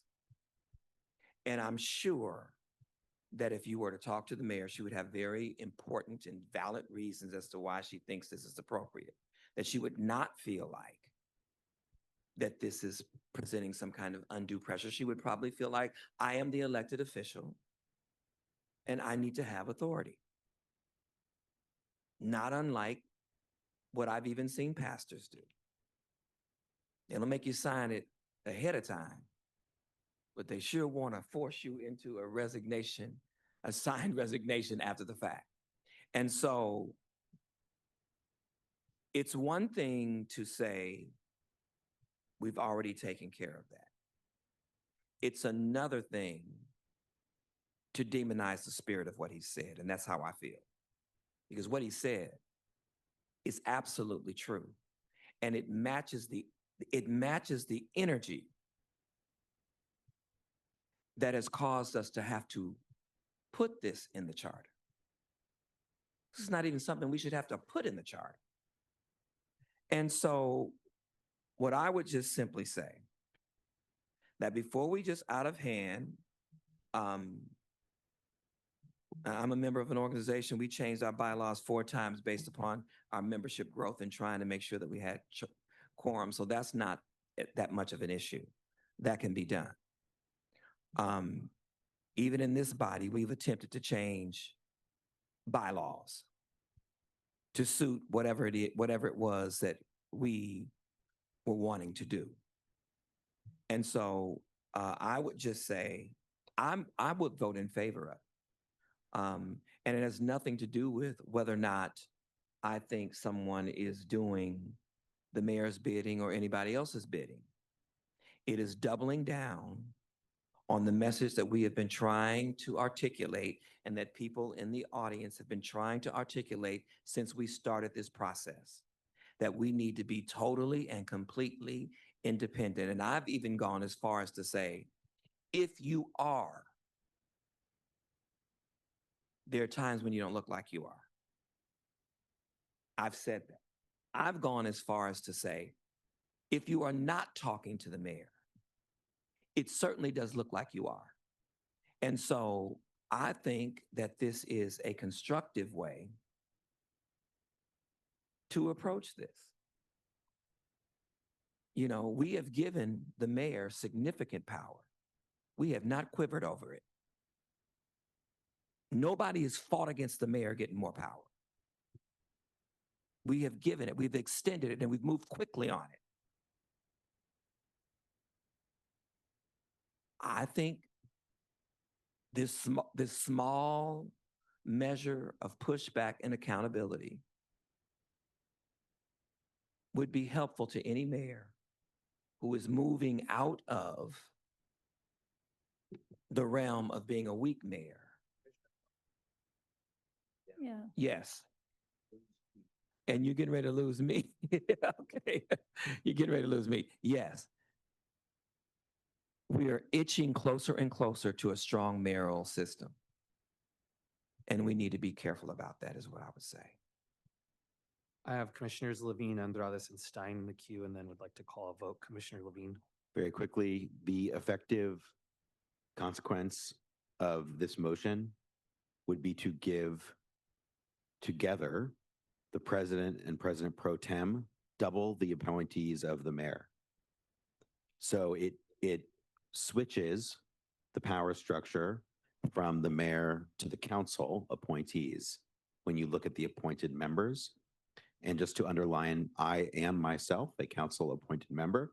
If anyone has any doubts about my independence on this body, this, I think, as originally authored, reflects pretty common practice of how commissions are appointed. And I don't believe that the novel amendment that Commissioner Yap has offered substantively addresses the concerns relative to the questions that it raises for me. And I will note, it changes the balance of appointed power towards the council president and president pro tem. So that's just a different appointing body. So I will be voting no. Commissioner Andrades. As an at-large commissioner and having worked with everyone on this commission, I think that it's important that I categorically and unequivocally deny any allegations of political influence in this process. I think that this amendment is another in a series of baseless beliefs that think that we are not co-equal commissioners, and I will be voting no. We've had this conversation, it's been settled, and it's time to move on and not force another commission to even live with that sentiment. Commissioner Stein. Going with Commissioner Andrade. Mike. I can't speak. I agree with Diego's comments, and I moved the question. I would like to echo the same sentiment. The last time I saw Mayor Bass was at the Freedom Parade on ABC Channel 7 through my house and my living room, and there's been absolutely no communication with her staff. So the fact that there is a assumption that we're influenced by that body is not true. And I was not asked to sign a resignation letter, at least in my appointment. Commissioner Fuentes. I'll be super quick. I just wanted to appreciate Commissioner Yap's original intent in the motion. I think it's a great idea. I'd encourage, and I just want it to be on the public record, that this body might look at revisiting its appointing powers in the process that commissioners end up on this commission in the future, hopefully through this this recurring charter reform process moving forward, maybe even something comparable to the independent redistricting committee and the way that those commissioners are added. So thank you. All right, commissioners, I'm going to call a vote on the amendment. Commissioner Andrades. No. Commissioner Field. No. Commissioner Fuentes. Yes. Commissioner Levine. No.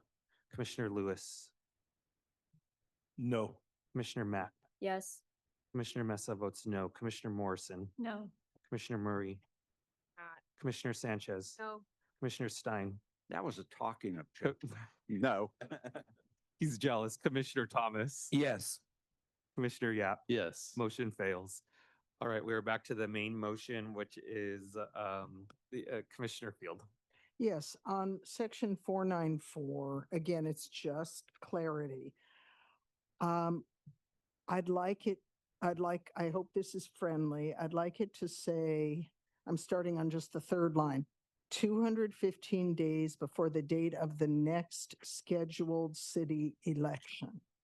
215. I'm just starting with that line where it's 215 days.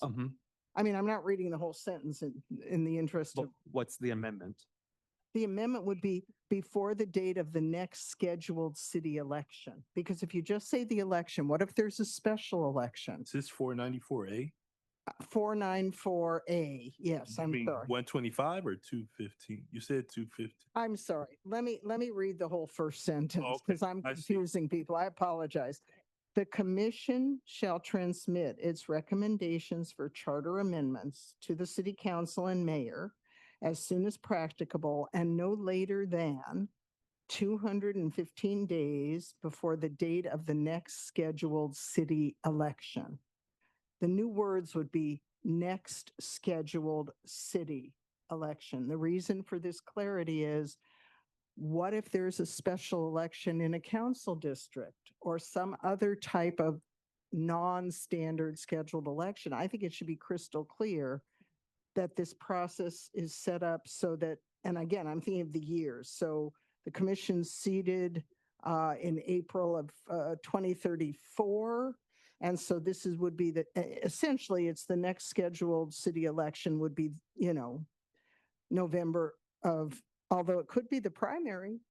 I mean, you see what I'm saying? This is leaving it kind of open. 215 days before June primary? Well, I'm sorry, I can't absorb information, but all I'm saying is I think it should be made clear, and I'm not sure if it even should be specific. The next, it should say the next scheduled city election. Yeah. As opposed to it being misinterpreted as, oh, there's a special election in council district so-and-so, let's turn it into a charter. That wouldn't happen anyway. You What's couldn't, that? you couldn't do that. Anyway. How come? But so, but your language, I think is, your language is fine. Adding that, I think just clarifies that That's all I want to for do. interpretation. Yeah. I just think it's a clarification, the next scheduled city election. It also helps maybe just an average reader to understand better. Say it again, It Jeff? helps an average reader maybe understand. Well, that's, yeah, I'm pretty average. I would All say right. that. Fri- Can we move for a fri- vote? Friendly, any further discussion on item 2B, periodic charter review? Can we move to vote? Yes, we can. I was just seeing if there's any further discussion. Commissioner Morrison? I had a question about at the very beginning when we talked about the application interview process. Did we already vote for that one? Yes. Okay, got it. Yep. Thank you. All right, so seeing no further discussion, I will call a vote on the motion as amended. Commissioner Andrades. Yes. Commissioner Field. Yes. Commissioner Fuentes. Yeah. Commissioner Levine. Yes. Commissioner Lewis. Yes. Commissioner Mack. Yes. Commissioner Mesa votes yes. Commissioner Morrison. Yes. Commissioner Murray. Yes. Commissioner Sanchez. Yes. Commissioner Stein. Yes. Commissioner Thomas. Yes. Commissioner Yap. Yes. Motion passes. Chairman Nissa? Mr. Chair, could I raise a point of personal privilege? Mike, only if you put on your mic. May I raise a point of personal privilege? So Yeah. we don't lose too many members. Could we take police reform next, even though it's out of order? That's my request, since I'm not going to last much longer, but that was the committee that I sat on. I'm just trying to shill for you. If there is no objection from the commission, we can move forward to police reform. And then we will go back to order. Thank you. Thank you. Okay, seeing no objection, we will go to item 2, well, it's items 2D, E, and F. And G. So items D, E, F, and G. Commissioners, this is. I move the motion, so therefore, Yeah, I'm just letting the commissioners know this is the document that says Police Department at the top, D, E, F, and G. Commissioner Stein I move the motion to approve. to approve. I will second discussion. Okay. I have some changes that I would suggest. Since I'm moving the motion, can I determine if they're friendly or not? Let's take it one Well, step I at a was being time. facetious with that, Yeah. honest. In paragraph small b under 571, again, should be substituted CFO for CAO. Wait, 571 B2 B2. starts with the evaluate the chief of police, and then 4 lines down talks about the CFO. And then puts CFO in brackets. Okay. Now for somewhat more substantive.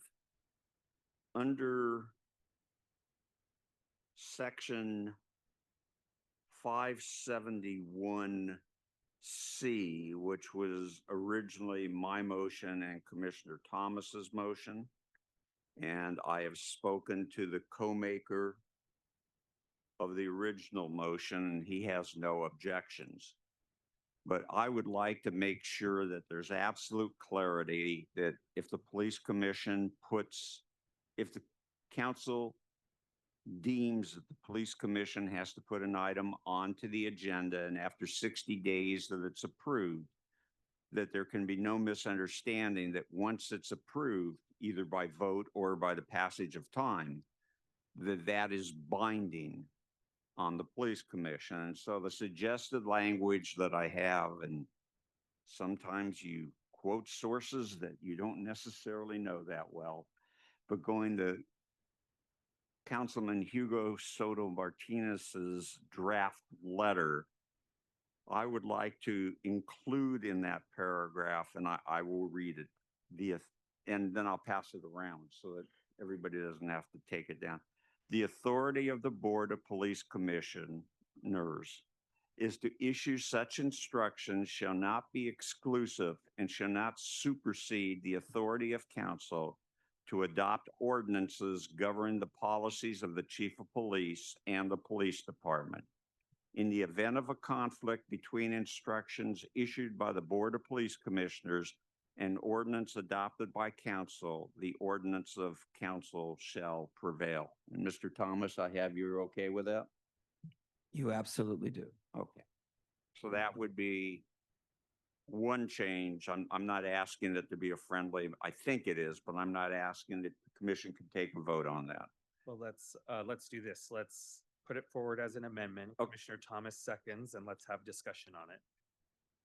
So this is adding, is this substituting anything or just adding two sentences at the end? It's clarifying to make, it's really clarifying rather than adding per se, because I think Commissioner Thomas and I's original motion when we wrote it, and our intent was that council could enforce the ordinance, and that even if it's passed and the police commission doesn't act upon it, the council still could do it.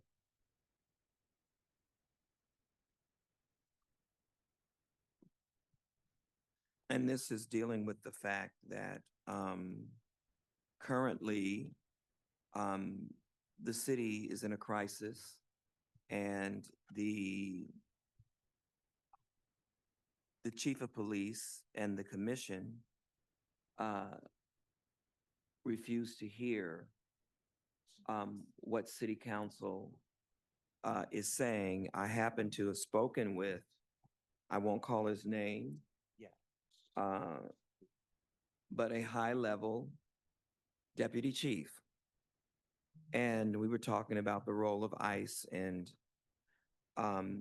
in his view, there's nothing that they can do because ICE is a federal agency. Snatch defeat from the jaws of victory.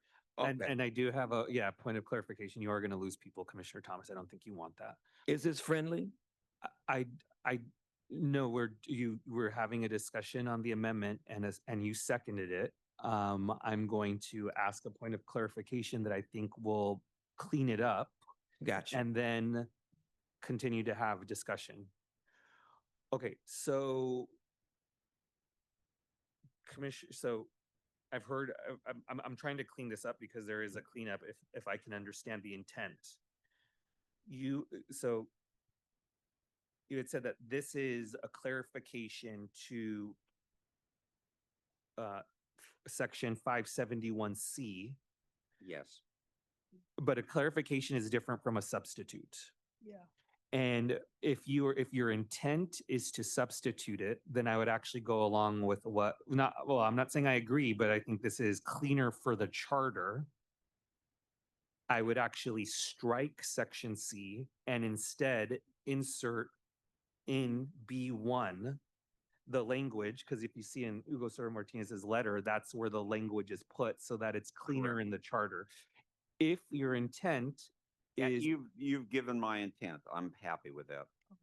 okay, so I will offer that as a friendly amendment to clean it. I'm not yet, I want to hear the discussion on like the merits of this, but I think that's cleaner because the staff are going to have to do the charter revisions. All right, so discussion continues on the amendment. I will say this, like I did last time, and I'm still thinking through my position. This is materially and substantially different. I should just, is Liz still here? I should just go on Liz's Instagram. She recorded me saying this. I should just play the recording. Section 571C as written creates a process that doesn't totally circumvent the police commission. What it says is that if council passes an ordinance, then the police commission needs to have an up or down vote on it within 60 days. And if they don't, it becomes law. And that's what that was always our intent. But what this amendment does is different. What it does is say, if council passes an ordinance, it is law. And there is no, like if the police commission can still make policy and instructions and stuff and do its thing, but if council passes an ordinance, that's it. It supersedes the police commission. There is no additional process. But I think that I just, I just want to make sure that everyone understands what is happening with these two distinctions, and we can have a discussion on the merits of it, because it is different. Well, I'm just going to answer for myself, not for Commissioner Thomas. What is here, I believe, was my intent in drafting it, in that council would have the ability to pass ordinances and the police commission would have to approve them or disapprove of them. If the police commission disapproves of the ordinance, I see what you're saying, Mr. Chairman. Council The council prevails. So you're taking out all of the 60-day requirement and all that stuff? That's You correct. wanna, that's the No, commissioner's line. That's the amendment right now. Yeah, the amendment is, and I think you need to think about this, but currently the amendment that you said was friendly was to strike all of charter, the new language in C, and instead add in B1 the language from Councilmember Soto Martinez's letter. Okay, number one, in addressing Commissioner Murray's concerns, I still would want it to have it within a 60-day period. You're gonna have to like language. Yeah, Well, see, initially, when we were talking about 245E, Talking about the policy. yeah.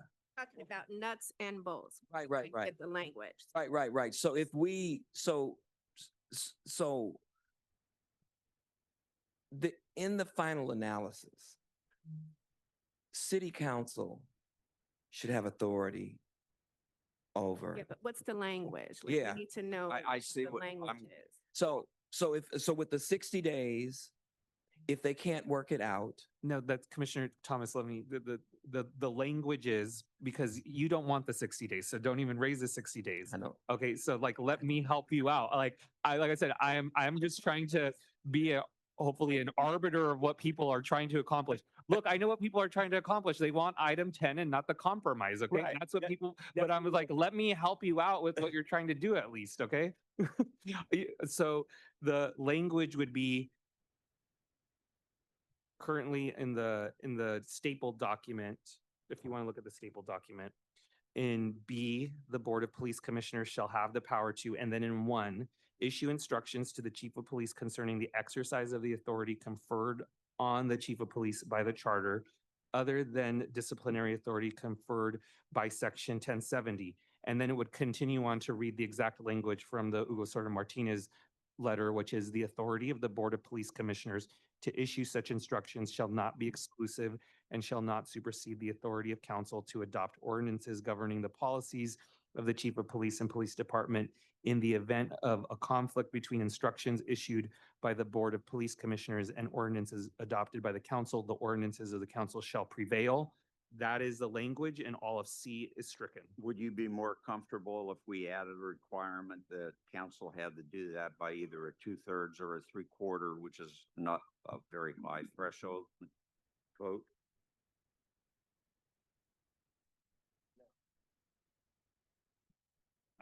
I just, I want to see where the discussion is. Let's just tackle this like amendment that you have put forward. If I may? Yes. Sure. And I just want to say, and I appreciate that we're using council members' language, but we just haven't, I'll just preface this, we haven't vetted that along with city attorney. So I don't know necessarily the other implications. It is handy to have actual charter language here that we can plop in, but I just want to give that caveat to anyone that we haven't looked at it. We haven't worked on it with city attorney to make sure that it aligns with other sections, laws, etc. That's just a one additional piece I want to add. well, There's, I think was Commissioner Field and potentially Commissioner Morrison or Levine, but Commissioner Field. Sorry, Commissioner Mack. Matt, go ahead. Apologies. Let me take. I feel like we had this conversation a couple weeks ago, so I'll be brief, but I think just reiterating that the current amendment on the table And the letter from Councilmember Hugo Soto Martinez, looking at B1 is the closest form of which our subcommittee, Personnel and Budget, was looking at and been talking about for the duration of our committee. And so I just want to reiterate that. And I think Chair Meza, you mentioned it. This is number 10 of the original Right. set of the police accountability reform. And so I think just clarification, I think with the original, when this original motion was put forward and we were having the discussion, I think where it got confusing was the revised Charter 245E versus not revised. And I think that was just confusing for a lot of us at this table. And so I think just want to clarify that B1 is, at least personally for myself, in the intent that we were having the conversation at the committee level before ad hoc, and that I would be in support of this amendment. Commissioner Field. Yeah, I'm just getting more and more confused, which is pretty normal for me. I keep reading the red part, it's listed under 571C, that is new language. And then I'm reading the couple sentences in this letter from the council member. And Chair Mesa, you were saying that it's quite different. And the way I read them both, the biggest difference I see is not having the 60-day, which I think is a really important thing to have. So I guess I want to say I'm kind of neutral about all this, but I think the makers of the motion should probably add something, I don't know exactly where, so that we retain that 60-day. Because I think in our committee, that was really important. We wanted there to be some kind of deadline for this process between the police commission and the council. So I don't know if one of the makers of the motion can kind of, if you want to add to the amendment, make sure that it at least meets that criteria. And maybe Chair Mesa, you could explain again. I'd like to, can I address that as a city attorney approach and probably, yeah. So if I can, I think I can explain the difference to you in a nutshell, because I don't think the main difference is 60 days. Correct. I think the main difference is if there's a conflict between the commission and the charter or the council, who wins? That was our original intent. Our original intent was city council wins if there's a conflict. That was our original intent. So that's council member Hugo Martinez's drafting. So Yes. his position. But even with ours, what we were saying was, yes, we give the commission the ability to evaluate, deliberate, and to come to an agreement with city council. But ultimately, if they don't, the city council has the last word. That's what our original, Okay. even with 245E, that was our So intent. I don't think, so in this, your staple part, that's 571D, I think the way that is drafted, it can be that the police commission wins. So let me look at the very last sentence Yeah. on that page that goes over. It says, if the board of police commissioners approves the motion or ordinance or fails to disapprove the motion within the allotted time. In other words, if it does anything but disapprove it, Right. then it takes effect. But that means if they do disapprove it, that's it. Unlike what you're talking about now, which is the language from Councilmember Hugo Soto Martinez, which says, in a nutshell, if there is a disagreement, council wins. And that was the initial intent. Commissioner Thomas, Commissioner Stein, go for it. Okay. I think what Commissioner Thomas and I originally, when we embarked on this venture 6 months ago of talking it over, felt that if every other commission in the city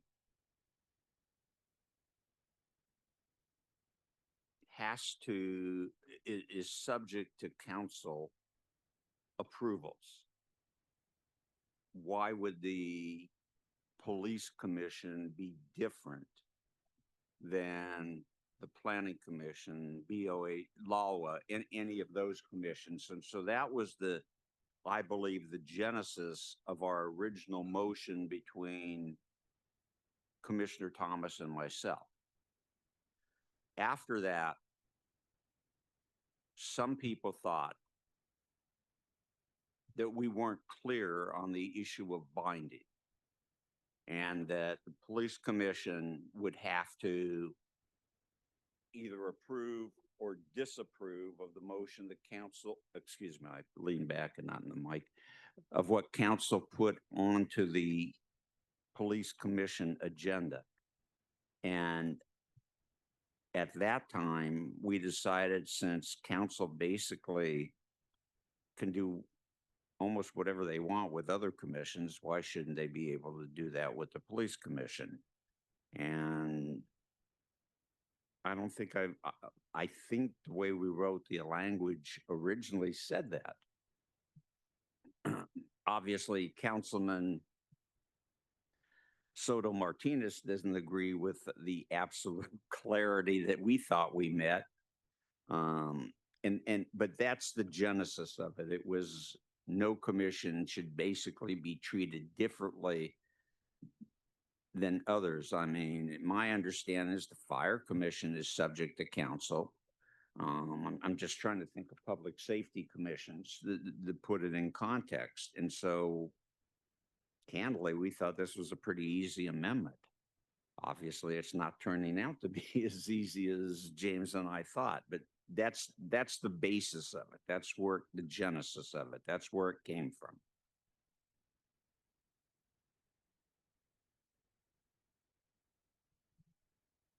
So to Commissioner Murray's point, getting to the nuts and bolts of this, what language are we looking at here? Well, let's just slow down. Justice Murray, I just elevated her. You wouldn't want me to be the governor, Melissa, honest. Since Commissioner Murray is the wordsmith, I think we could find a way to put the 60 days in that they have to act, because presently now you send a motion up, it could just sit there forever and there is no decision. And I do think that the 60 days is an important component of making the commission act on something. They're not council. Council can take a file, especially on land use cases in the past, and stick it in their desk so it never sees the light of day and never gets a vote.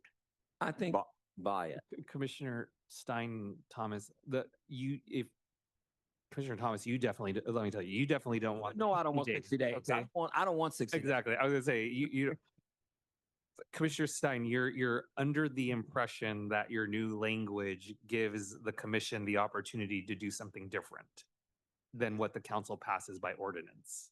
It does not.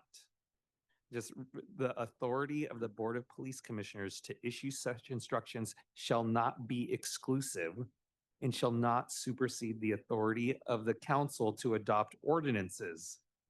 In the event, in the event of a conflict between instructions issued by the Board of Police Commissioners and ordinances adopted by the council, the ordinances of the council shall prevail. So in practical terms, council passes an ordinance relative to LAPD, Chief of Police, Board of Public Commissioners. It gets signed by the mayor, it becomes law, boom, that's it, no 60 days, no nothing. I'm not saying, I'm just like, want to be clear, like I like your clarity. And can we call for the vote? I mean, I think we need to call for the vote, because that was exactly the intent.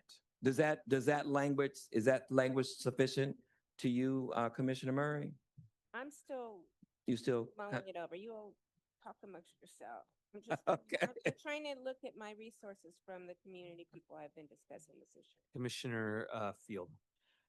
You know, I still don't see that much difference between the two. The council ends up with the power, and I think we all agree they are the final authority, at least legislatively in the city. I mean, it doesn't allow for a mayoral veto, but, and I just think, again, I'm so sad that we got such a late start as a commission. That's, old news, but I just am not sure that the wording sent by a very well-intentioned council member, since it hasn't been through city attorney, and here I see in red language that has been through city attorney, and to me says almost the exact same thing, maybe a little more, in a little more convoluted way. I think that's why I don't want to vote to substitute. I want to stick to what's here, that's been vetted, and essentially to me says the same thing. What's here means James and I, Rich Road. It doesn't say the same thing. Commissioner Mack. Or I can't. I just wanted to provide some clarity for our commissioners. If you look at the letter from Councilmember Soto Martinez, it was given to us on December 18. So this was to our committee meeting.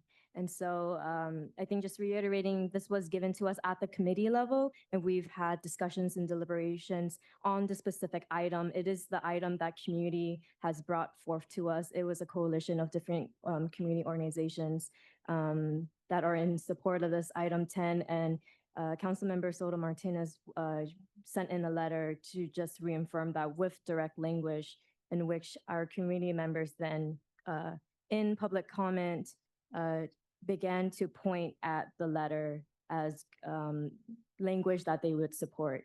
And so I think I just want to clarify in terms of timeline, this is not a new letter that was given to us recently. It's been here since December, since last year. And I can confidently say that this item was brought forth to us by community. And the thing is that it, you know, when we talked about the compromise, I didn't want to give the chief of police any more power. I really didn't, but I compromised. And the issue is,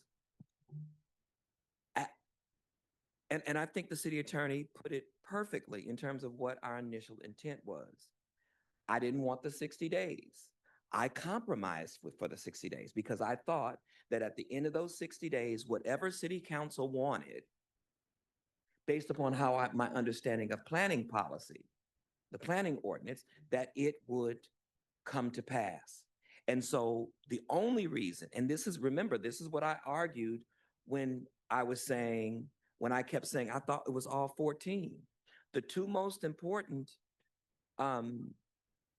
things that came out of our committee was the pretextual stops and this. And if the pretextual stops can't be a part of the packet, then this. And so now I am excited and elated that Ted and I have come to another compromise on what the community actually wanted. This is what the constituency actually wanted. It's not just because the city council person said this. This is what they want. Every case that I have made has been, remember, Camden, New Jersey, city council and mayor having authority over the police department and making moves that were controversial but ended in what was good. And so, Ray, I think I'm asking that if we could move your motion in terms of substituting this language and vote on it so that we can get out of here closer to 9 o'clock. Commissioner Morrison. I agree with you. And to your point, Commissioner Field, when I was reading this at the very beginning, when we took the break, right in the margin, I said, what if they do not approve? It just sets up confusion. It sets up consternation. This language is unequivocal, and I support it. All right. I will call for I the. love the cheers from the audience. There's only 3 of them. All right, I'm gonna call a vote on the amendment. The amendment is to in the language that is presented before us on police department. It is to strike C in its entirety, and at the end of B1, add the language from Council Hugo Soto Martinez's letter. Commissioner Andrades. Yes. Commissioner Field. No. Commissioner Fuentes. Yes. Commissioner Levine. Yes. Commissioner Lewis. Yes. Commissioner Mack. Yes. Commissioner Mesa votes yes. Commissioner Morrison. Yes. Commissioner Murray. Yes. Commissioner Sanchez. Yes. Commissioner Stein. Yes. Commissioner Thomas, Yes. Commissioner Yap. Yes. Motion passes. Amendment passes. Agree. So we now move on to the main motion as amended, which is the approval of D, E, F, and G. Further discussion, commissioners? I think there's one other, and I give credit to this for coming up with the concept of it. Can't hear me.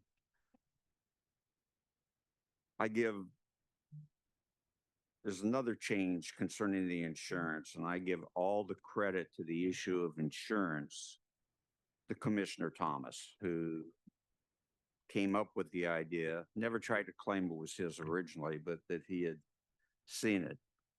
And the more I dug into it, I found two conclusions that overwhelmingly, it seems, the rank and file would love to have $1 million worth of liability insurance to protect themselves.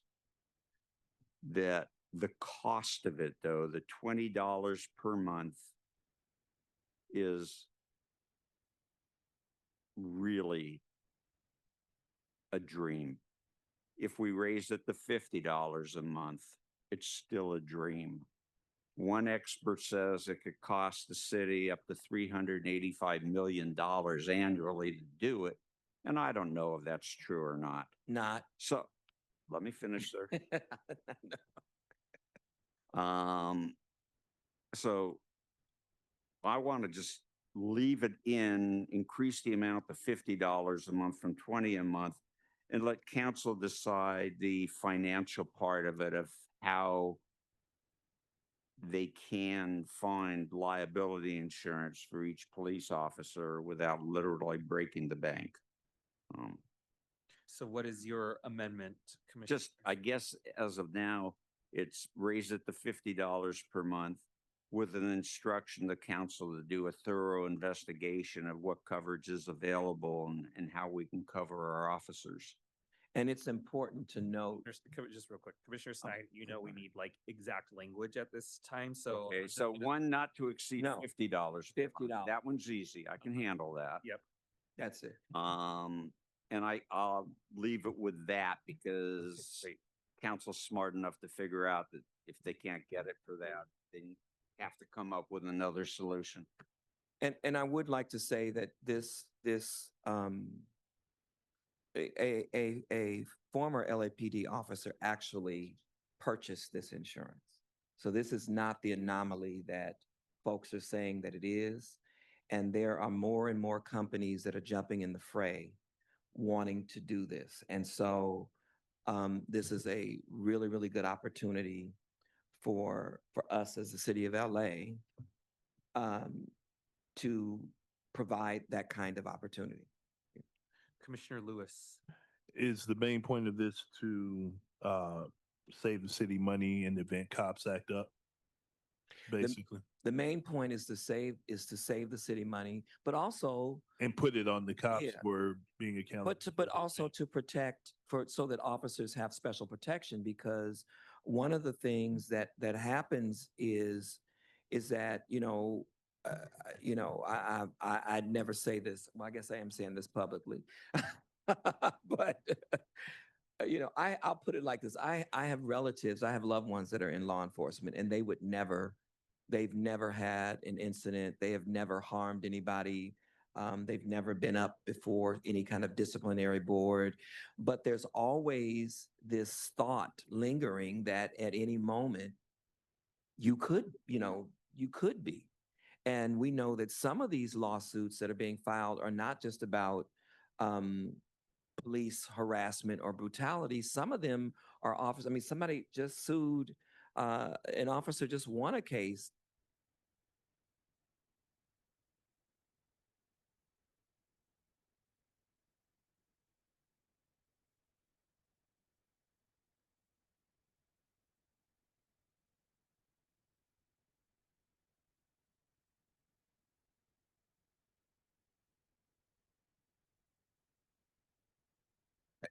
It's just important to note that it serves dual purposes.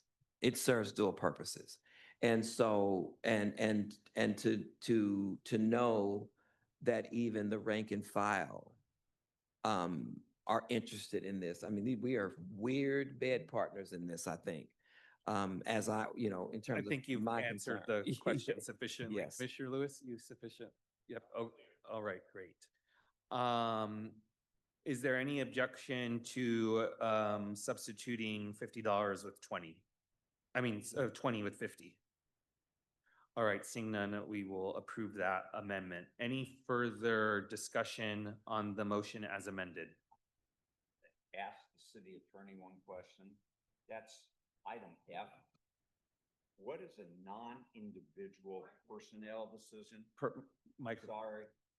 What is a non-individual personnel decision? Policies related to personnel, probably. I'm trying to figure it.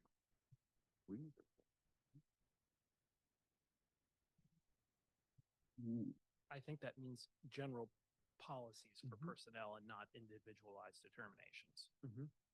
And could I ask where that came from? Because I don't remember that being part of, That I do not know. excuse me, I'm on F of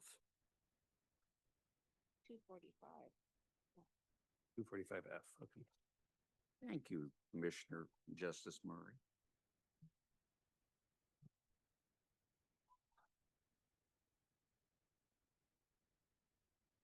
Can't hear you. Said the next sentence explains it. The council should not be limited to veto of actions of the Board of Commissioners for actions of the board that are unrelated to individual personnel decisions. So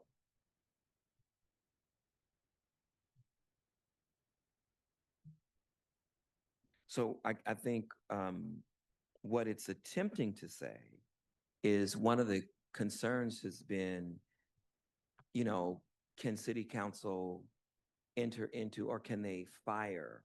Commissioner Thomas, I think we're ready to call the vote. Oh, well, then let's call the vote. Okay, so you want to elaborate some more? Yeah, I'm fine with it with that explanation.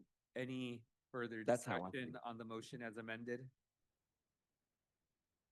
All right, seeing none, I am going to call a vote on the motion as amended. This is for approving items 2D, E, F, and G as amended. Commissioner Andrades. Yeah. Commissioner Field is not with us. Commissioner Fuentes. Yeah. Commissioner Levine. Yes. Commissioner Lewis. Yes. Commissioner Mack. Yes. Commissioner Mesa votes yes. Commissioner Morrison. Yes. Commissioner Murray. Commissioner Sanchez. Yes. Commissioner Stein. Yes. Commissioner Thomas. Yes. Commissioner Yap. Yes. Motion passes. We now move on to item 2C. That's the only remaining item in item 2, which is procurement and proprietary Chair Mason, approved reforms. Yes. did we finish up 2B? Is that one we were circling back? Yeah, we finished up periodic charter review. Okay. Yep. So we are on to 2C. This is the document that has C and says section 371 competitive bidding. I move Commissioner Stein. I move approval of the motion. I make the motion to approve the language. I second. All right. Like always, I have something to say about it. As long as you have actual language. I do. Wonderful. On the second paragraph where it talks about furnishing security for performance and best value, I would want to add the language. I got to read my own writing, which is something subject to prior and future project labor agreements. Subject to prior.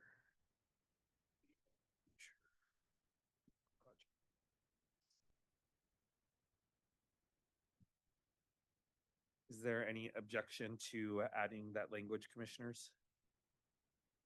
All right, seeing none, that is added. Commissioner, any other further discussion, commissioners? On item 2C?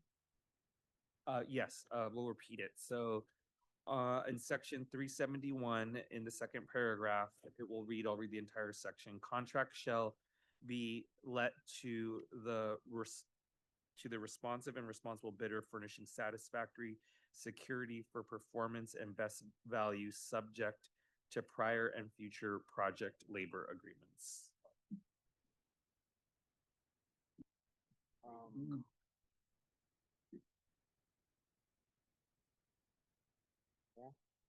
Yes. Yeah, we're looking, but I don't know if project labor agreements are even in the charter. It could be a thing by ordinance. But we're looking, I don't know. Again, this falls under the I don't know. And if you insert it here, you could be, I don't know what state law, what federal law. There are a lot of, and this is someone who's been in 3 unions myself. I don't know the implications of this, so I would just hesitate to do this other than by ordinance. Yeah, it's not in the charter, so you'd be inserting, you'd be inserting project labor agreements into the charter. I'll just Yeah. Okay. That is something we have not studied. That is not something that has been discussed at all. I could go. Since my chair has told me I have to figure out what words to use in it, that was the first that came to mind to get through the intent. The intent is that when you find what is the best value, there are any number of things that go into it. You know, I know we're getting away from cheapest bid, which is good. Yeah. But there's still any number of things to evaluate. And I think by inserting the project labor agreement to this one part, it sort of answers my questions of how to determine best value. I hear you. But I just think there are a lot of legal implications that I don't have the answers to today. I'm gonna step aside and let another lawyer speak to you. And you know what? If the council comes up with a better way, they can change it. So first off, I think that PLAs are only really relevant to construction contracts. I mean, they're not going to apply to everything. Yes. And so I'm going to tell you what I think, but I'm not sure of, right? What I think, but I'm not sure of is that it generally, maybe always, we're not allowed to take, for example, unionized, non-unionized into account when we're considering which bid to take. That I won't swear to that. I will tell you this would require a lot of study of the National Labor Relations Act, which I just don't know. So I can't tell you. I can tell you, having worked since this will affect LAWA and the Port of LA, you know, from I'm doing this just for LAWA. Okay, for LAWA, from the DOT FAA standpoint, there are implications there as well that I can't answer, but I know that, you know, contracts with, depending on what administration you're looking at, contracts with PLA could be a plus or a con. I'm just saying, but on federal law, they couldn't put that into federal law PLAs, so I don't know if we could put it here. A lot of questions I don't know the answer to, so that's why I would just say if you want to make that recommendation to go in the appendix, that's a great place to put it. But I hear you. If you want to put it in, well, I'll make it easy. Also. I've learned a long time ago the game of pass the buck. Yeah. You know what my intent is? Yeah. So give me some language to insert there that meets the criteria that I'm looking at, that we're one of the factors on best value has to be the training of the people in the construction trade that are working at it, their success in other construction projects versus an evaluation of other bidders who don't have the same amount of trading, you know, and I've done it many times in my business. Sometimes you can just be stupid and go for the lowest bid, and boy, do you pay for it afterwards. And I realize we've eliminated lowest bid, but with best value. But I still maintain that under those circumstances, there've got to be factors that are considered for best value. If you don't want to go with joint labor project labor agreements, fine. Just put me the language, just give me the language that meets the goal that I'm looking to accomplish. This is a little bit like the other issue that came up. I just can't give you that language on the fly. That's too complicated now. Of course, some of the stuff that you're talking about would be our, sounds too fancy, but elucidation and RFP about what best value is going to constitute.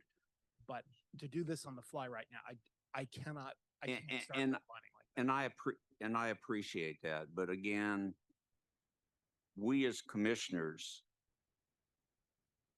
obtain reports without a lot of time to study them and go through them. I'm probably the fortunate one on this commission because I am mostly retired, that I can sit down and I can go through all the reports and I can mark up what I don't find to be acceptable. But for my 12 colleagues, and in no way am I insinuating that they're not well informed on the issues. They don't have that same time to nitpick. Well, let's cross out this word and substitute that word. And I understand the strain that staff is under in order to try to get this language out. And the city attorney's office is under in order to get these reports out. But what you're saying, I agree with Mr. City Attorney about how you just can't give a top of the head response, but you're asking us to give a top of the head response without a lot of information beforehand and without what best value is completely undefined. So we could try to work some of this language out for the next meeting, but then we're going to be giving you substantive new stuff then. I mean, I'm not trying to suggest that you do it on the fly either. I think what you're asking for is too complicated to safely write something, you know, in real time in this meeting in a matter of minutes.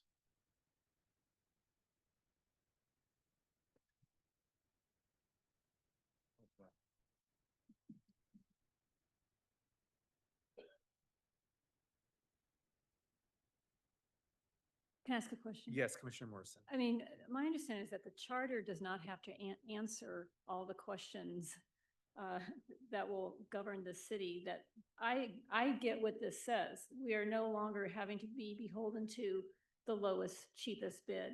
Best value, I see, let our city decide what that looks like. But I wouldn't muddy this at this point. I support the language as it's written.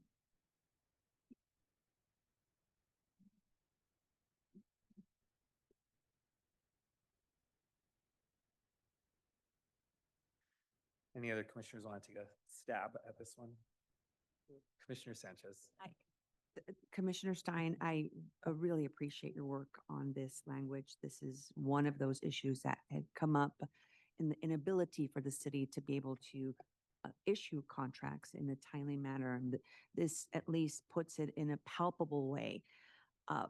Having served on Recreation and Parks several years ago, a PLA was discussed after a bid was given for the most part. So while I am in agreement to PLAs and working with our labor partners, I feel that the language presented today is a great language for me to approve, and I will be supporting the current language. All right. Commissioner. Could I at least add the language if I don't want to send this back. I don't want to necessarily have another meeting because Commissioner Murray would never speak to me again. You know, and sometimes you report to a higher power. I'm glad that's not on the microphone. Can we just say after the word use, I'm trying to find it because I already flipped the page, that consideration in determining best value, I'm doing this on the fly, that they consider all factors that could define what best value is. Or maybe that's too broad. I see Commissioner Murray shaking her head at me again. Oh, so you guys are picking on the poor guy over here. Okay.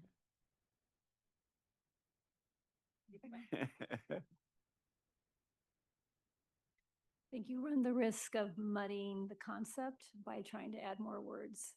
I think it. Yeah, I'm just, there's a value of a well-trained construction crew and in general versus someone that has little training but is considerably cheaper. But And not every bid is a construction bid. pardon? Not every bid is a construction bid. No, but the ones at LAWA, a great percentage of them are, especially as we're going through Could we call the question? remodeling and the master plan for the airport. How about if it said, and then the city attorney can also weigh in, or it says for performance and best value, including, like I'd say, like comma, including. Oh, now you want me again. What is it? Staff training? or- Including objective evaluation. So the only thing I'm worried about is that there's something that it makes me worried that that's a little vague. When you presented the possibility, everything that could be part of best value, I'm worried that we may get challenged. It's like using the word best practices and suddenly we're challenged that we haven't considered everything. I mean, you are certainly free to put in what you want, but I'm worried that I don't really know how to advise you on the spot on this. And you may put something in that creates a problem. Now, you can do it and we have time with council, they could alter it. But I'm trying to make sure that you get the best product you do. You can. All right, I think I have a potential compromise to Commissioner Thomas. Is a compromise? No, I think off. Because off. because when you say best value, I'm thinking racial equity as a good value. And so I think we have to be careful. Because when you're saying best value, that's what I'm thinking. I'm thinking small over large, so there's a lot that I think is there. So I'm going to propose an off-ramp, which is that we instruct the commission staff to add some language in the appendix articulating the intent that Commissioner Stein is trying to achieve, and council can figure it out. Yeah. Commissioner Stein, are you fine with that? I am fine with. Okay, is there any? I'm fine with that. Is there any objection? All right, seeing no objection, we will go that way. So the language is as written here. Is there any further discussion on item 2C? All right, seeing none, is there any objection to approving item 2C? All right, seeing none, item 2C is approved. All right, we are going to go to item number 3A, bifurcation of the city attorney. Commissioner Andrades, would you like to tee it up? Yeah, this is language on bifurcating the city attorney's office.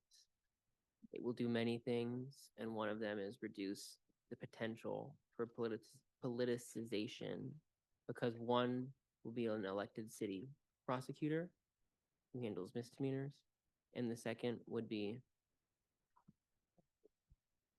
a different attorney who is appointed and is counsel to city entities such as city council, who in themselves are appointed.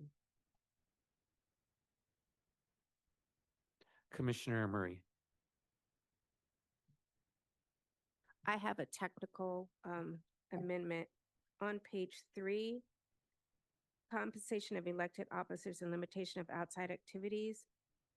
Section A1, it says members of the city council shall be paid a salary equal to that prescribed by law for judges of the municipal court. It's now the superior court. So municipal should be changed to superior. Thank you.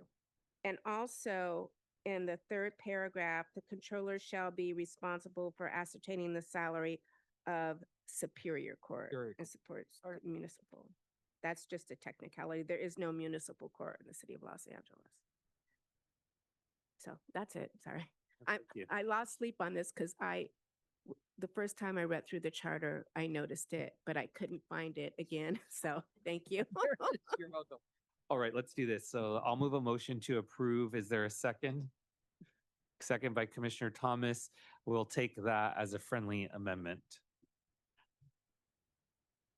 May I go through a few things? Yes. 52 pages worth of few things? No. First of all, my daughters and my wife would kill me, as well as Commissioner Lewis, who pointed this out at another meeting. There is such a thing as the city attorney being a female.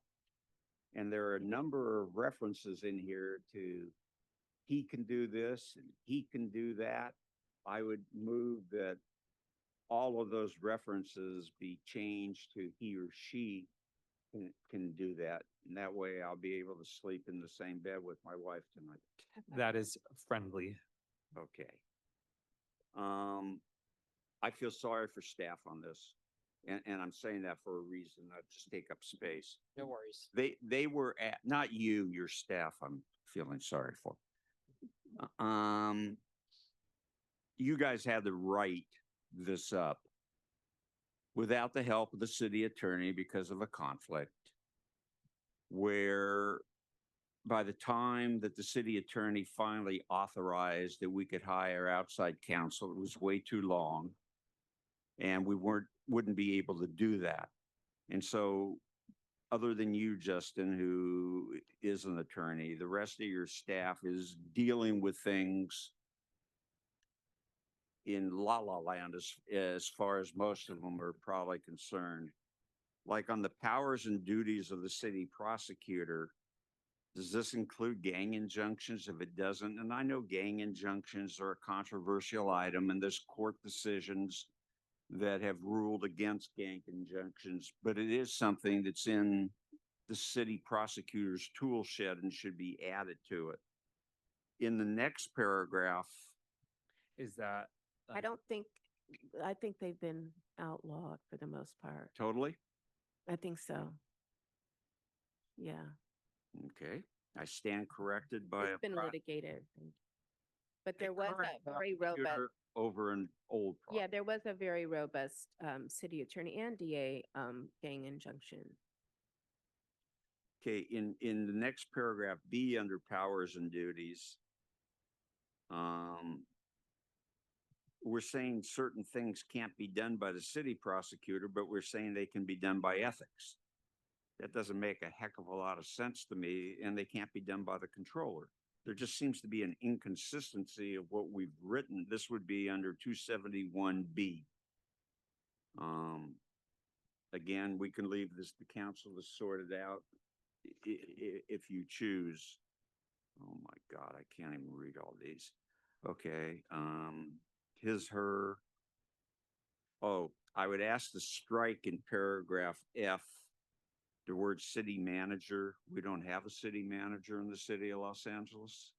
Obviously, staff did their best and looked at ordinances from other jurisdictions All right, yeah. and put that in, and that should be stricken. That's friendly. Well, thank you. But just for the proper processing. You know that I don't stand on total respect for friendly and stuff. No, I'm teasing you. The city attorney now shall be appointed provided in 508. I wasn't sure what 508 was and was too lazy to get my book. But you know, appointed and removed, I'll skip that. It's don't have to.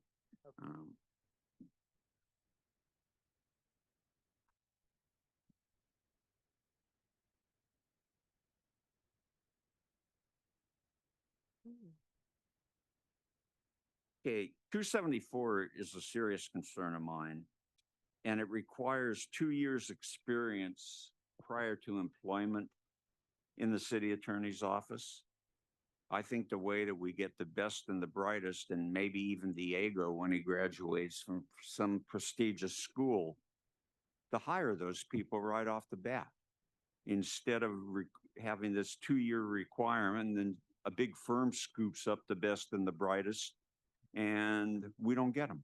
I know at Burt Pines did this very think that- successfully, and I I'd think that's- like it to be that there shouldn't be any 2-year qualification, just that you pass the bar. I think that language is specific to assistant city attorney. There are other attorneys in the office that could be hired straight out of law school, to your example, but to have the title of assistant city attorney, I think that's the reason that particular language was there. Assistant city attorney, yeah. Okay, could you run that by me one more time, minute. Justin?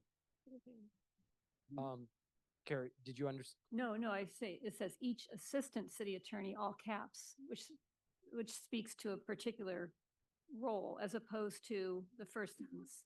He or she may. Yeah, and that's already in the charter. That is existing in the charter. There are other attorneys in the city attorney's office that don't have that title.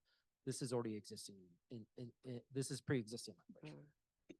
And how it works. Again, this is picky, but what the heck is first, the Inspector General or What page are I'm you- trying to look, is first among What page are you? others? Where are you? I'm on page 10 and trying to read. That's the Inspector General, yeah, so are we skipping there? No, this isn't in the, You're on page 10? yeah, I'm on page 10.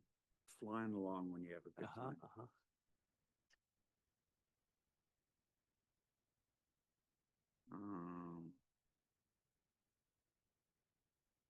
Again, I'm rushed in doing this. I can't find the precise language right now, but there was language, something that they should be first among. I think that's the Inspector General. Oh, in the city attorney, I think I know what section you're talking about, in the authority of the city attorney. I think I know what section you're talking about. Hold on.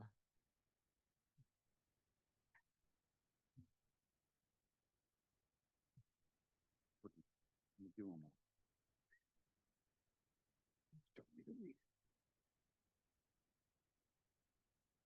It's is it the section where it basically says that the city attorney is the chief legal and sole legal authority for the city? Is it that section? Chief and sole? The only I'm gonna pass on it. Okay, fantastic.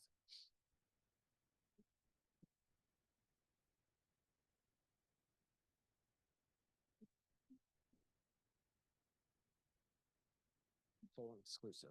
There we go. There's all this language about campaign contributions, and shouldn't that be subject to our previous actions that we've taken? On page, thank you, on page 14, 3, 4, then it goes from 4 to, oh, I see, it's repeal. I thought we gave ethics earlier the ability to reset the amount of campaign contributions. This comes back where it's $1,000 to the mayor and $500 to council. And for someone who contributes to campaigns, I would love to remain at $500 and 1,000. But I thought we gave that power to ethics to adjust it. And I think we can add just a simple language, subject to adjustments as made by the Ethics Commission, or the language that we used in that. Is that friendly? Hold on. I don't. So you're on, sorry. I'm on 14, on Section 3. and campaign contribution limitations, But specifically, he's on 3 and 4. 3 and 4. And you're saying that's been previously amended. I can tell you that candidates running for council don't just ask for $500. I hear that. That's from personal experience.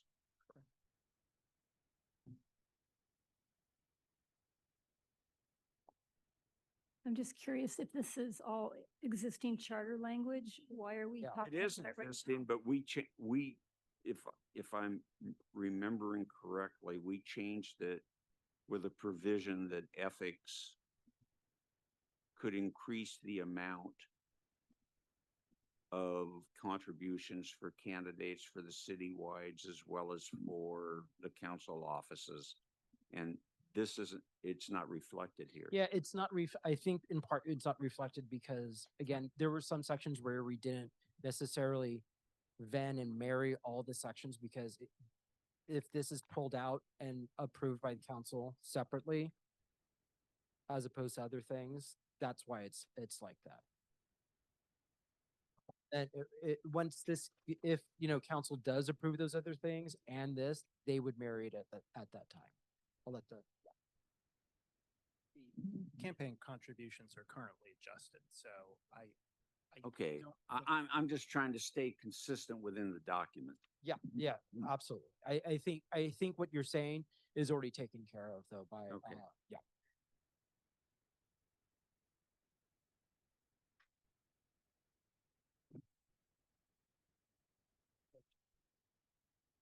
Civil enforcement, page 22, I thought we raised that to $12,000 or $15,000 on fines. Again, if that's reflected in previous votes, let's see, this is under. I'm just saying, Yeah, I try hear to keep the document consistent is all I'm asking without. How about this, Commissioner Stein? Why don't we do a friendly amendment that we will make the document consistent with previously adopted charter revisions of this commission? You win. Amendment is friendly, without objection.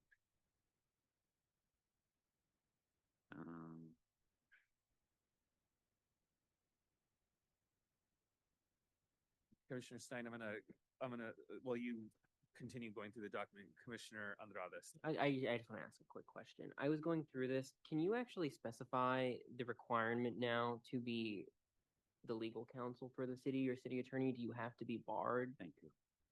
Because I know that we said minimum qualifications may be changed. What was the specific change? you made? Let me make sure I quote it correctly. The qualifications.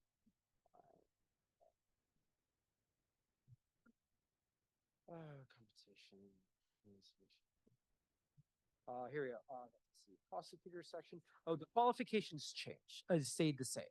It's the qualifications, other than the, you know, the qualifications to run are the same qualifications to hold the office, to be appointed to the office.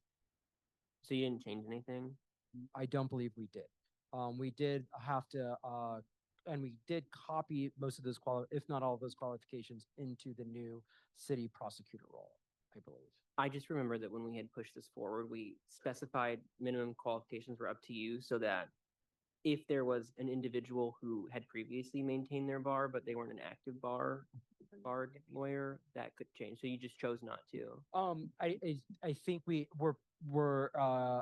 presenting it as is, but that's something that can be modified.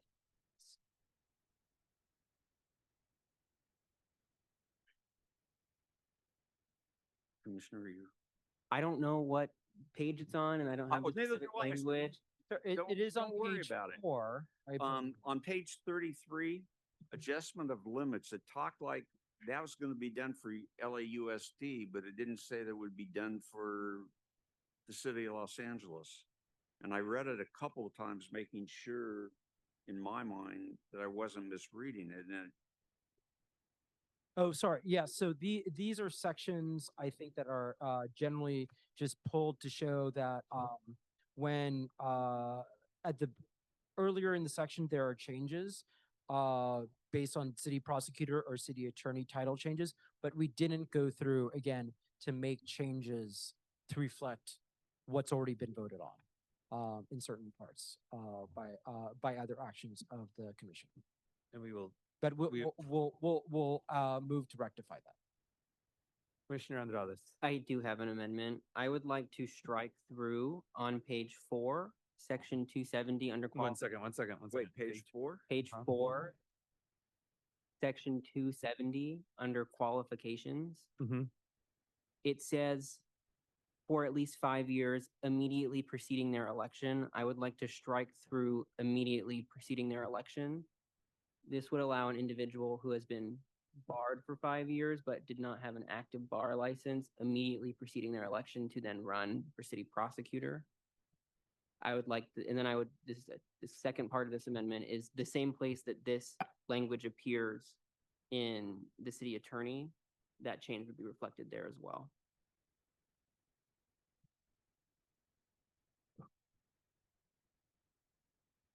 In the rationale is a lot of people, councils, sometimes elected officials, they don't maintain their bar licensure, even though they have been licensed for many years before. And that's page 6 for city attorney, for those of you tracking. So page 4 and page 6, you're removing immediately preceding. Yeah, immediately preceding their Their- election, correct, appointment. yes. Okay. And this was discussed Who was previously. This was sorry, I should remember this. Who is the mover of the motion for this staff? Was it me or Stein? Kate, Brianna?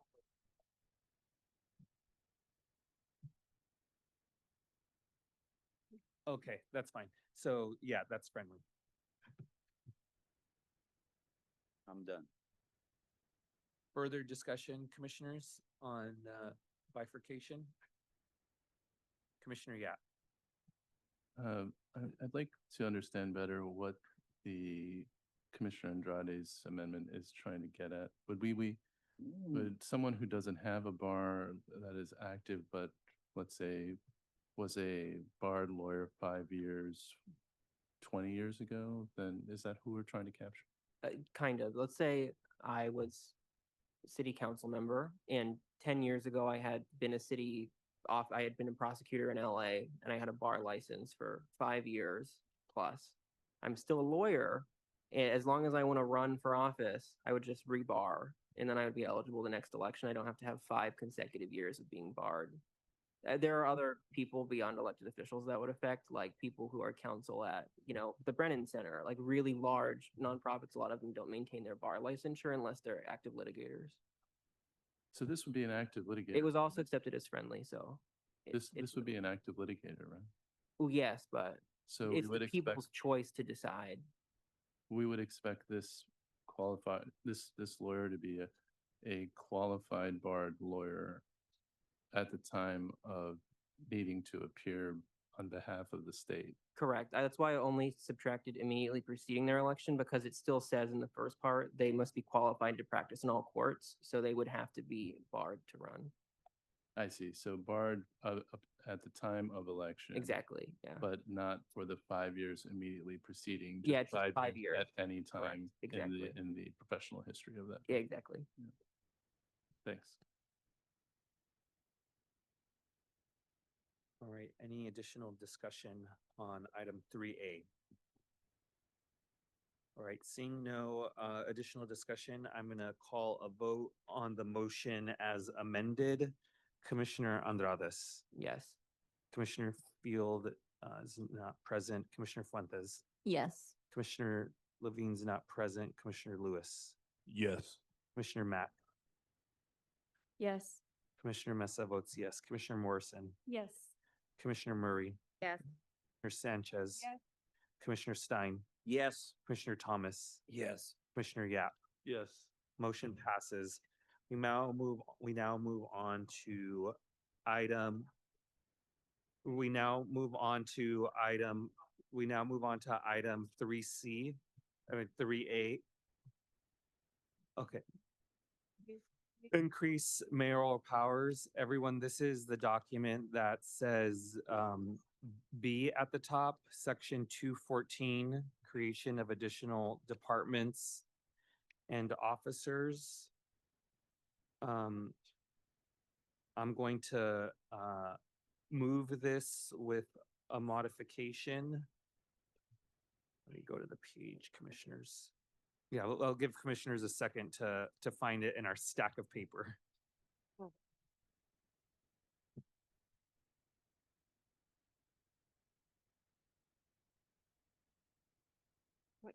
Where is it? What- Okay, thank you. All right, so it's the document that's stapled that begins with section 214. Yeah, but I want mine more. Okay, and then, now that most commissioners have found it, I'm going to move to the second page on item L and strike out the last phrase, which shall not require a second to be considered. And then I'm going to move this forward for approval. Is there a second? Second. Which L? Yeah, Okay. second by Commissioner Andrades. Discussion. Can you state what the L is? I'm sorry, I didn't. Yeah, no problem. So I'll read L as it was formerly written and then the change and then the rationale. So L currently was written originally, introduce a motion to propose an action of the council by ordinance, order, or resolution during any meeting of the council, which shall not require a second to be considered. I struck which shall not require a second to be considered. And the reason I did is, I mean, it's a basic parliamentary procedure that a motion should have a second. Otherwise, the body shouldn't even consider it if there's not a second. Like, there's no reason that the mayor, if it's something important, will not be able to find a second. And if a mayor cannot, then what's the point? So, so that modification was moved as part of the main motion.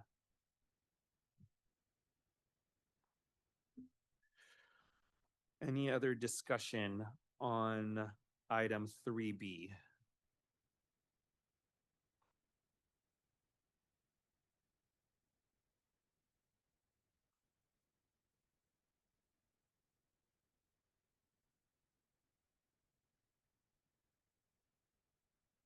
All right, seeing none, I will call a vote on item 3B. Commissioner Andrades. Yes.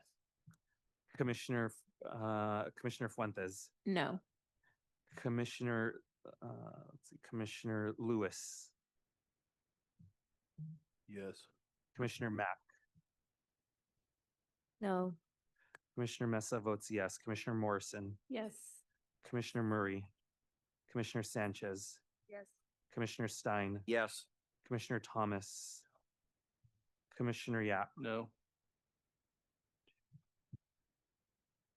Motion passes.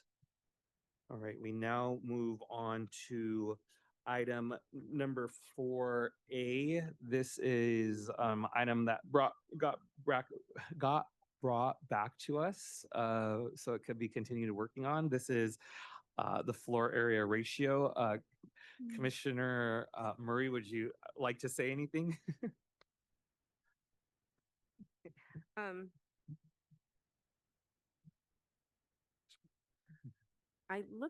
Let me read it through because I think what I was looking at, the language was not. Give me just 1 second, please. The language says, if I could get some clarification on the red line, unless is amended by the council or otherwise amended by the council. That just seems like poor usage. Oh yeah, what does that mean? Redundant, yeah. Yeah, am I missing something? It just doesn't flow well. 1 second, staff are consulting, and I believe we have someone from planning here as well.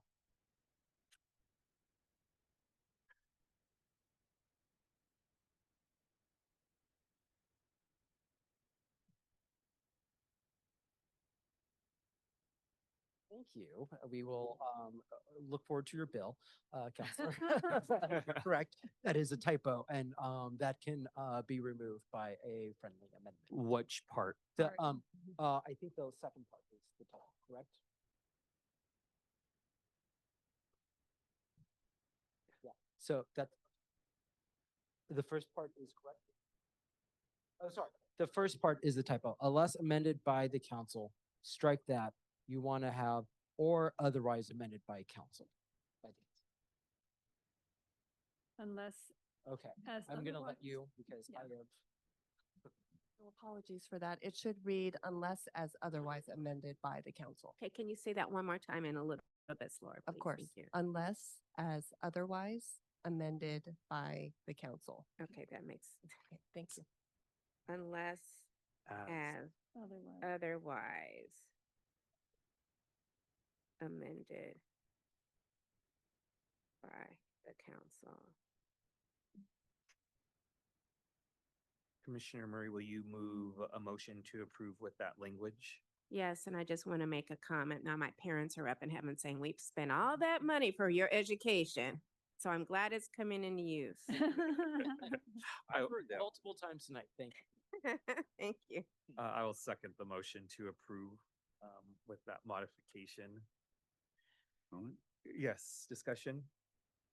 As difficult as this is for me, turn down allowing more FAR because I really do believe that more FAR is appropriate in the centers, including the Central Business District, including Warner Center, Century City. This is just another invitation to pay to play. And the arguments that I advanced earlier about, well, it seems like if you're not going to do it over the entire CBD, yeah, I said that right, over the entire CBD, then, oh, we have to go to our council person and see if on my property, they'll allow me to go 16-1, but on the property next door, they can only go 13-1. It's just, to me, again, it's ripe for corruption. And it's for that reason, not because I don't believe in the principle of a higher FAR, but because of the possible corruption that I urge no vote on it. No, you didn't, are you changing your tune from? when we No, voted in the I said that subcommittee? the last Okay. time, All right. Justice Murray. This is, I understand, and I actually tend to agree with you, Commissioner Stein, but this is extremely upsetting to all the staff that worked on this. This is me voicing my frustration. I know that there's a lot of work, but FAR is something that we've literally talked about on this commission from day one, including knowing that there would need to be a CEQA review and that we have not been able to land this language. I tend to agree with that, and we've heard from all of the city partners, and it's pretty much been 100% that they feel that having something this specific in the charter is not helpful towards future development. So I would urge a yes vote. Thank you.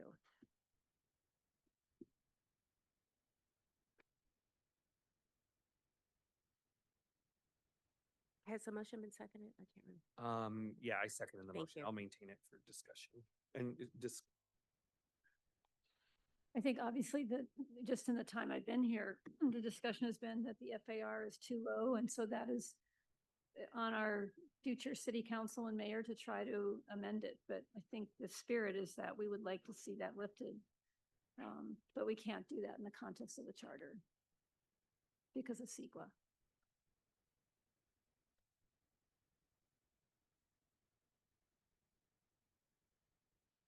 Max.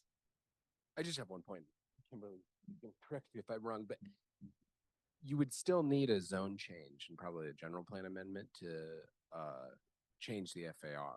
And there has been, recent laws passed such as Measure JJJ, which has pretty onerous requirements to do that. So there has been steps taken. You can just change the FAR without going through a larger process. It's just so specific and it's in the charter. And the city partners wanted to have a little more flexibility, and it would still have to go through the process, as Max said. They just didn't want something this specific in the city charter, especially since downtown has a different vibe, for lack of a better term, at 10 o'clock at night than San Pedro or the Valley. Different demographics and different structural settings. Commissioner Andrades. I just have a question. So the way that this is written means that it would have to be case by case. It can't, the city, they didn't write it so that city council can just wipe out FAR with an ordinance. Well, they couldn't completely eliminate it. I think they were, the staff is trying to get language, and they've been working with the city attorney because there are the CEQA requirements. And so we can't just like exit out. But it wouldn't be just like one area. It would be a larger, how big would this allow them to edit at any one time? Amend. Well, I think they just wanted more flexibility again based upon the fact that, like, for example, like downtown. is So they outside- could change the downtown FAR at once, at one time. Okay, Correct. thank you. So I mean, FAR is, an aspect of zoning, and the city usually changes zoning neighborhood by neighborhood or through community plan update. So yeah, this just gives the city flexibility to do it, as part of that community plan update or as part. No, that makes sense. I was just making sure that it wasn't an area that was too small, that it would implicate larger issues with corruption. So I appreciate the context.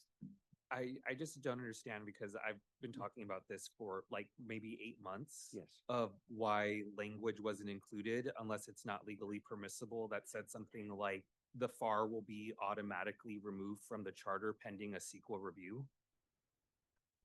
Like, can someone tell me that that's not legally permissible? Because that would solve this. And I know, I think, can we just call for the question? I understand your frustration, Yeah, but I think we all know where we all stand. Yeah. All right. Appreciate that. Thank you, Commissioner Murray. All right, I will call for the vote on approving the language as amended on section 104. Commissioner Andrades. Yes. Commissioner, one second. Commissioner Fuentes. Yes. Commissioner Lewis is absent. No, he's- Wait, Commissioner Lewis is here. Commissioner Lewis is voting yes. Commissioner Mack. Yes. Commissioner Commissioner Mesa votes no. Commissioner Morrison. Yes. Commissioner Murray. Yes. Commissioner Sanchez. Yes. Commissioner Stein. No. Commissioner Thomas. Absent. Commissioner Yap. Yes. All right, motion passes. Congratulations, commissioners. You did a lot of work. Okay, next is item 4B, streamline quasi-judicial decision-making processes. Commissioner Murray. Yes, this is just, again, stated before, a cleanup measure that was proposed by the Department of City Planning. Some of the things are, don't apply, and we just took them a while to just, the staff to get the language together.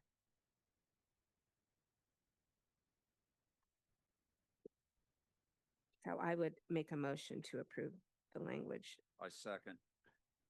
Motion by Commissioner Murray to approve item 4B, seconded by Commissioner Stein. Discussion.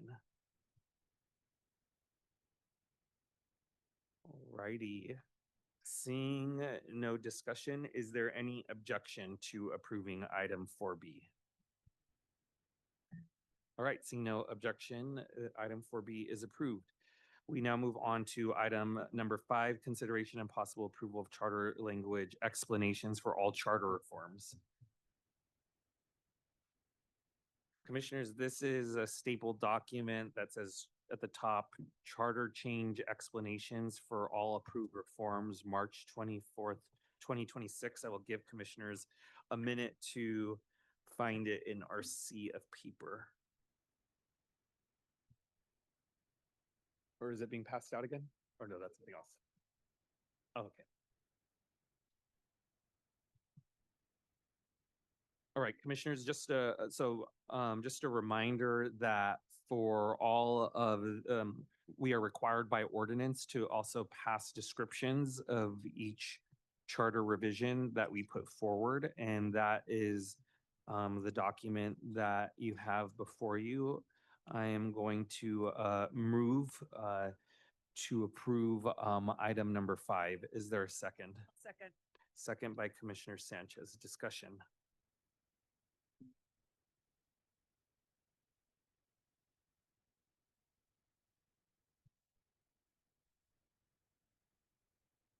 Clarification, that we'll be able to, this will be amended based on the votes today. And I'm referring to the police accountability section, last page. Yes, let's make that an actual, why don't you make that a friendly amendment? Yeah. I'd like to move to friendly amendments that this document is reflective of today's votes. and that the police accountability reforms are adjusted based on what we voted today, And other changed reforms. that are change reforms. That's friendly.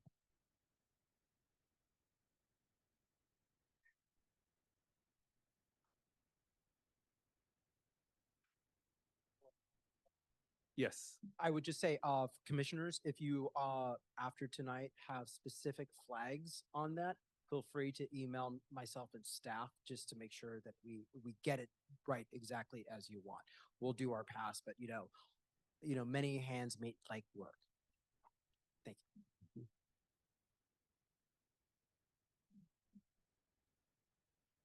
Can I ask a question? Commissioner Morrison. Did we vote to approve lowering the voting age to 16? Yes, we did. What we struck was non-citizen voting. Oh, okay. I guess that must have been the 7 vote issue. Yeah. Oh, yeah. Yeah, it was renamed because it used to be called Expand the Voting Electorate in one group, but now it was limited to, yeah.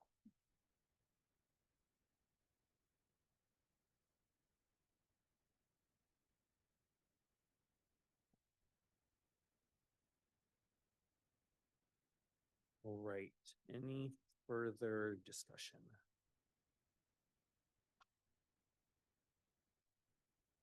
Seeing none, is there any objection to approving item 5, understanding that it will be reflective of votes that were taken today? All right, seeing no objection, item 5 is approved. We now move on to item 6, consideration and possible approval to the preamble. I believe Commissioner Fuentes, you worked on the latest version. Was that circulated? Okay. Commissioner Fuentes, would you like to speak on it? Yes, of course. So this was something that we've talked about before multiple times in terms of having a simple sentence of support for the immigrant community. Before this originated as a motion for deportation, defense, and right to counsel, instead having support in this way was what passed with 11 votes. So this is just in line with the rest of the preamble charter language here. It's a simple addition. I went ahead and bolded and underlined the actual addition, and then the other bolded sections are Commissioner Thomas's as well as Levine's amendments from the last session. So it's just one simple sentence added. We further affirm the importance of compassion, fairness, due process, and support for all residents, regardless of immigration status. That's the exact language that would be added towards the end of the first paragraph. And this is language that I also ran by different community members as well as advocates that gave public comment today. So if there are any questions, I'm happy to answer them. Commissioner Morrison. I mean, this is just kind of a, formatting thing.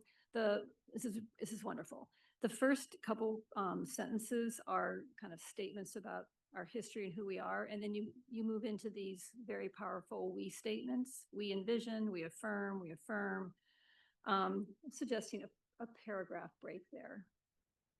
Because it makes Where exactly? It would go right after the strength of its many voices, lived experiences, bold imagination, end paragraph, new Okay. paragraph. We envision a city. Yes. Okay. Agreed. I think that's great. I would accept that. Commissioner Fuentes, just want to thank you for your leadership on this work and for making sure that we landed the plane on this one. So thank you. All right. Any further discussion on the preamble? Commissioner Sanchez. I think that throughout the years, Commissioner, we've seen this term from illegal to undocumented to immigration status to unsatisfactory. I just want to make sure that we have vetted this language and it could survive the next 10, 15 years. So again, because it changes constantly. Yeah, I would accept an amendment there if you would prefer different language like undocumented, non-citizen, anything like that. But this was the language that we settled on with community members. All right. Is there any objection to approving item number 6, preamble? All right, seeing none, item number 6 is approved. We now move on to item number 7, consideration of a motion by Commissioner Stein to agendize a future meeting. Commissioner Stein. Unfortunately, after seeing all of the reports that we've had to go through today, that now will have to be written and rewritten. And the difficulty of a staff who has worked diligently this entire time to be able to put out such a report. And as much as I would like to see that report prior to the time that the little button is pressed on the computer sending it to council, I've reached the conclusion it's just not feasible. It just can't be done. It's not the best way, because I think all 13 of us are entitled to read that report and be able to comment on it. But on the same set of circumstances, you got to sometimes look at reality, and the reality is we're not going to have it by March 31st. Doesn't seem like a lot of difference between March 31st and April the 2nd, but there really is. So I would like to withdraw my motion to seek the report be given to us prior to the time it's sent to the city council for their consideration. All right, item 7 is withdrawn. Commissioners, we now move to ex parte disclosures. If there have been any conversations to disclose since we started the meeting. Commissioner Andrades. No. Commissioner Mack. None. Commissioner Fuentes. None. Commissioner Stein. None. Commissioner Mesa has none. Commissioner Sanchez. None. Commissioner Murray. Commissioner Yap. Nope. Commissioner Morrison. No. Commissioners, I would like to entertain a motion to adjourn, please. Could I make one comment before that? Yes. I think I watched the other charter reform commissions back in 99, 2000. By being in Mayor Reardon's administration rather than being on the commissions themselves. And I've watched this group. And I have to say that in my opinion, this has been the most productive group on the issue of charter reform. Justin put out earlier in his executive report that we've met 52 times already. I don't know if that includes ad hoc. I don't know if that includes all the subcommittee meetings, but all I have to say is we've busted our you-know-what. And I think we've put out a very good result. Some of us disagree with parts of the report. Others disagree with other parts of what the report will be. But the 13 of us have consolidated in giving our very best advice to the city council with the hope that they will follow through on the most important items that we've sent forward. As a personal aside, I want to commend the commission's chair. When we started this process, I had in mind there would be a different chair, but votes didn't quite turn out that way. But I'm proud to say that I've watched Commissioner or Chairman Mesa grow on a weekly basis on not only his command of the issues, but in his abilities under sometimes difficult circumstances to control us and to control the crowd. And I think a big round of applause should go to him for his leadership of this commission. In addition, I want to thank staff. I think you guys have done a yeoman's job. I think all of us will say there are things that could have been a little different here and there, but on, an overall basis, you have helped guide us to get to this point. So my last pitch is I hope all of you will join in and lobby members of council as to the issues involved and each of us probably has a different relationship with different council members. And that's one of our strengths. In that we can talk to different council members that perhaps might disagree with one's political philosophy, but not necessarily disagree with someone else's political philosophy who's on the commission. So I'm just here to say, I think it was a job well done. And now, Can I ask a question about ex parte? Does that mean we're done with that, or what are the rules? The motion that was approved by the commission says that the ex parte disclosures happen at commission meetings. So, but the motion is still in effect until this commission is dissolved by law, which is 2 months after we transmit our final report to council. So commissioners should be advised of that. Commissioners, there's still plenty of process before us, including to present, I'm sure, to committee and to council, and Justin has, is going to keep us informed on the updates. I will pass my individual thanks to each of you over the next week or so. And so with that, we'll entertain a motion to adjourn. I move we adjourn. Is there a second? All right, without objection, we are adjourned. Thank you, everyone.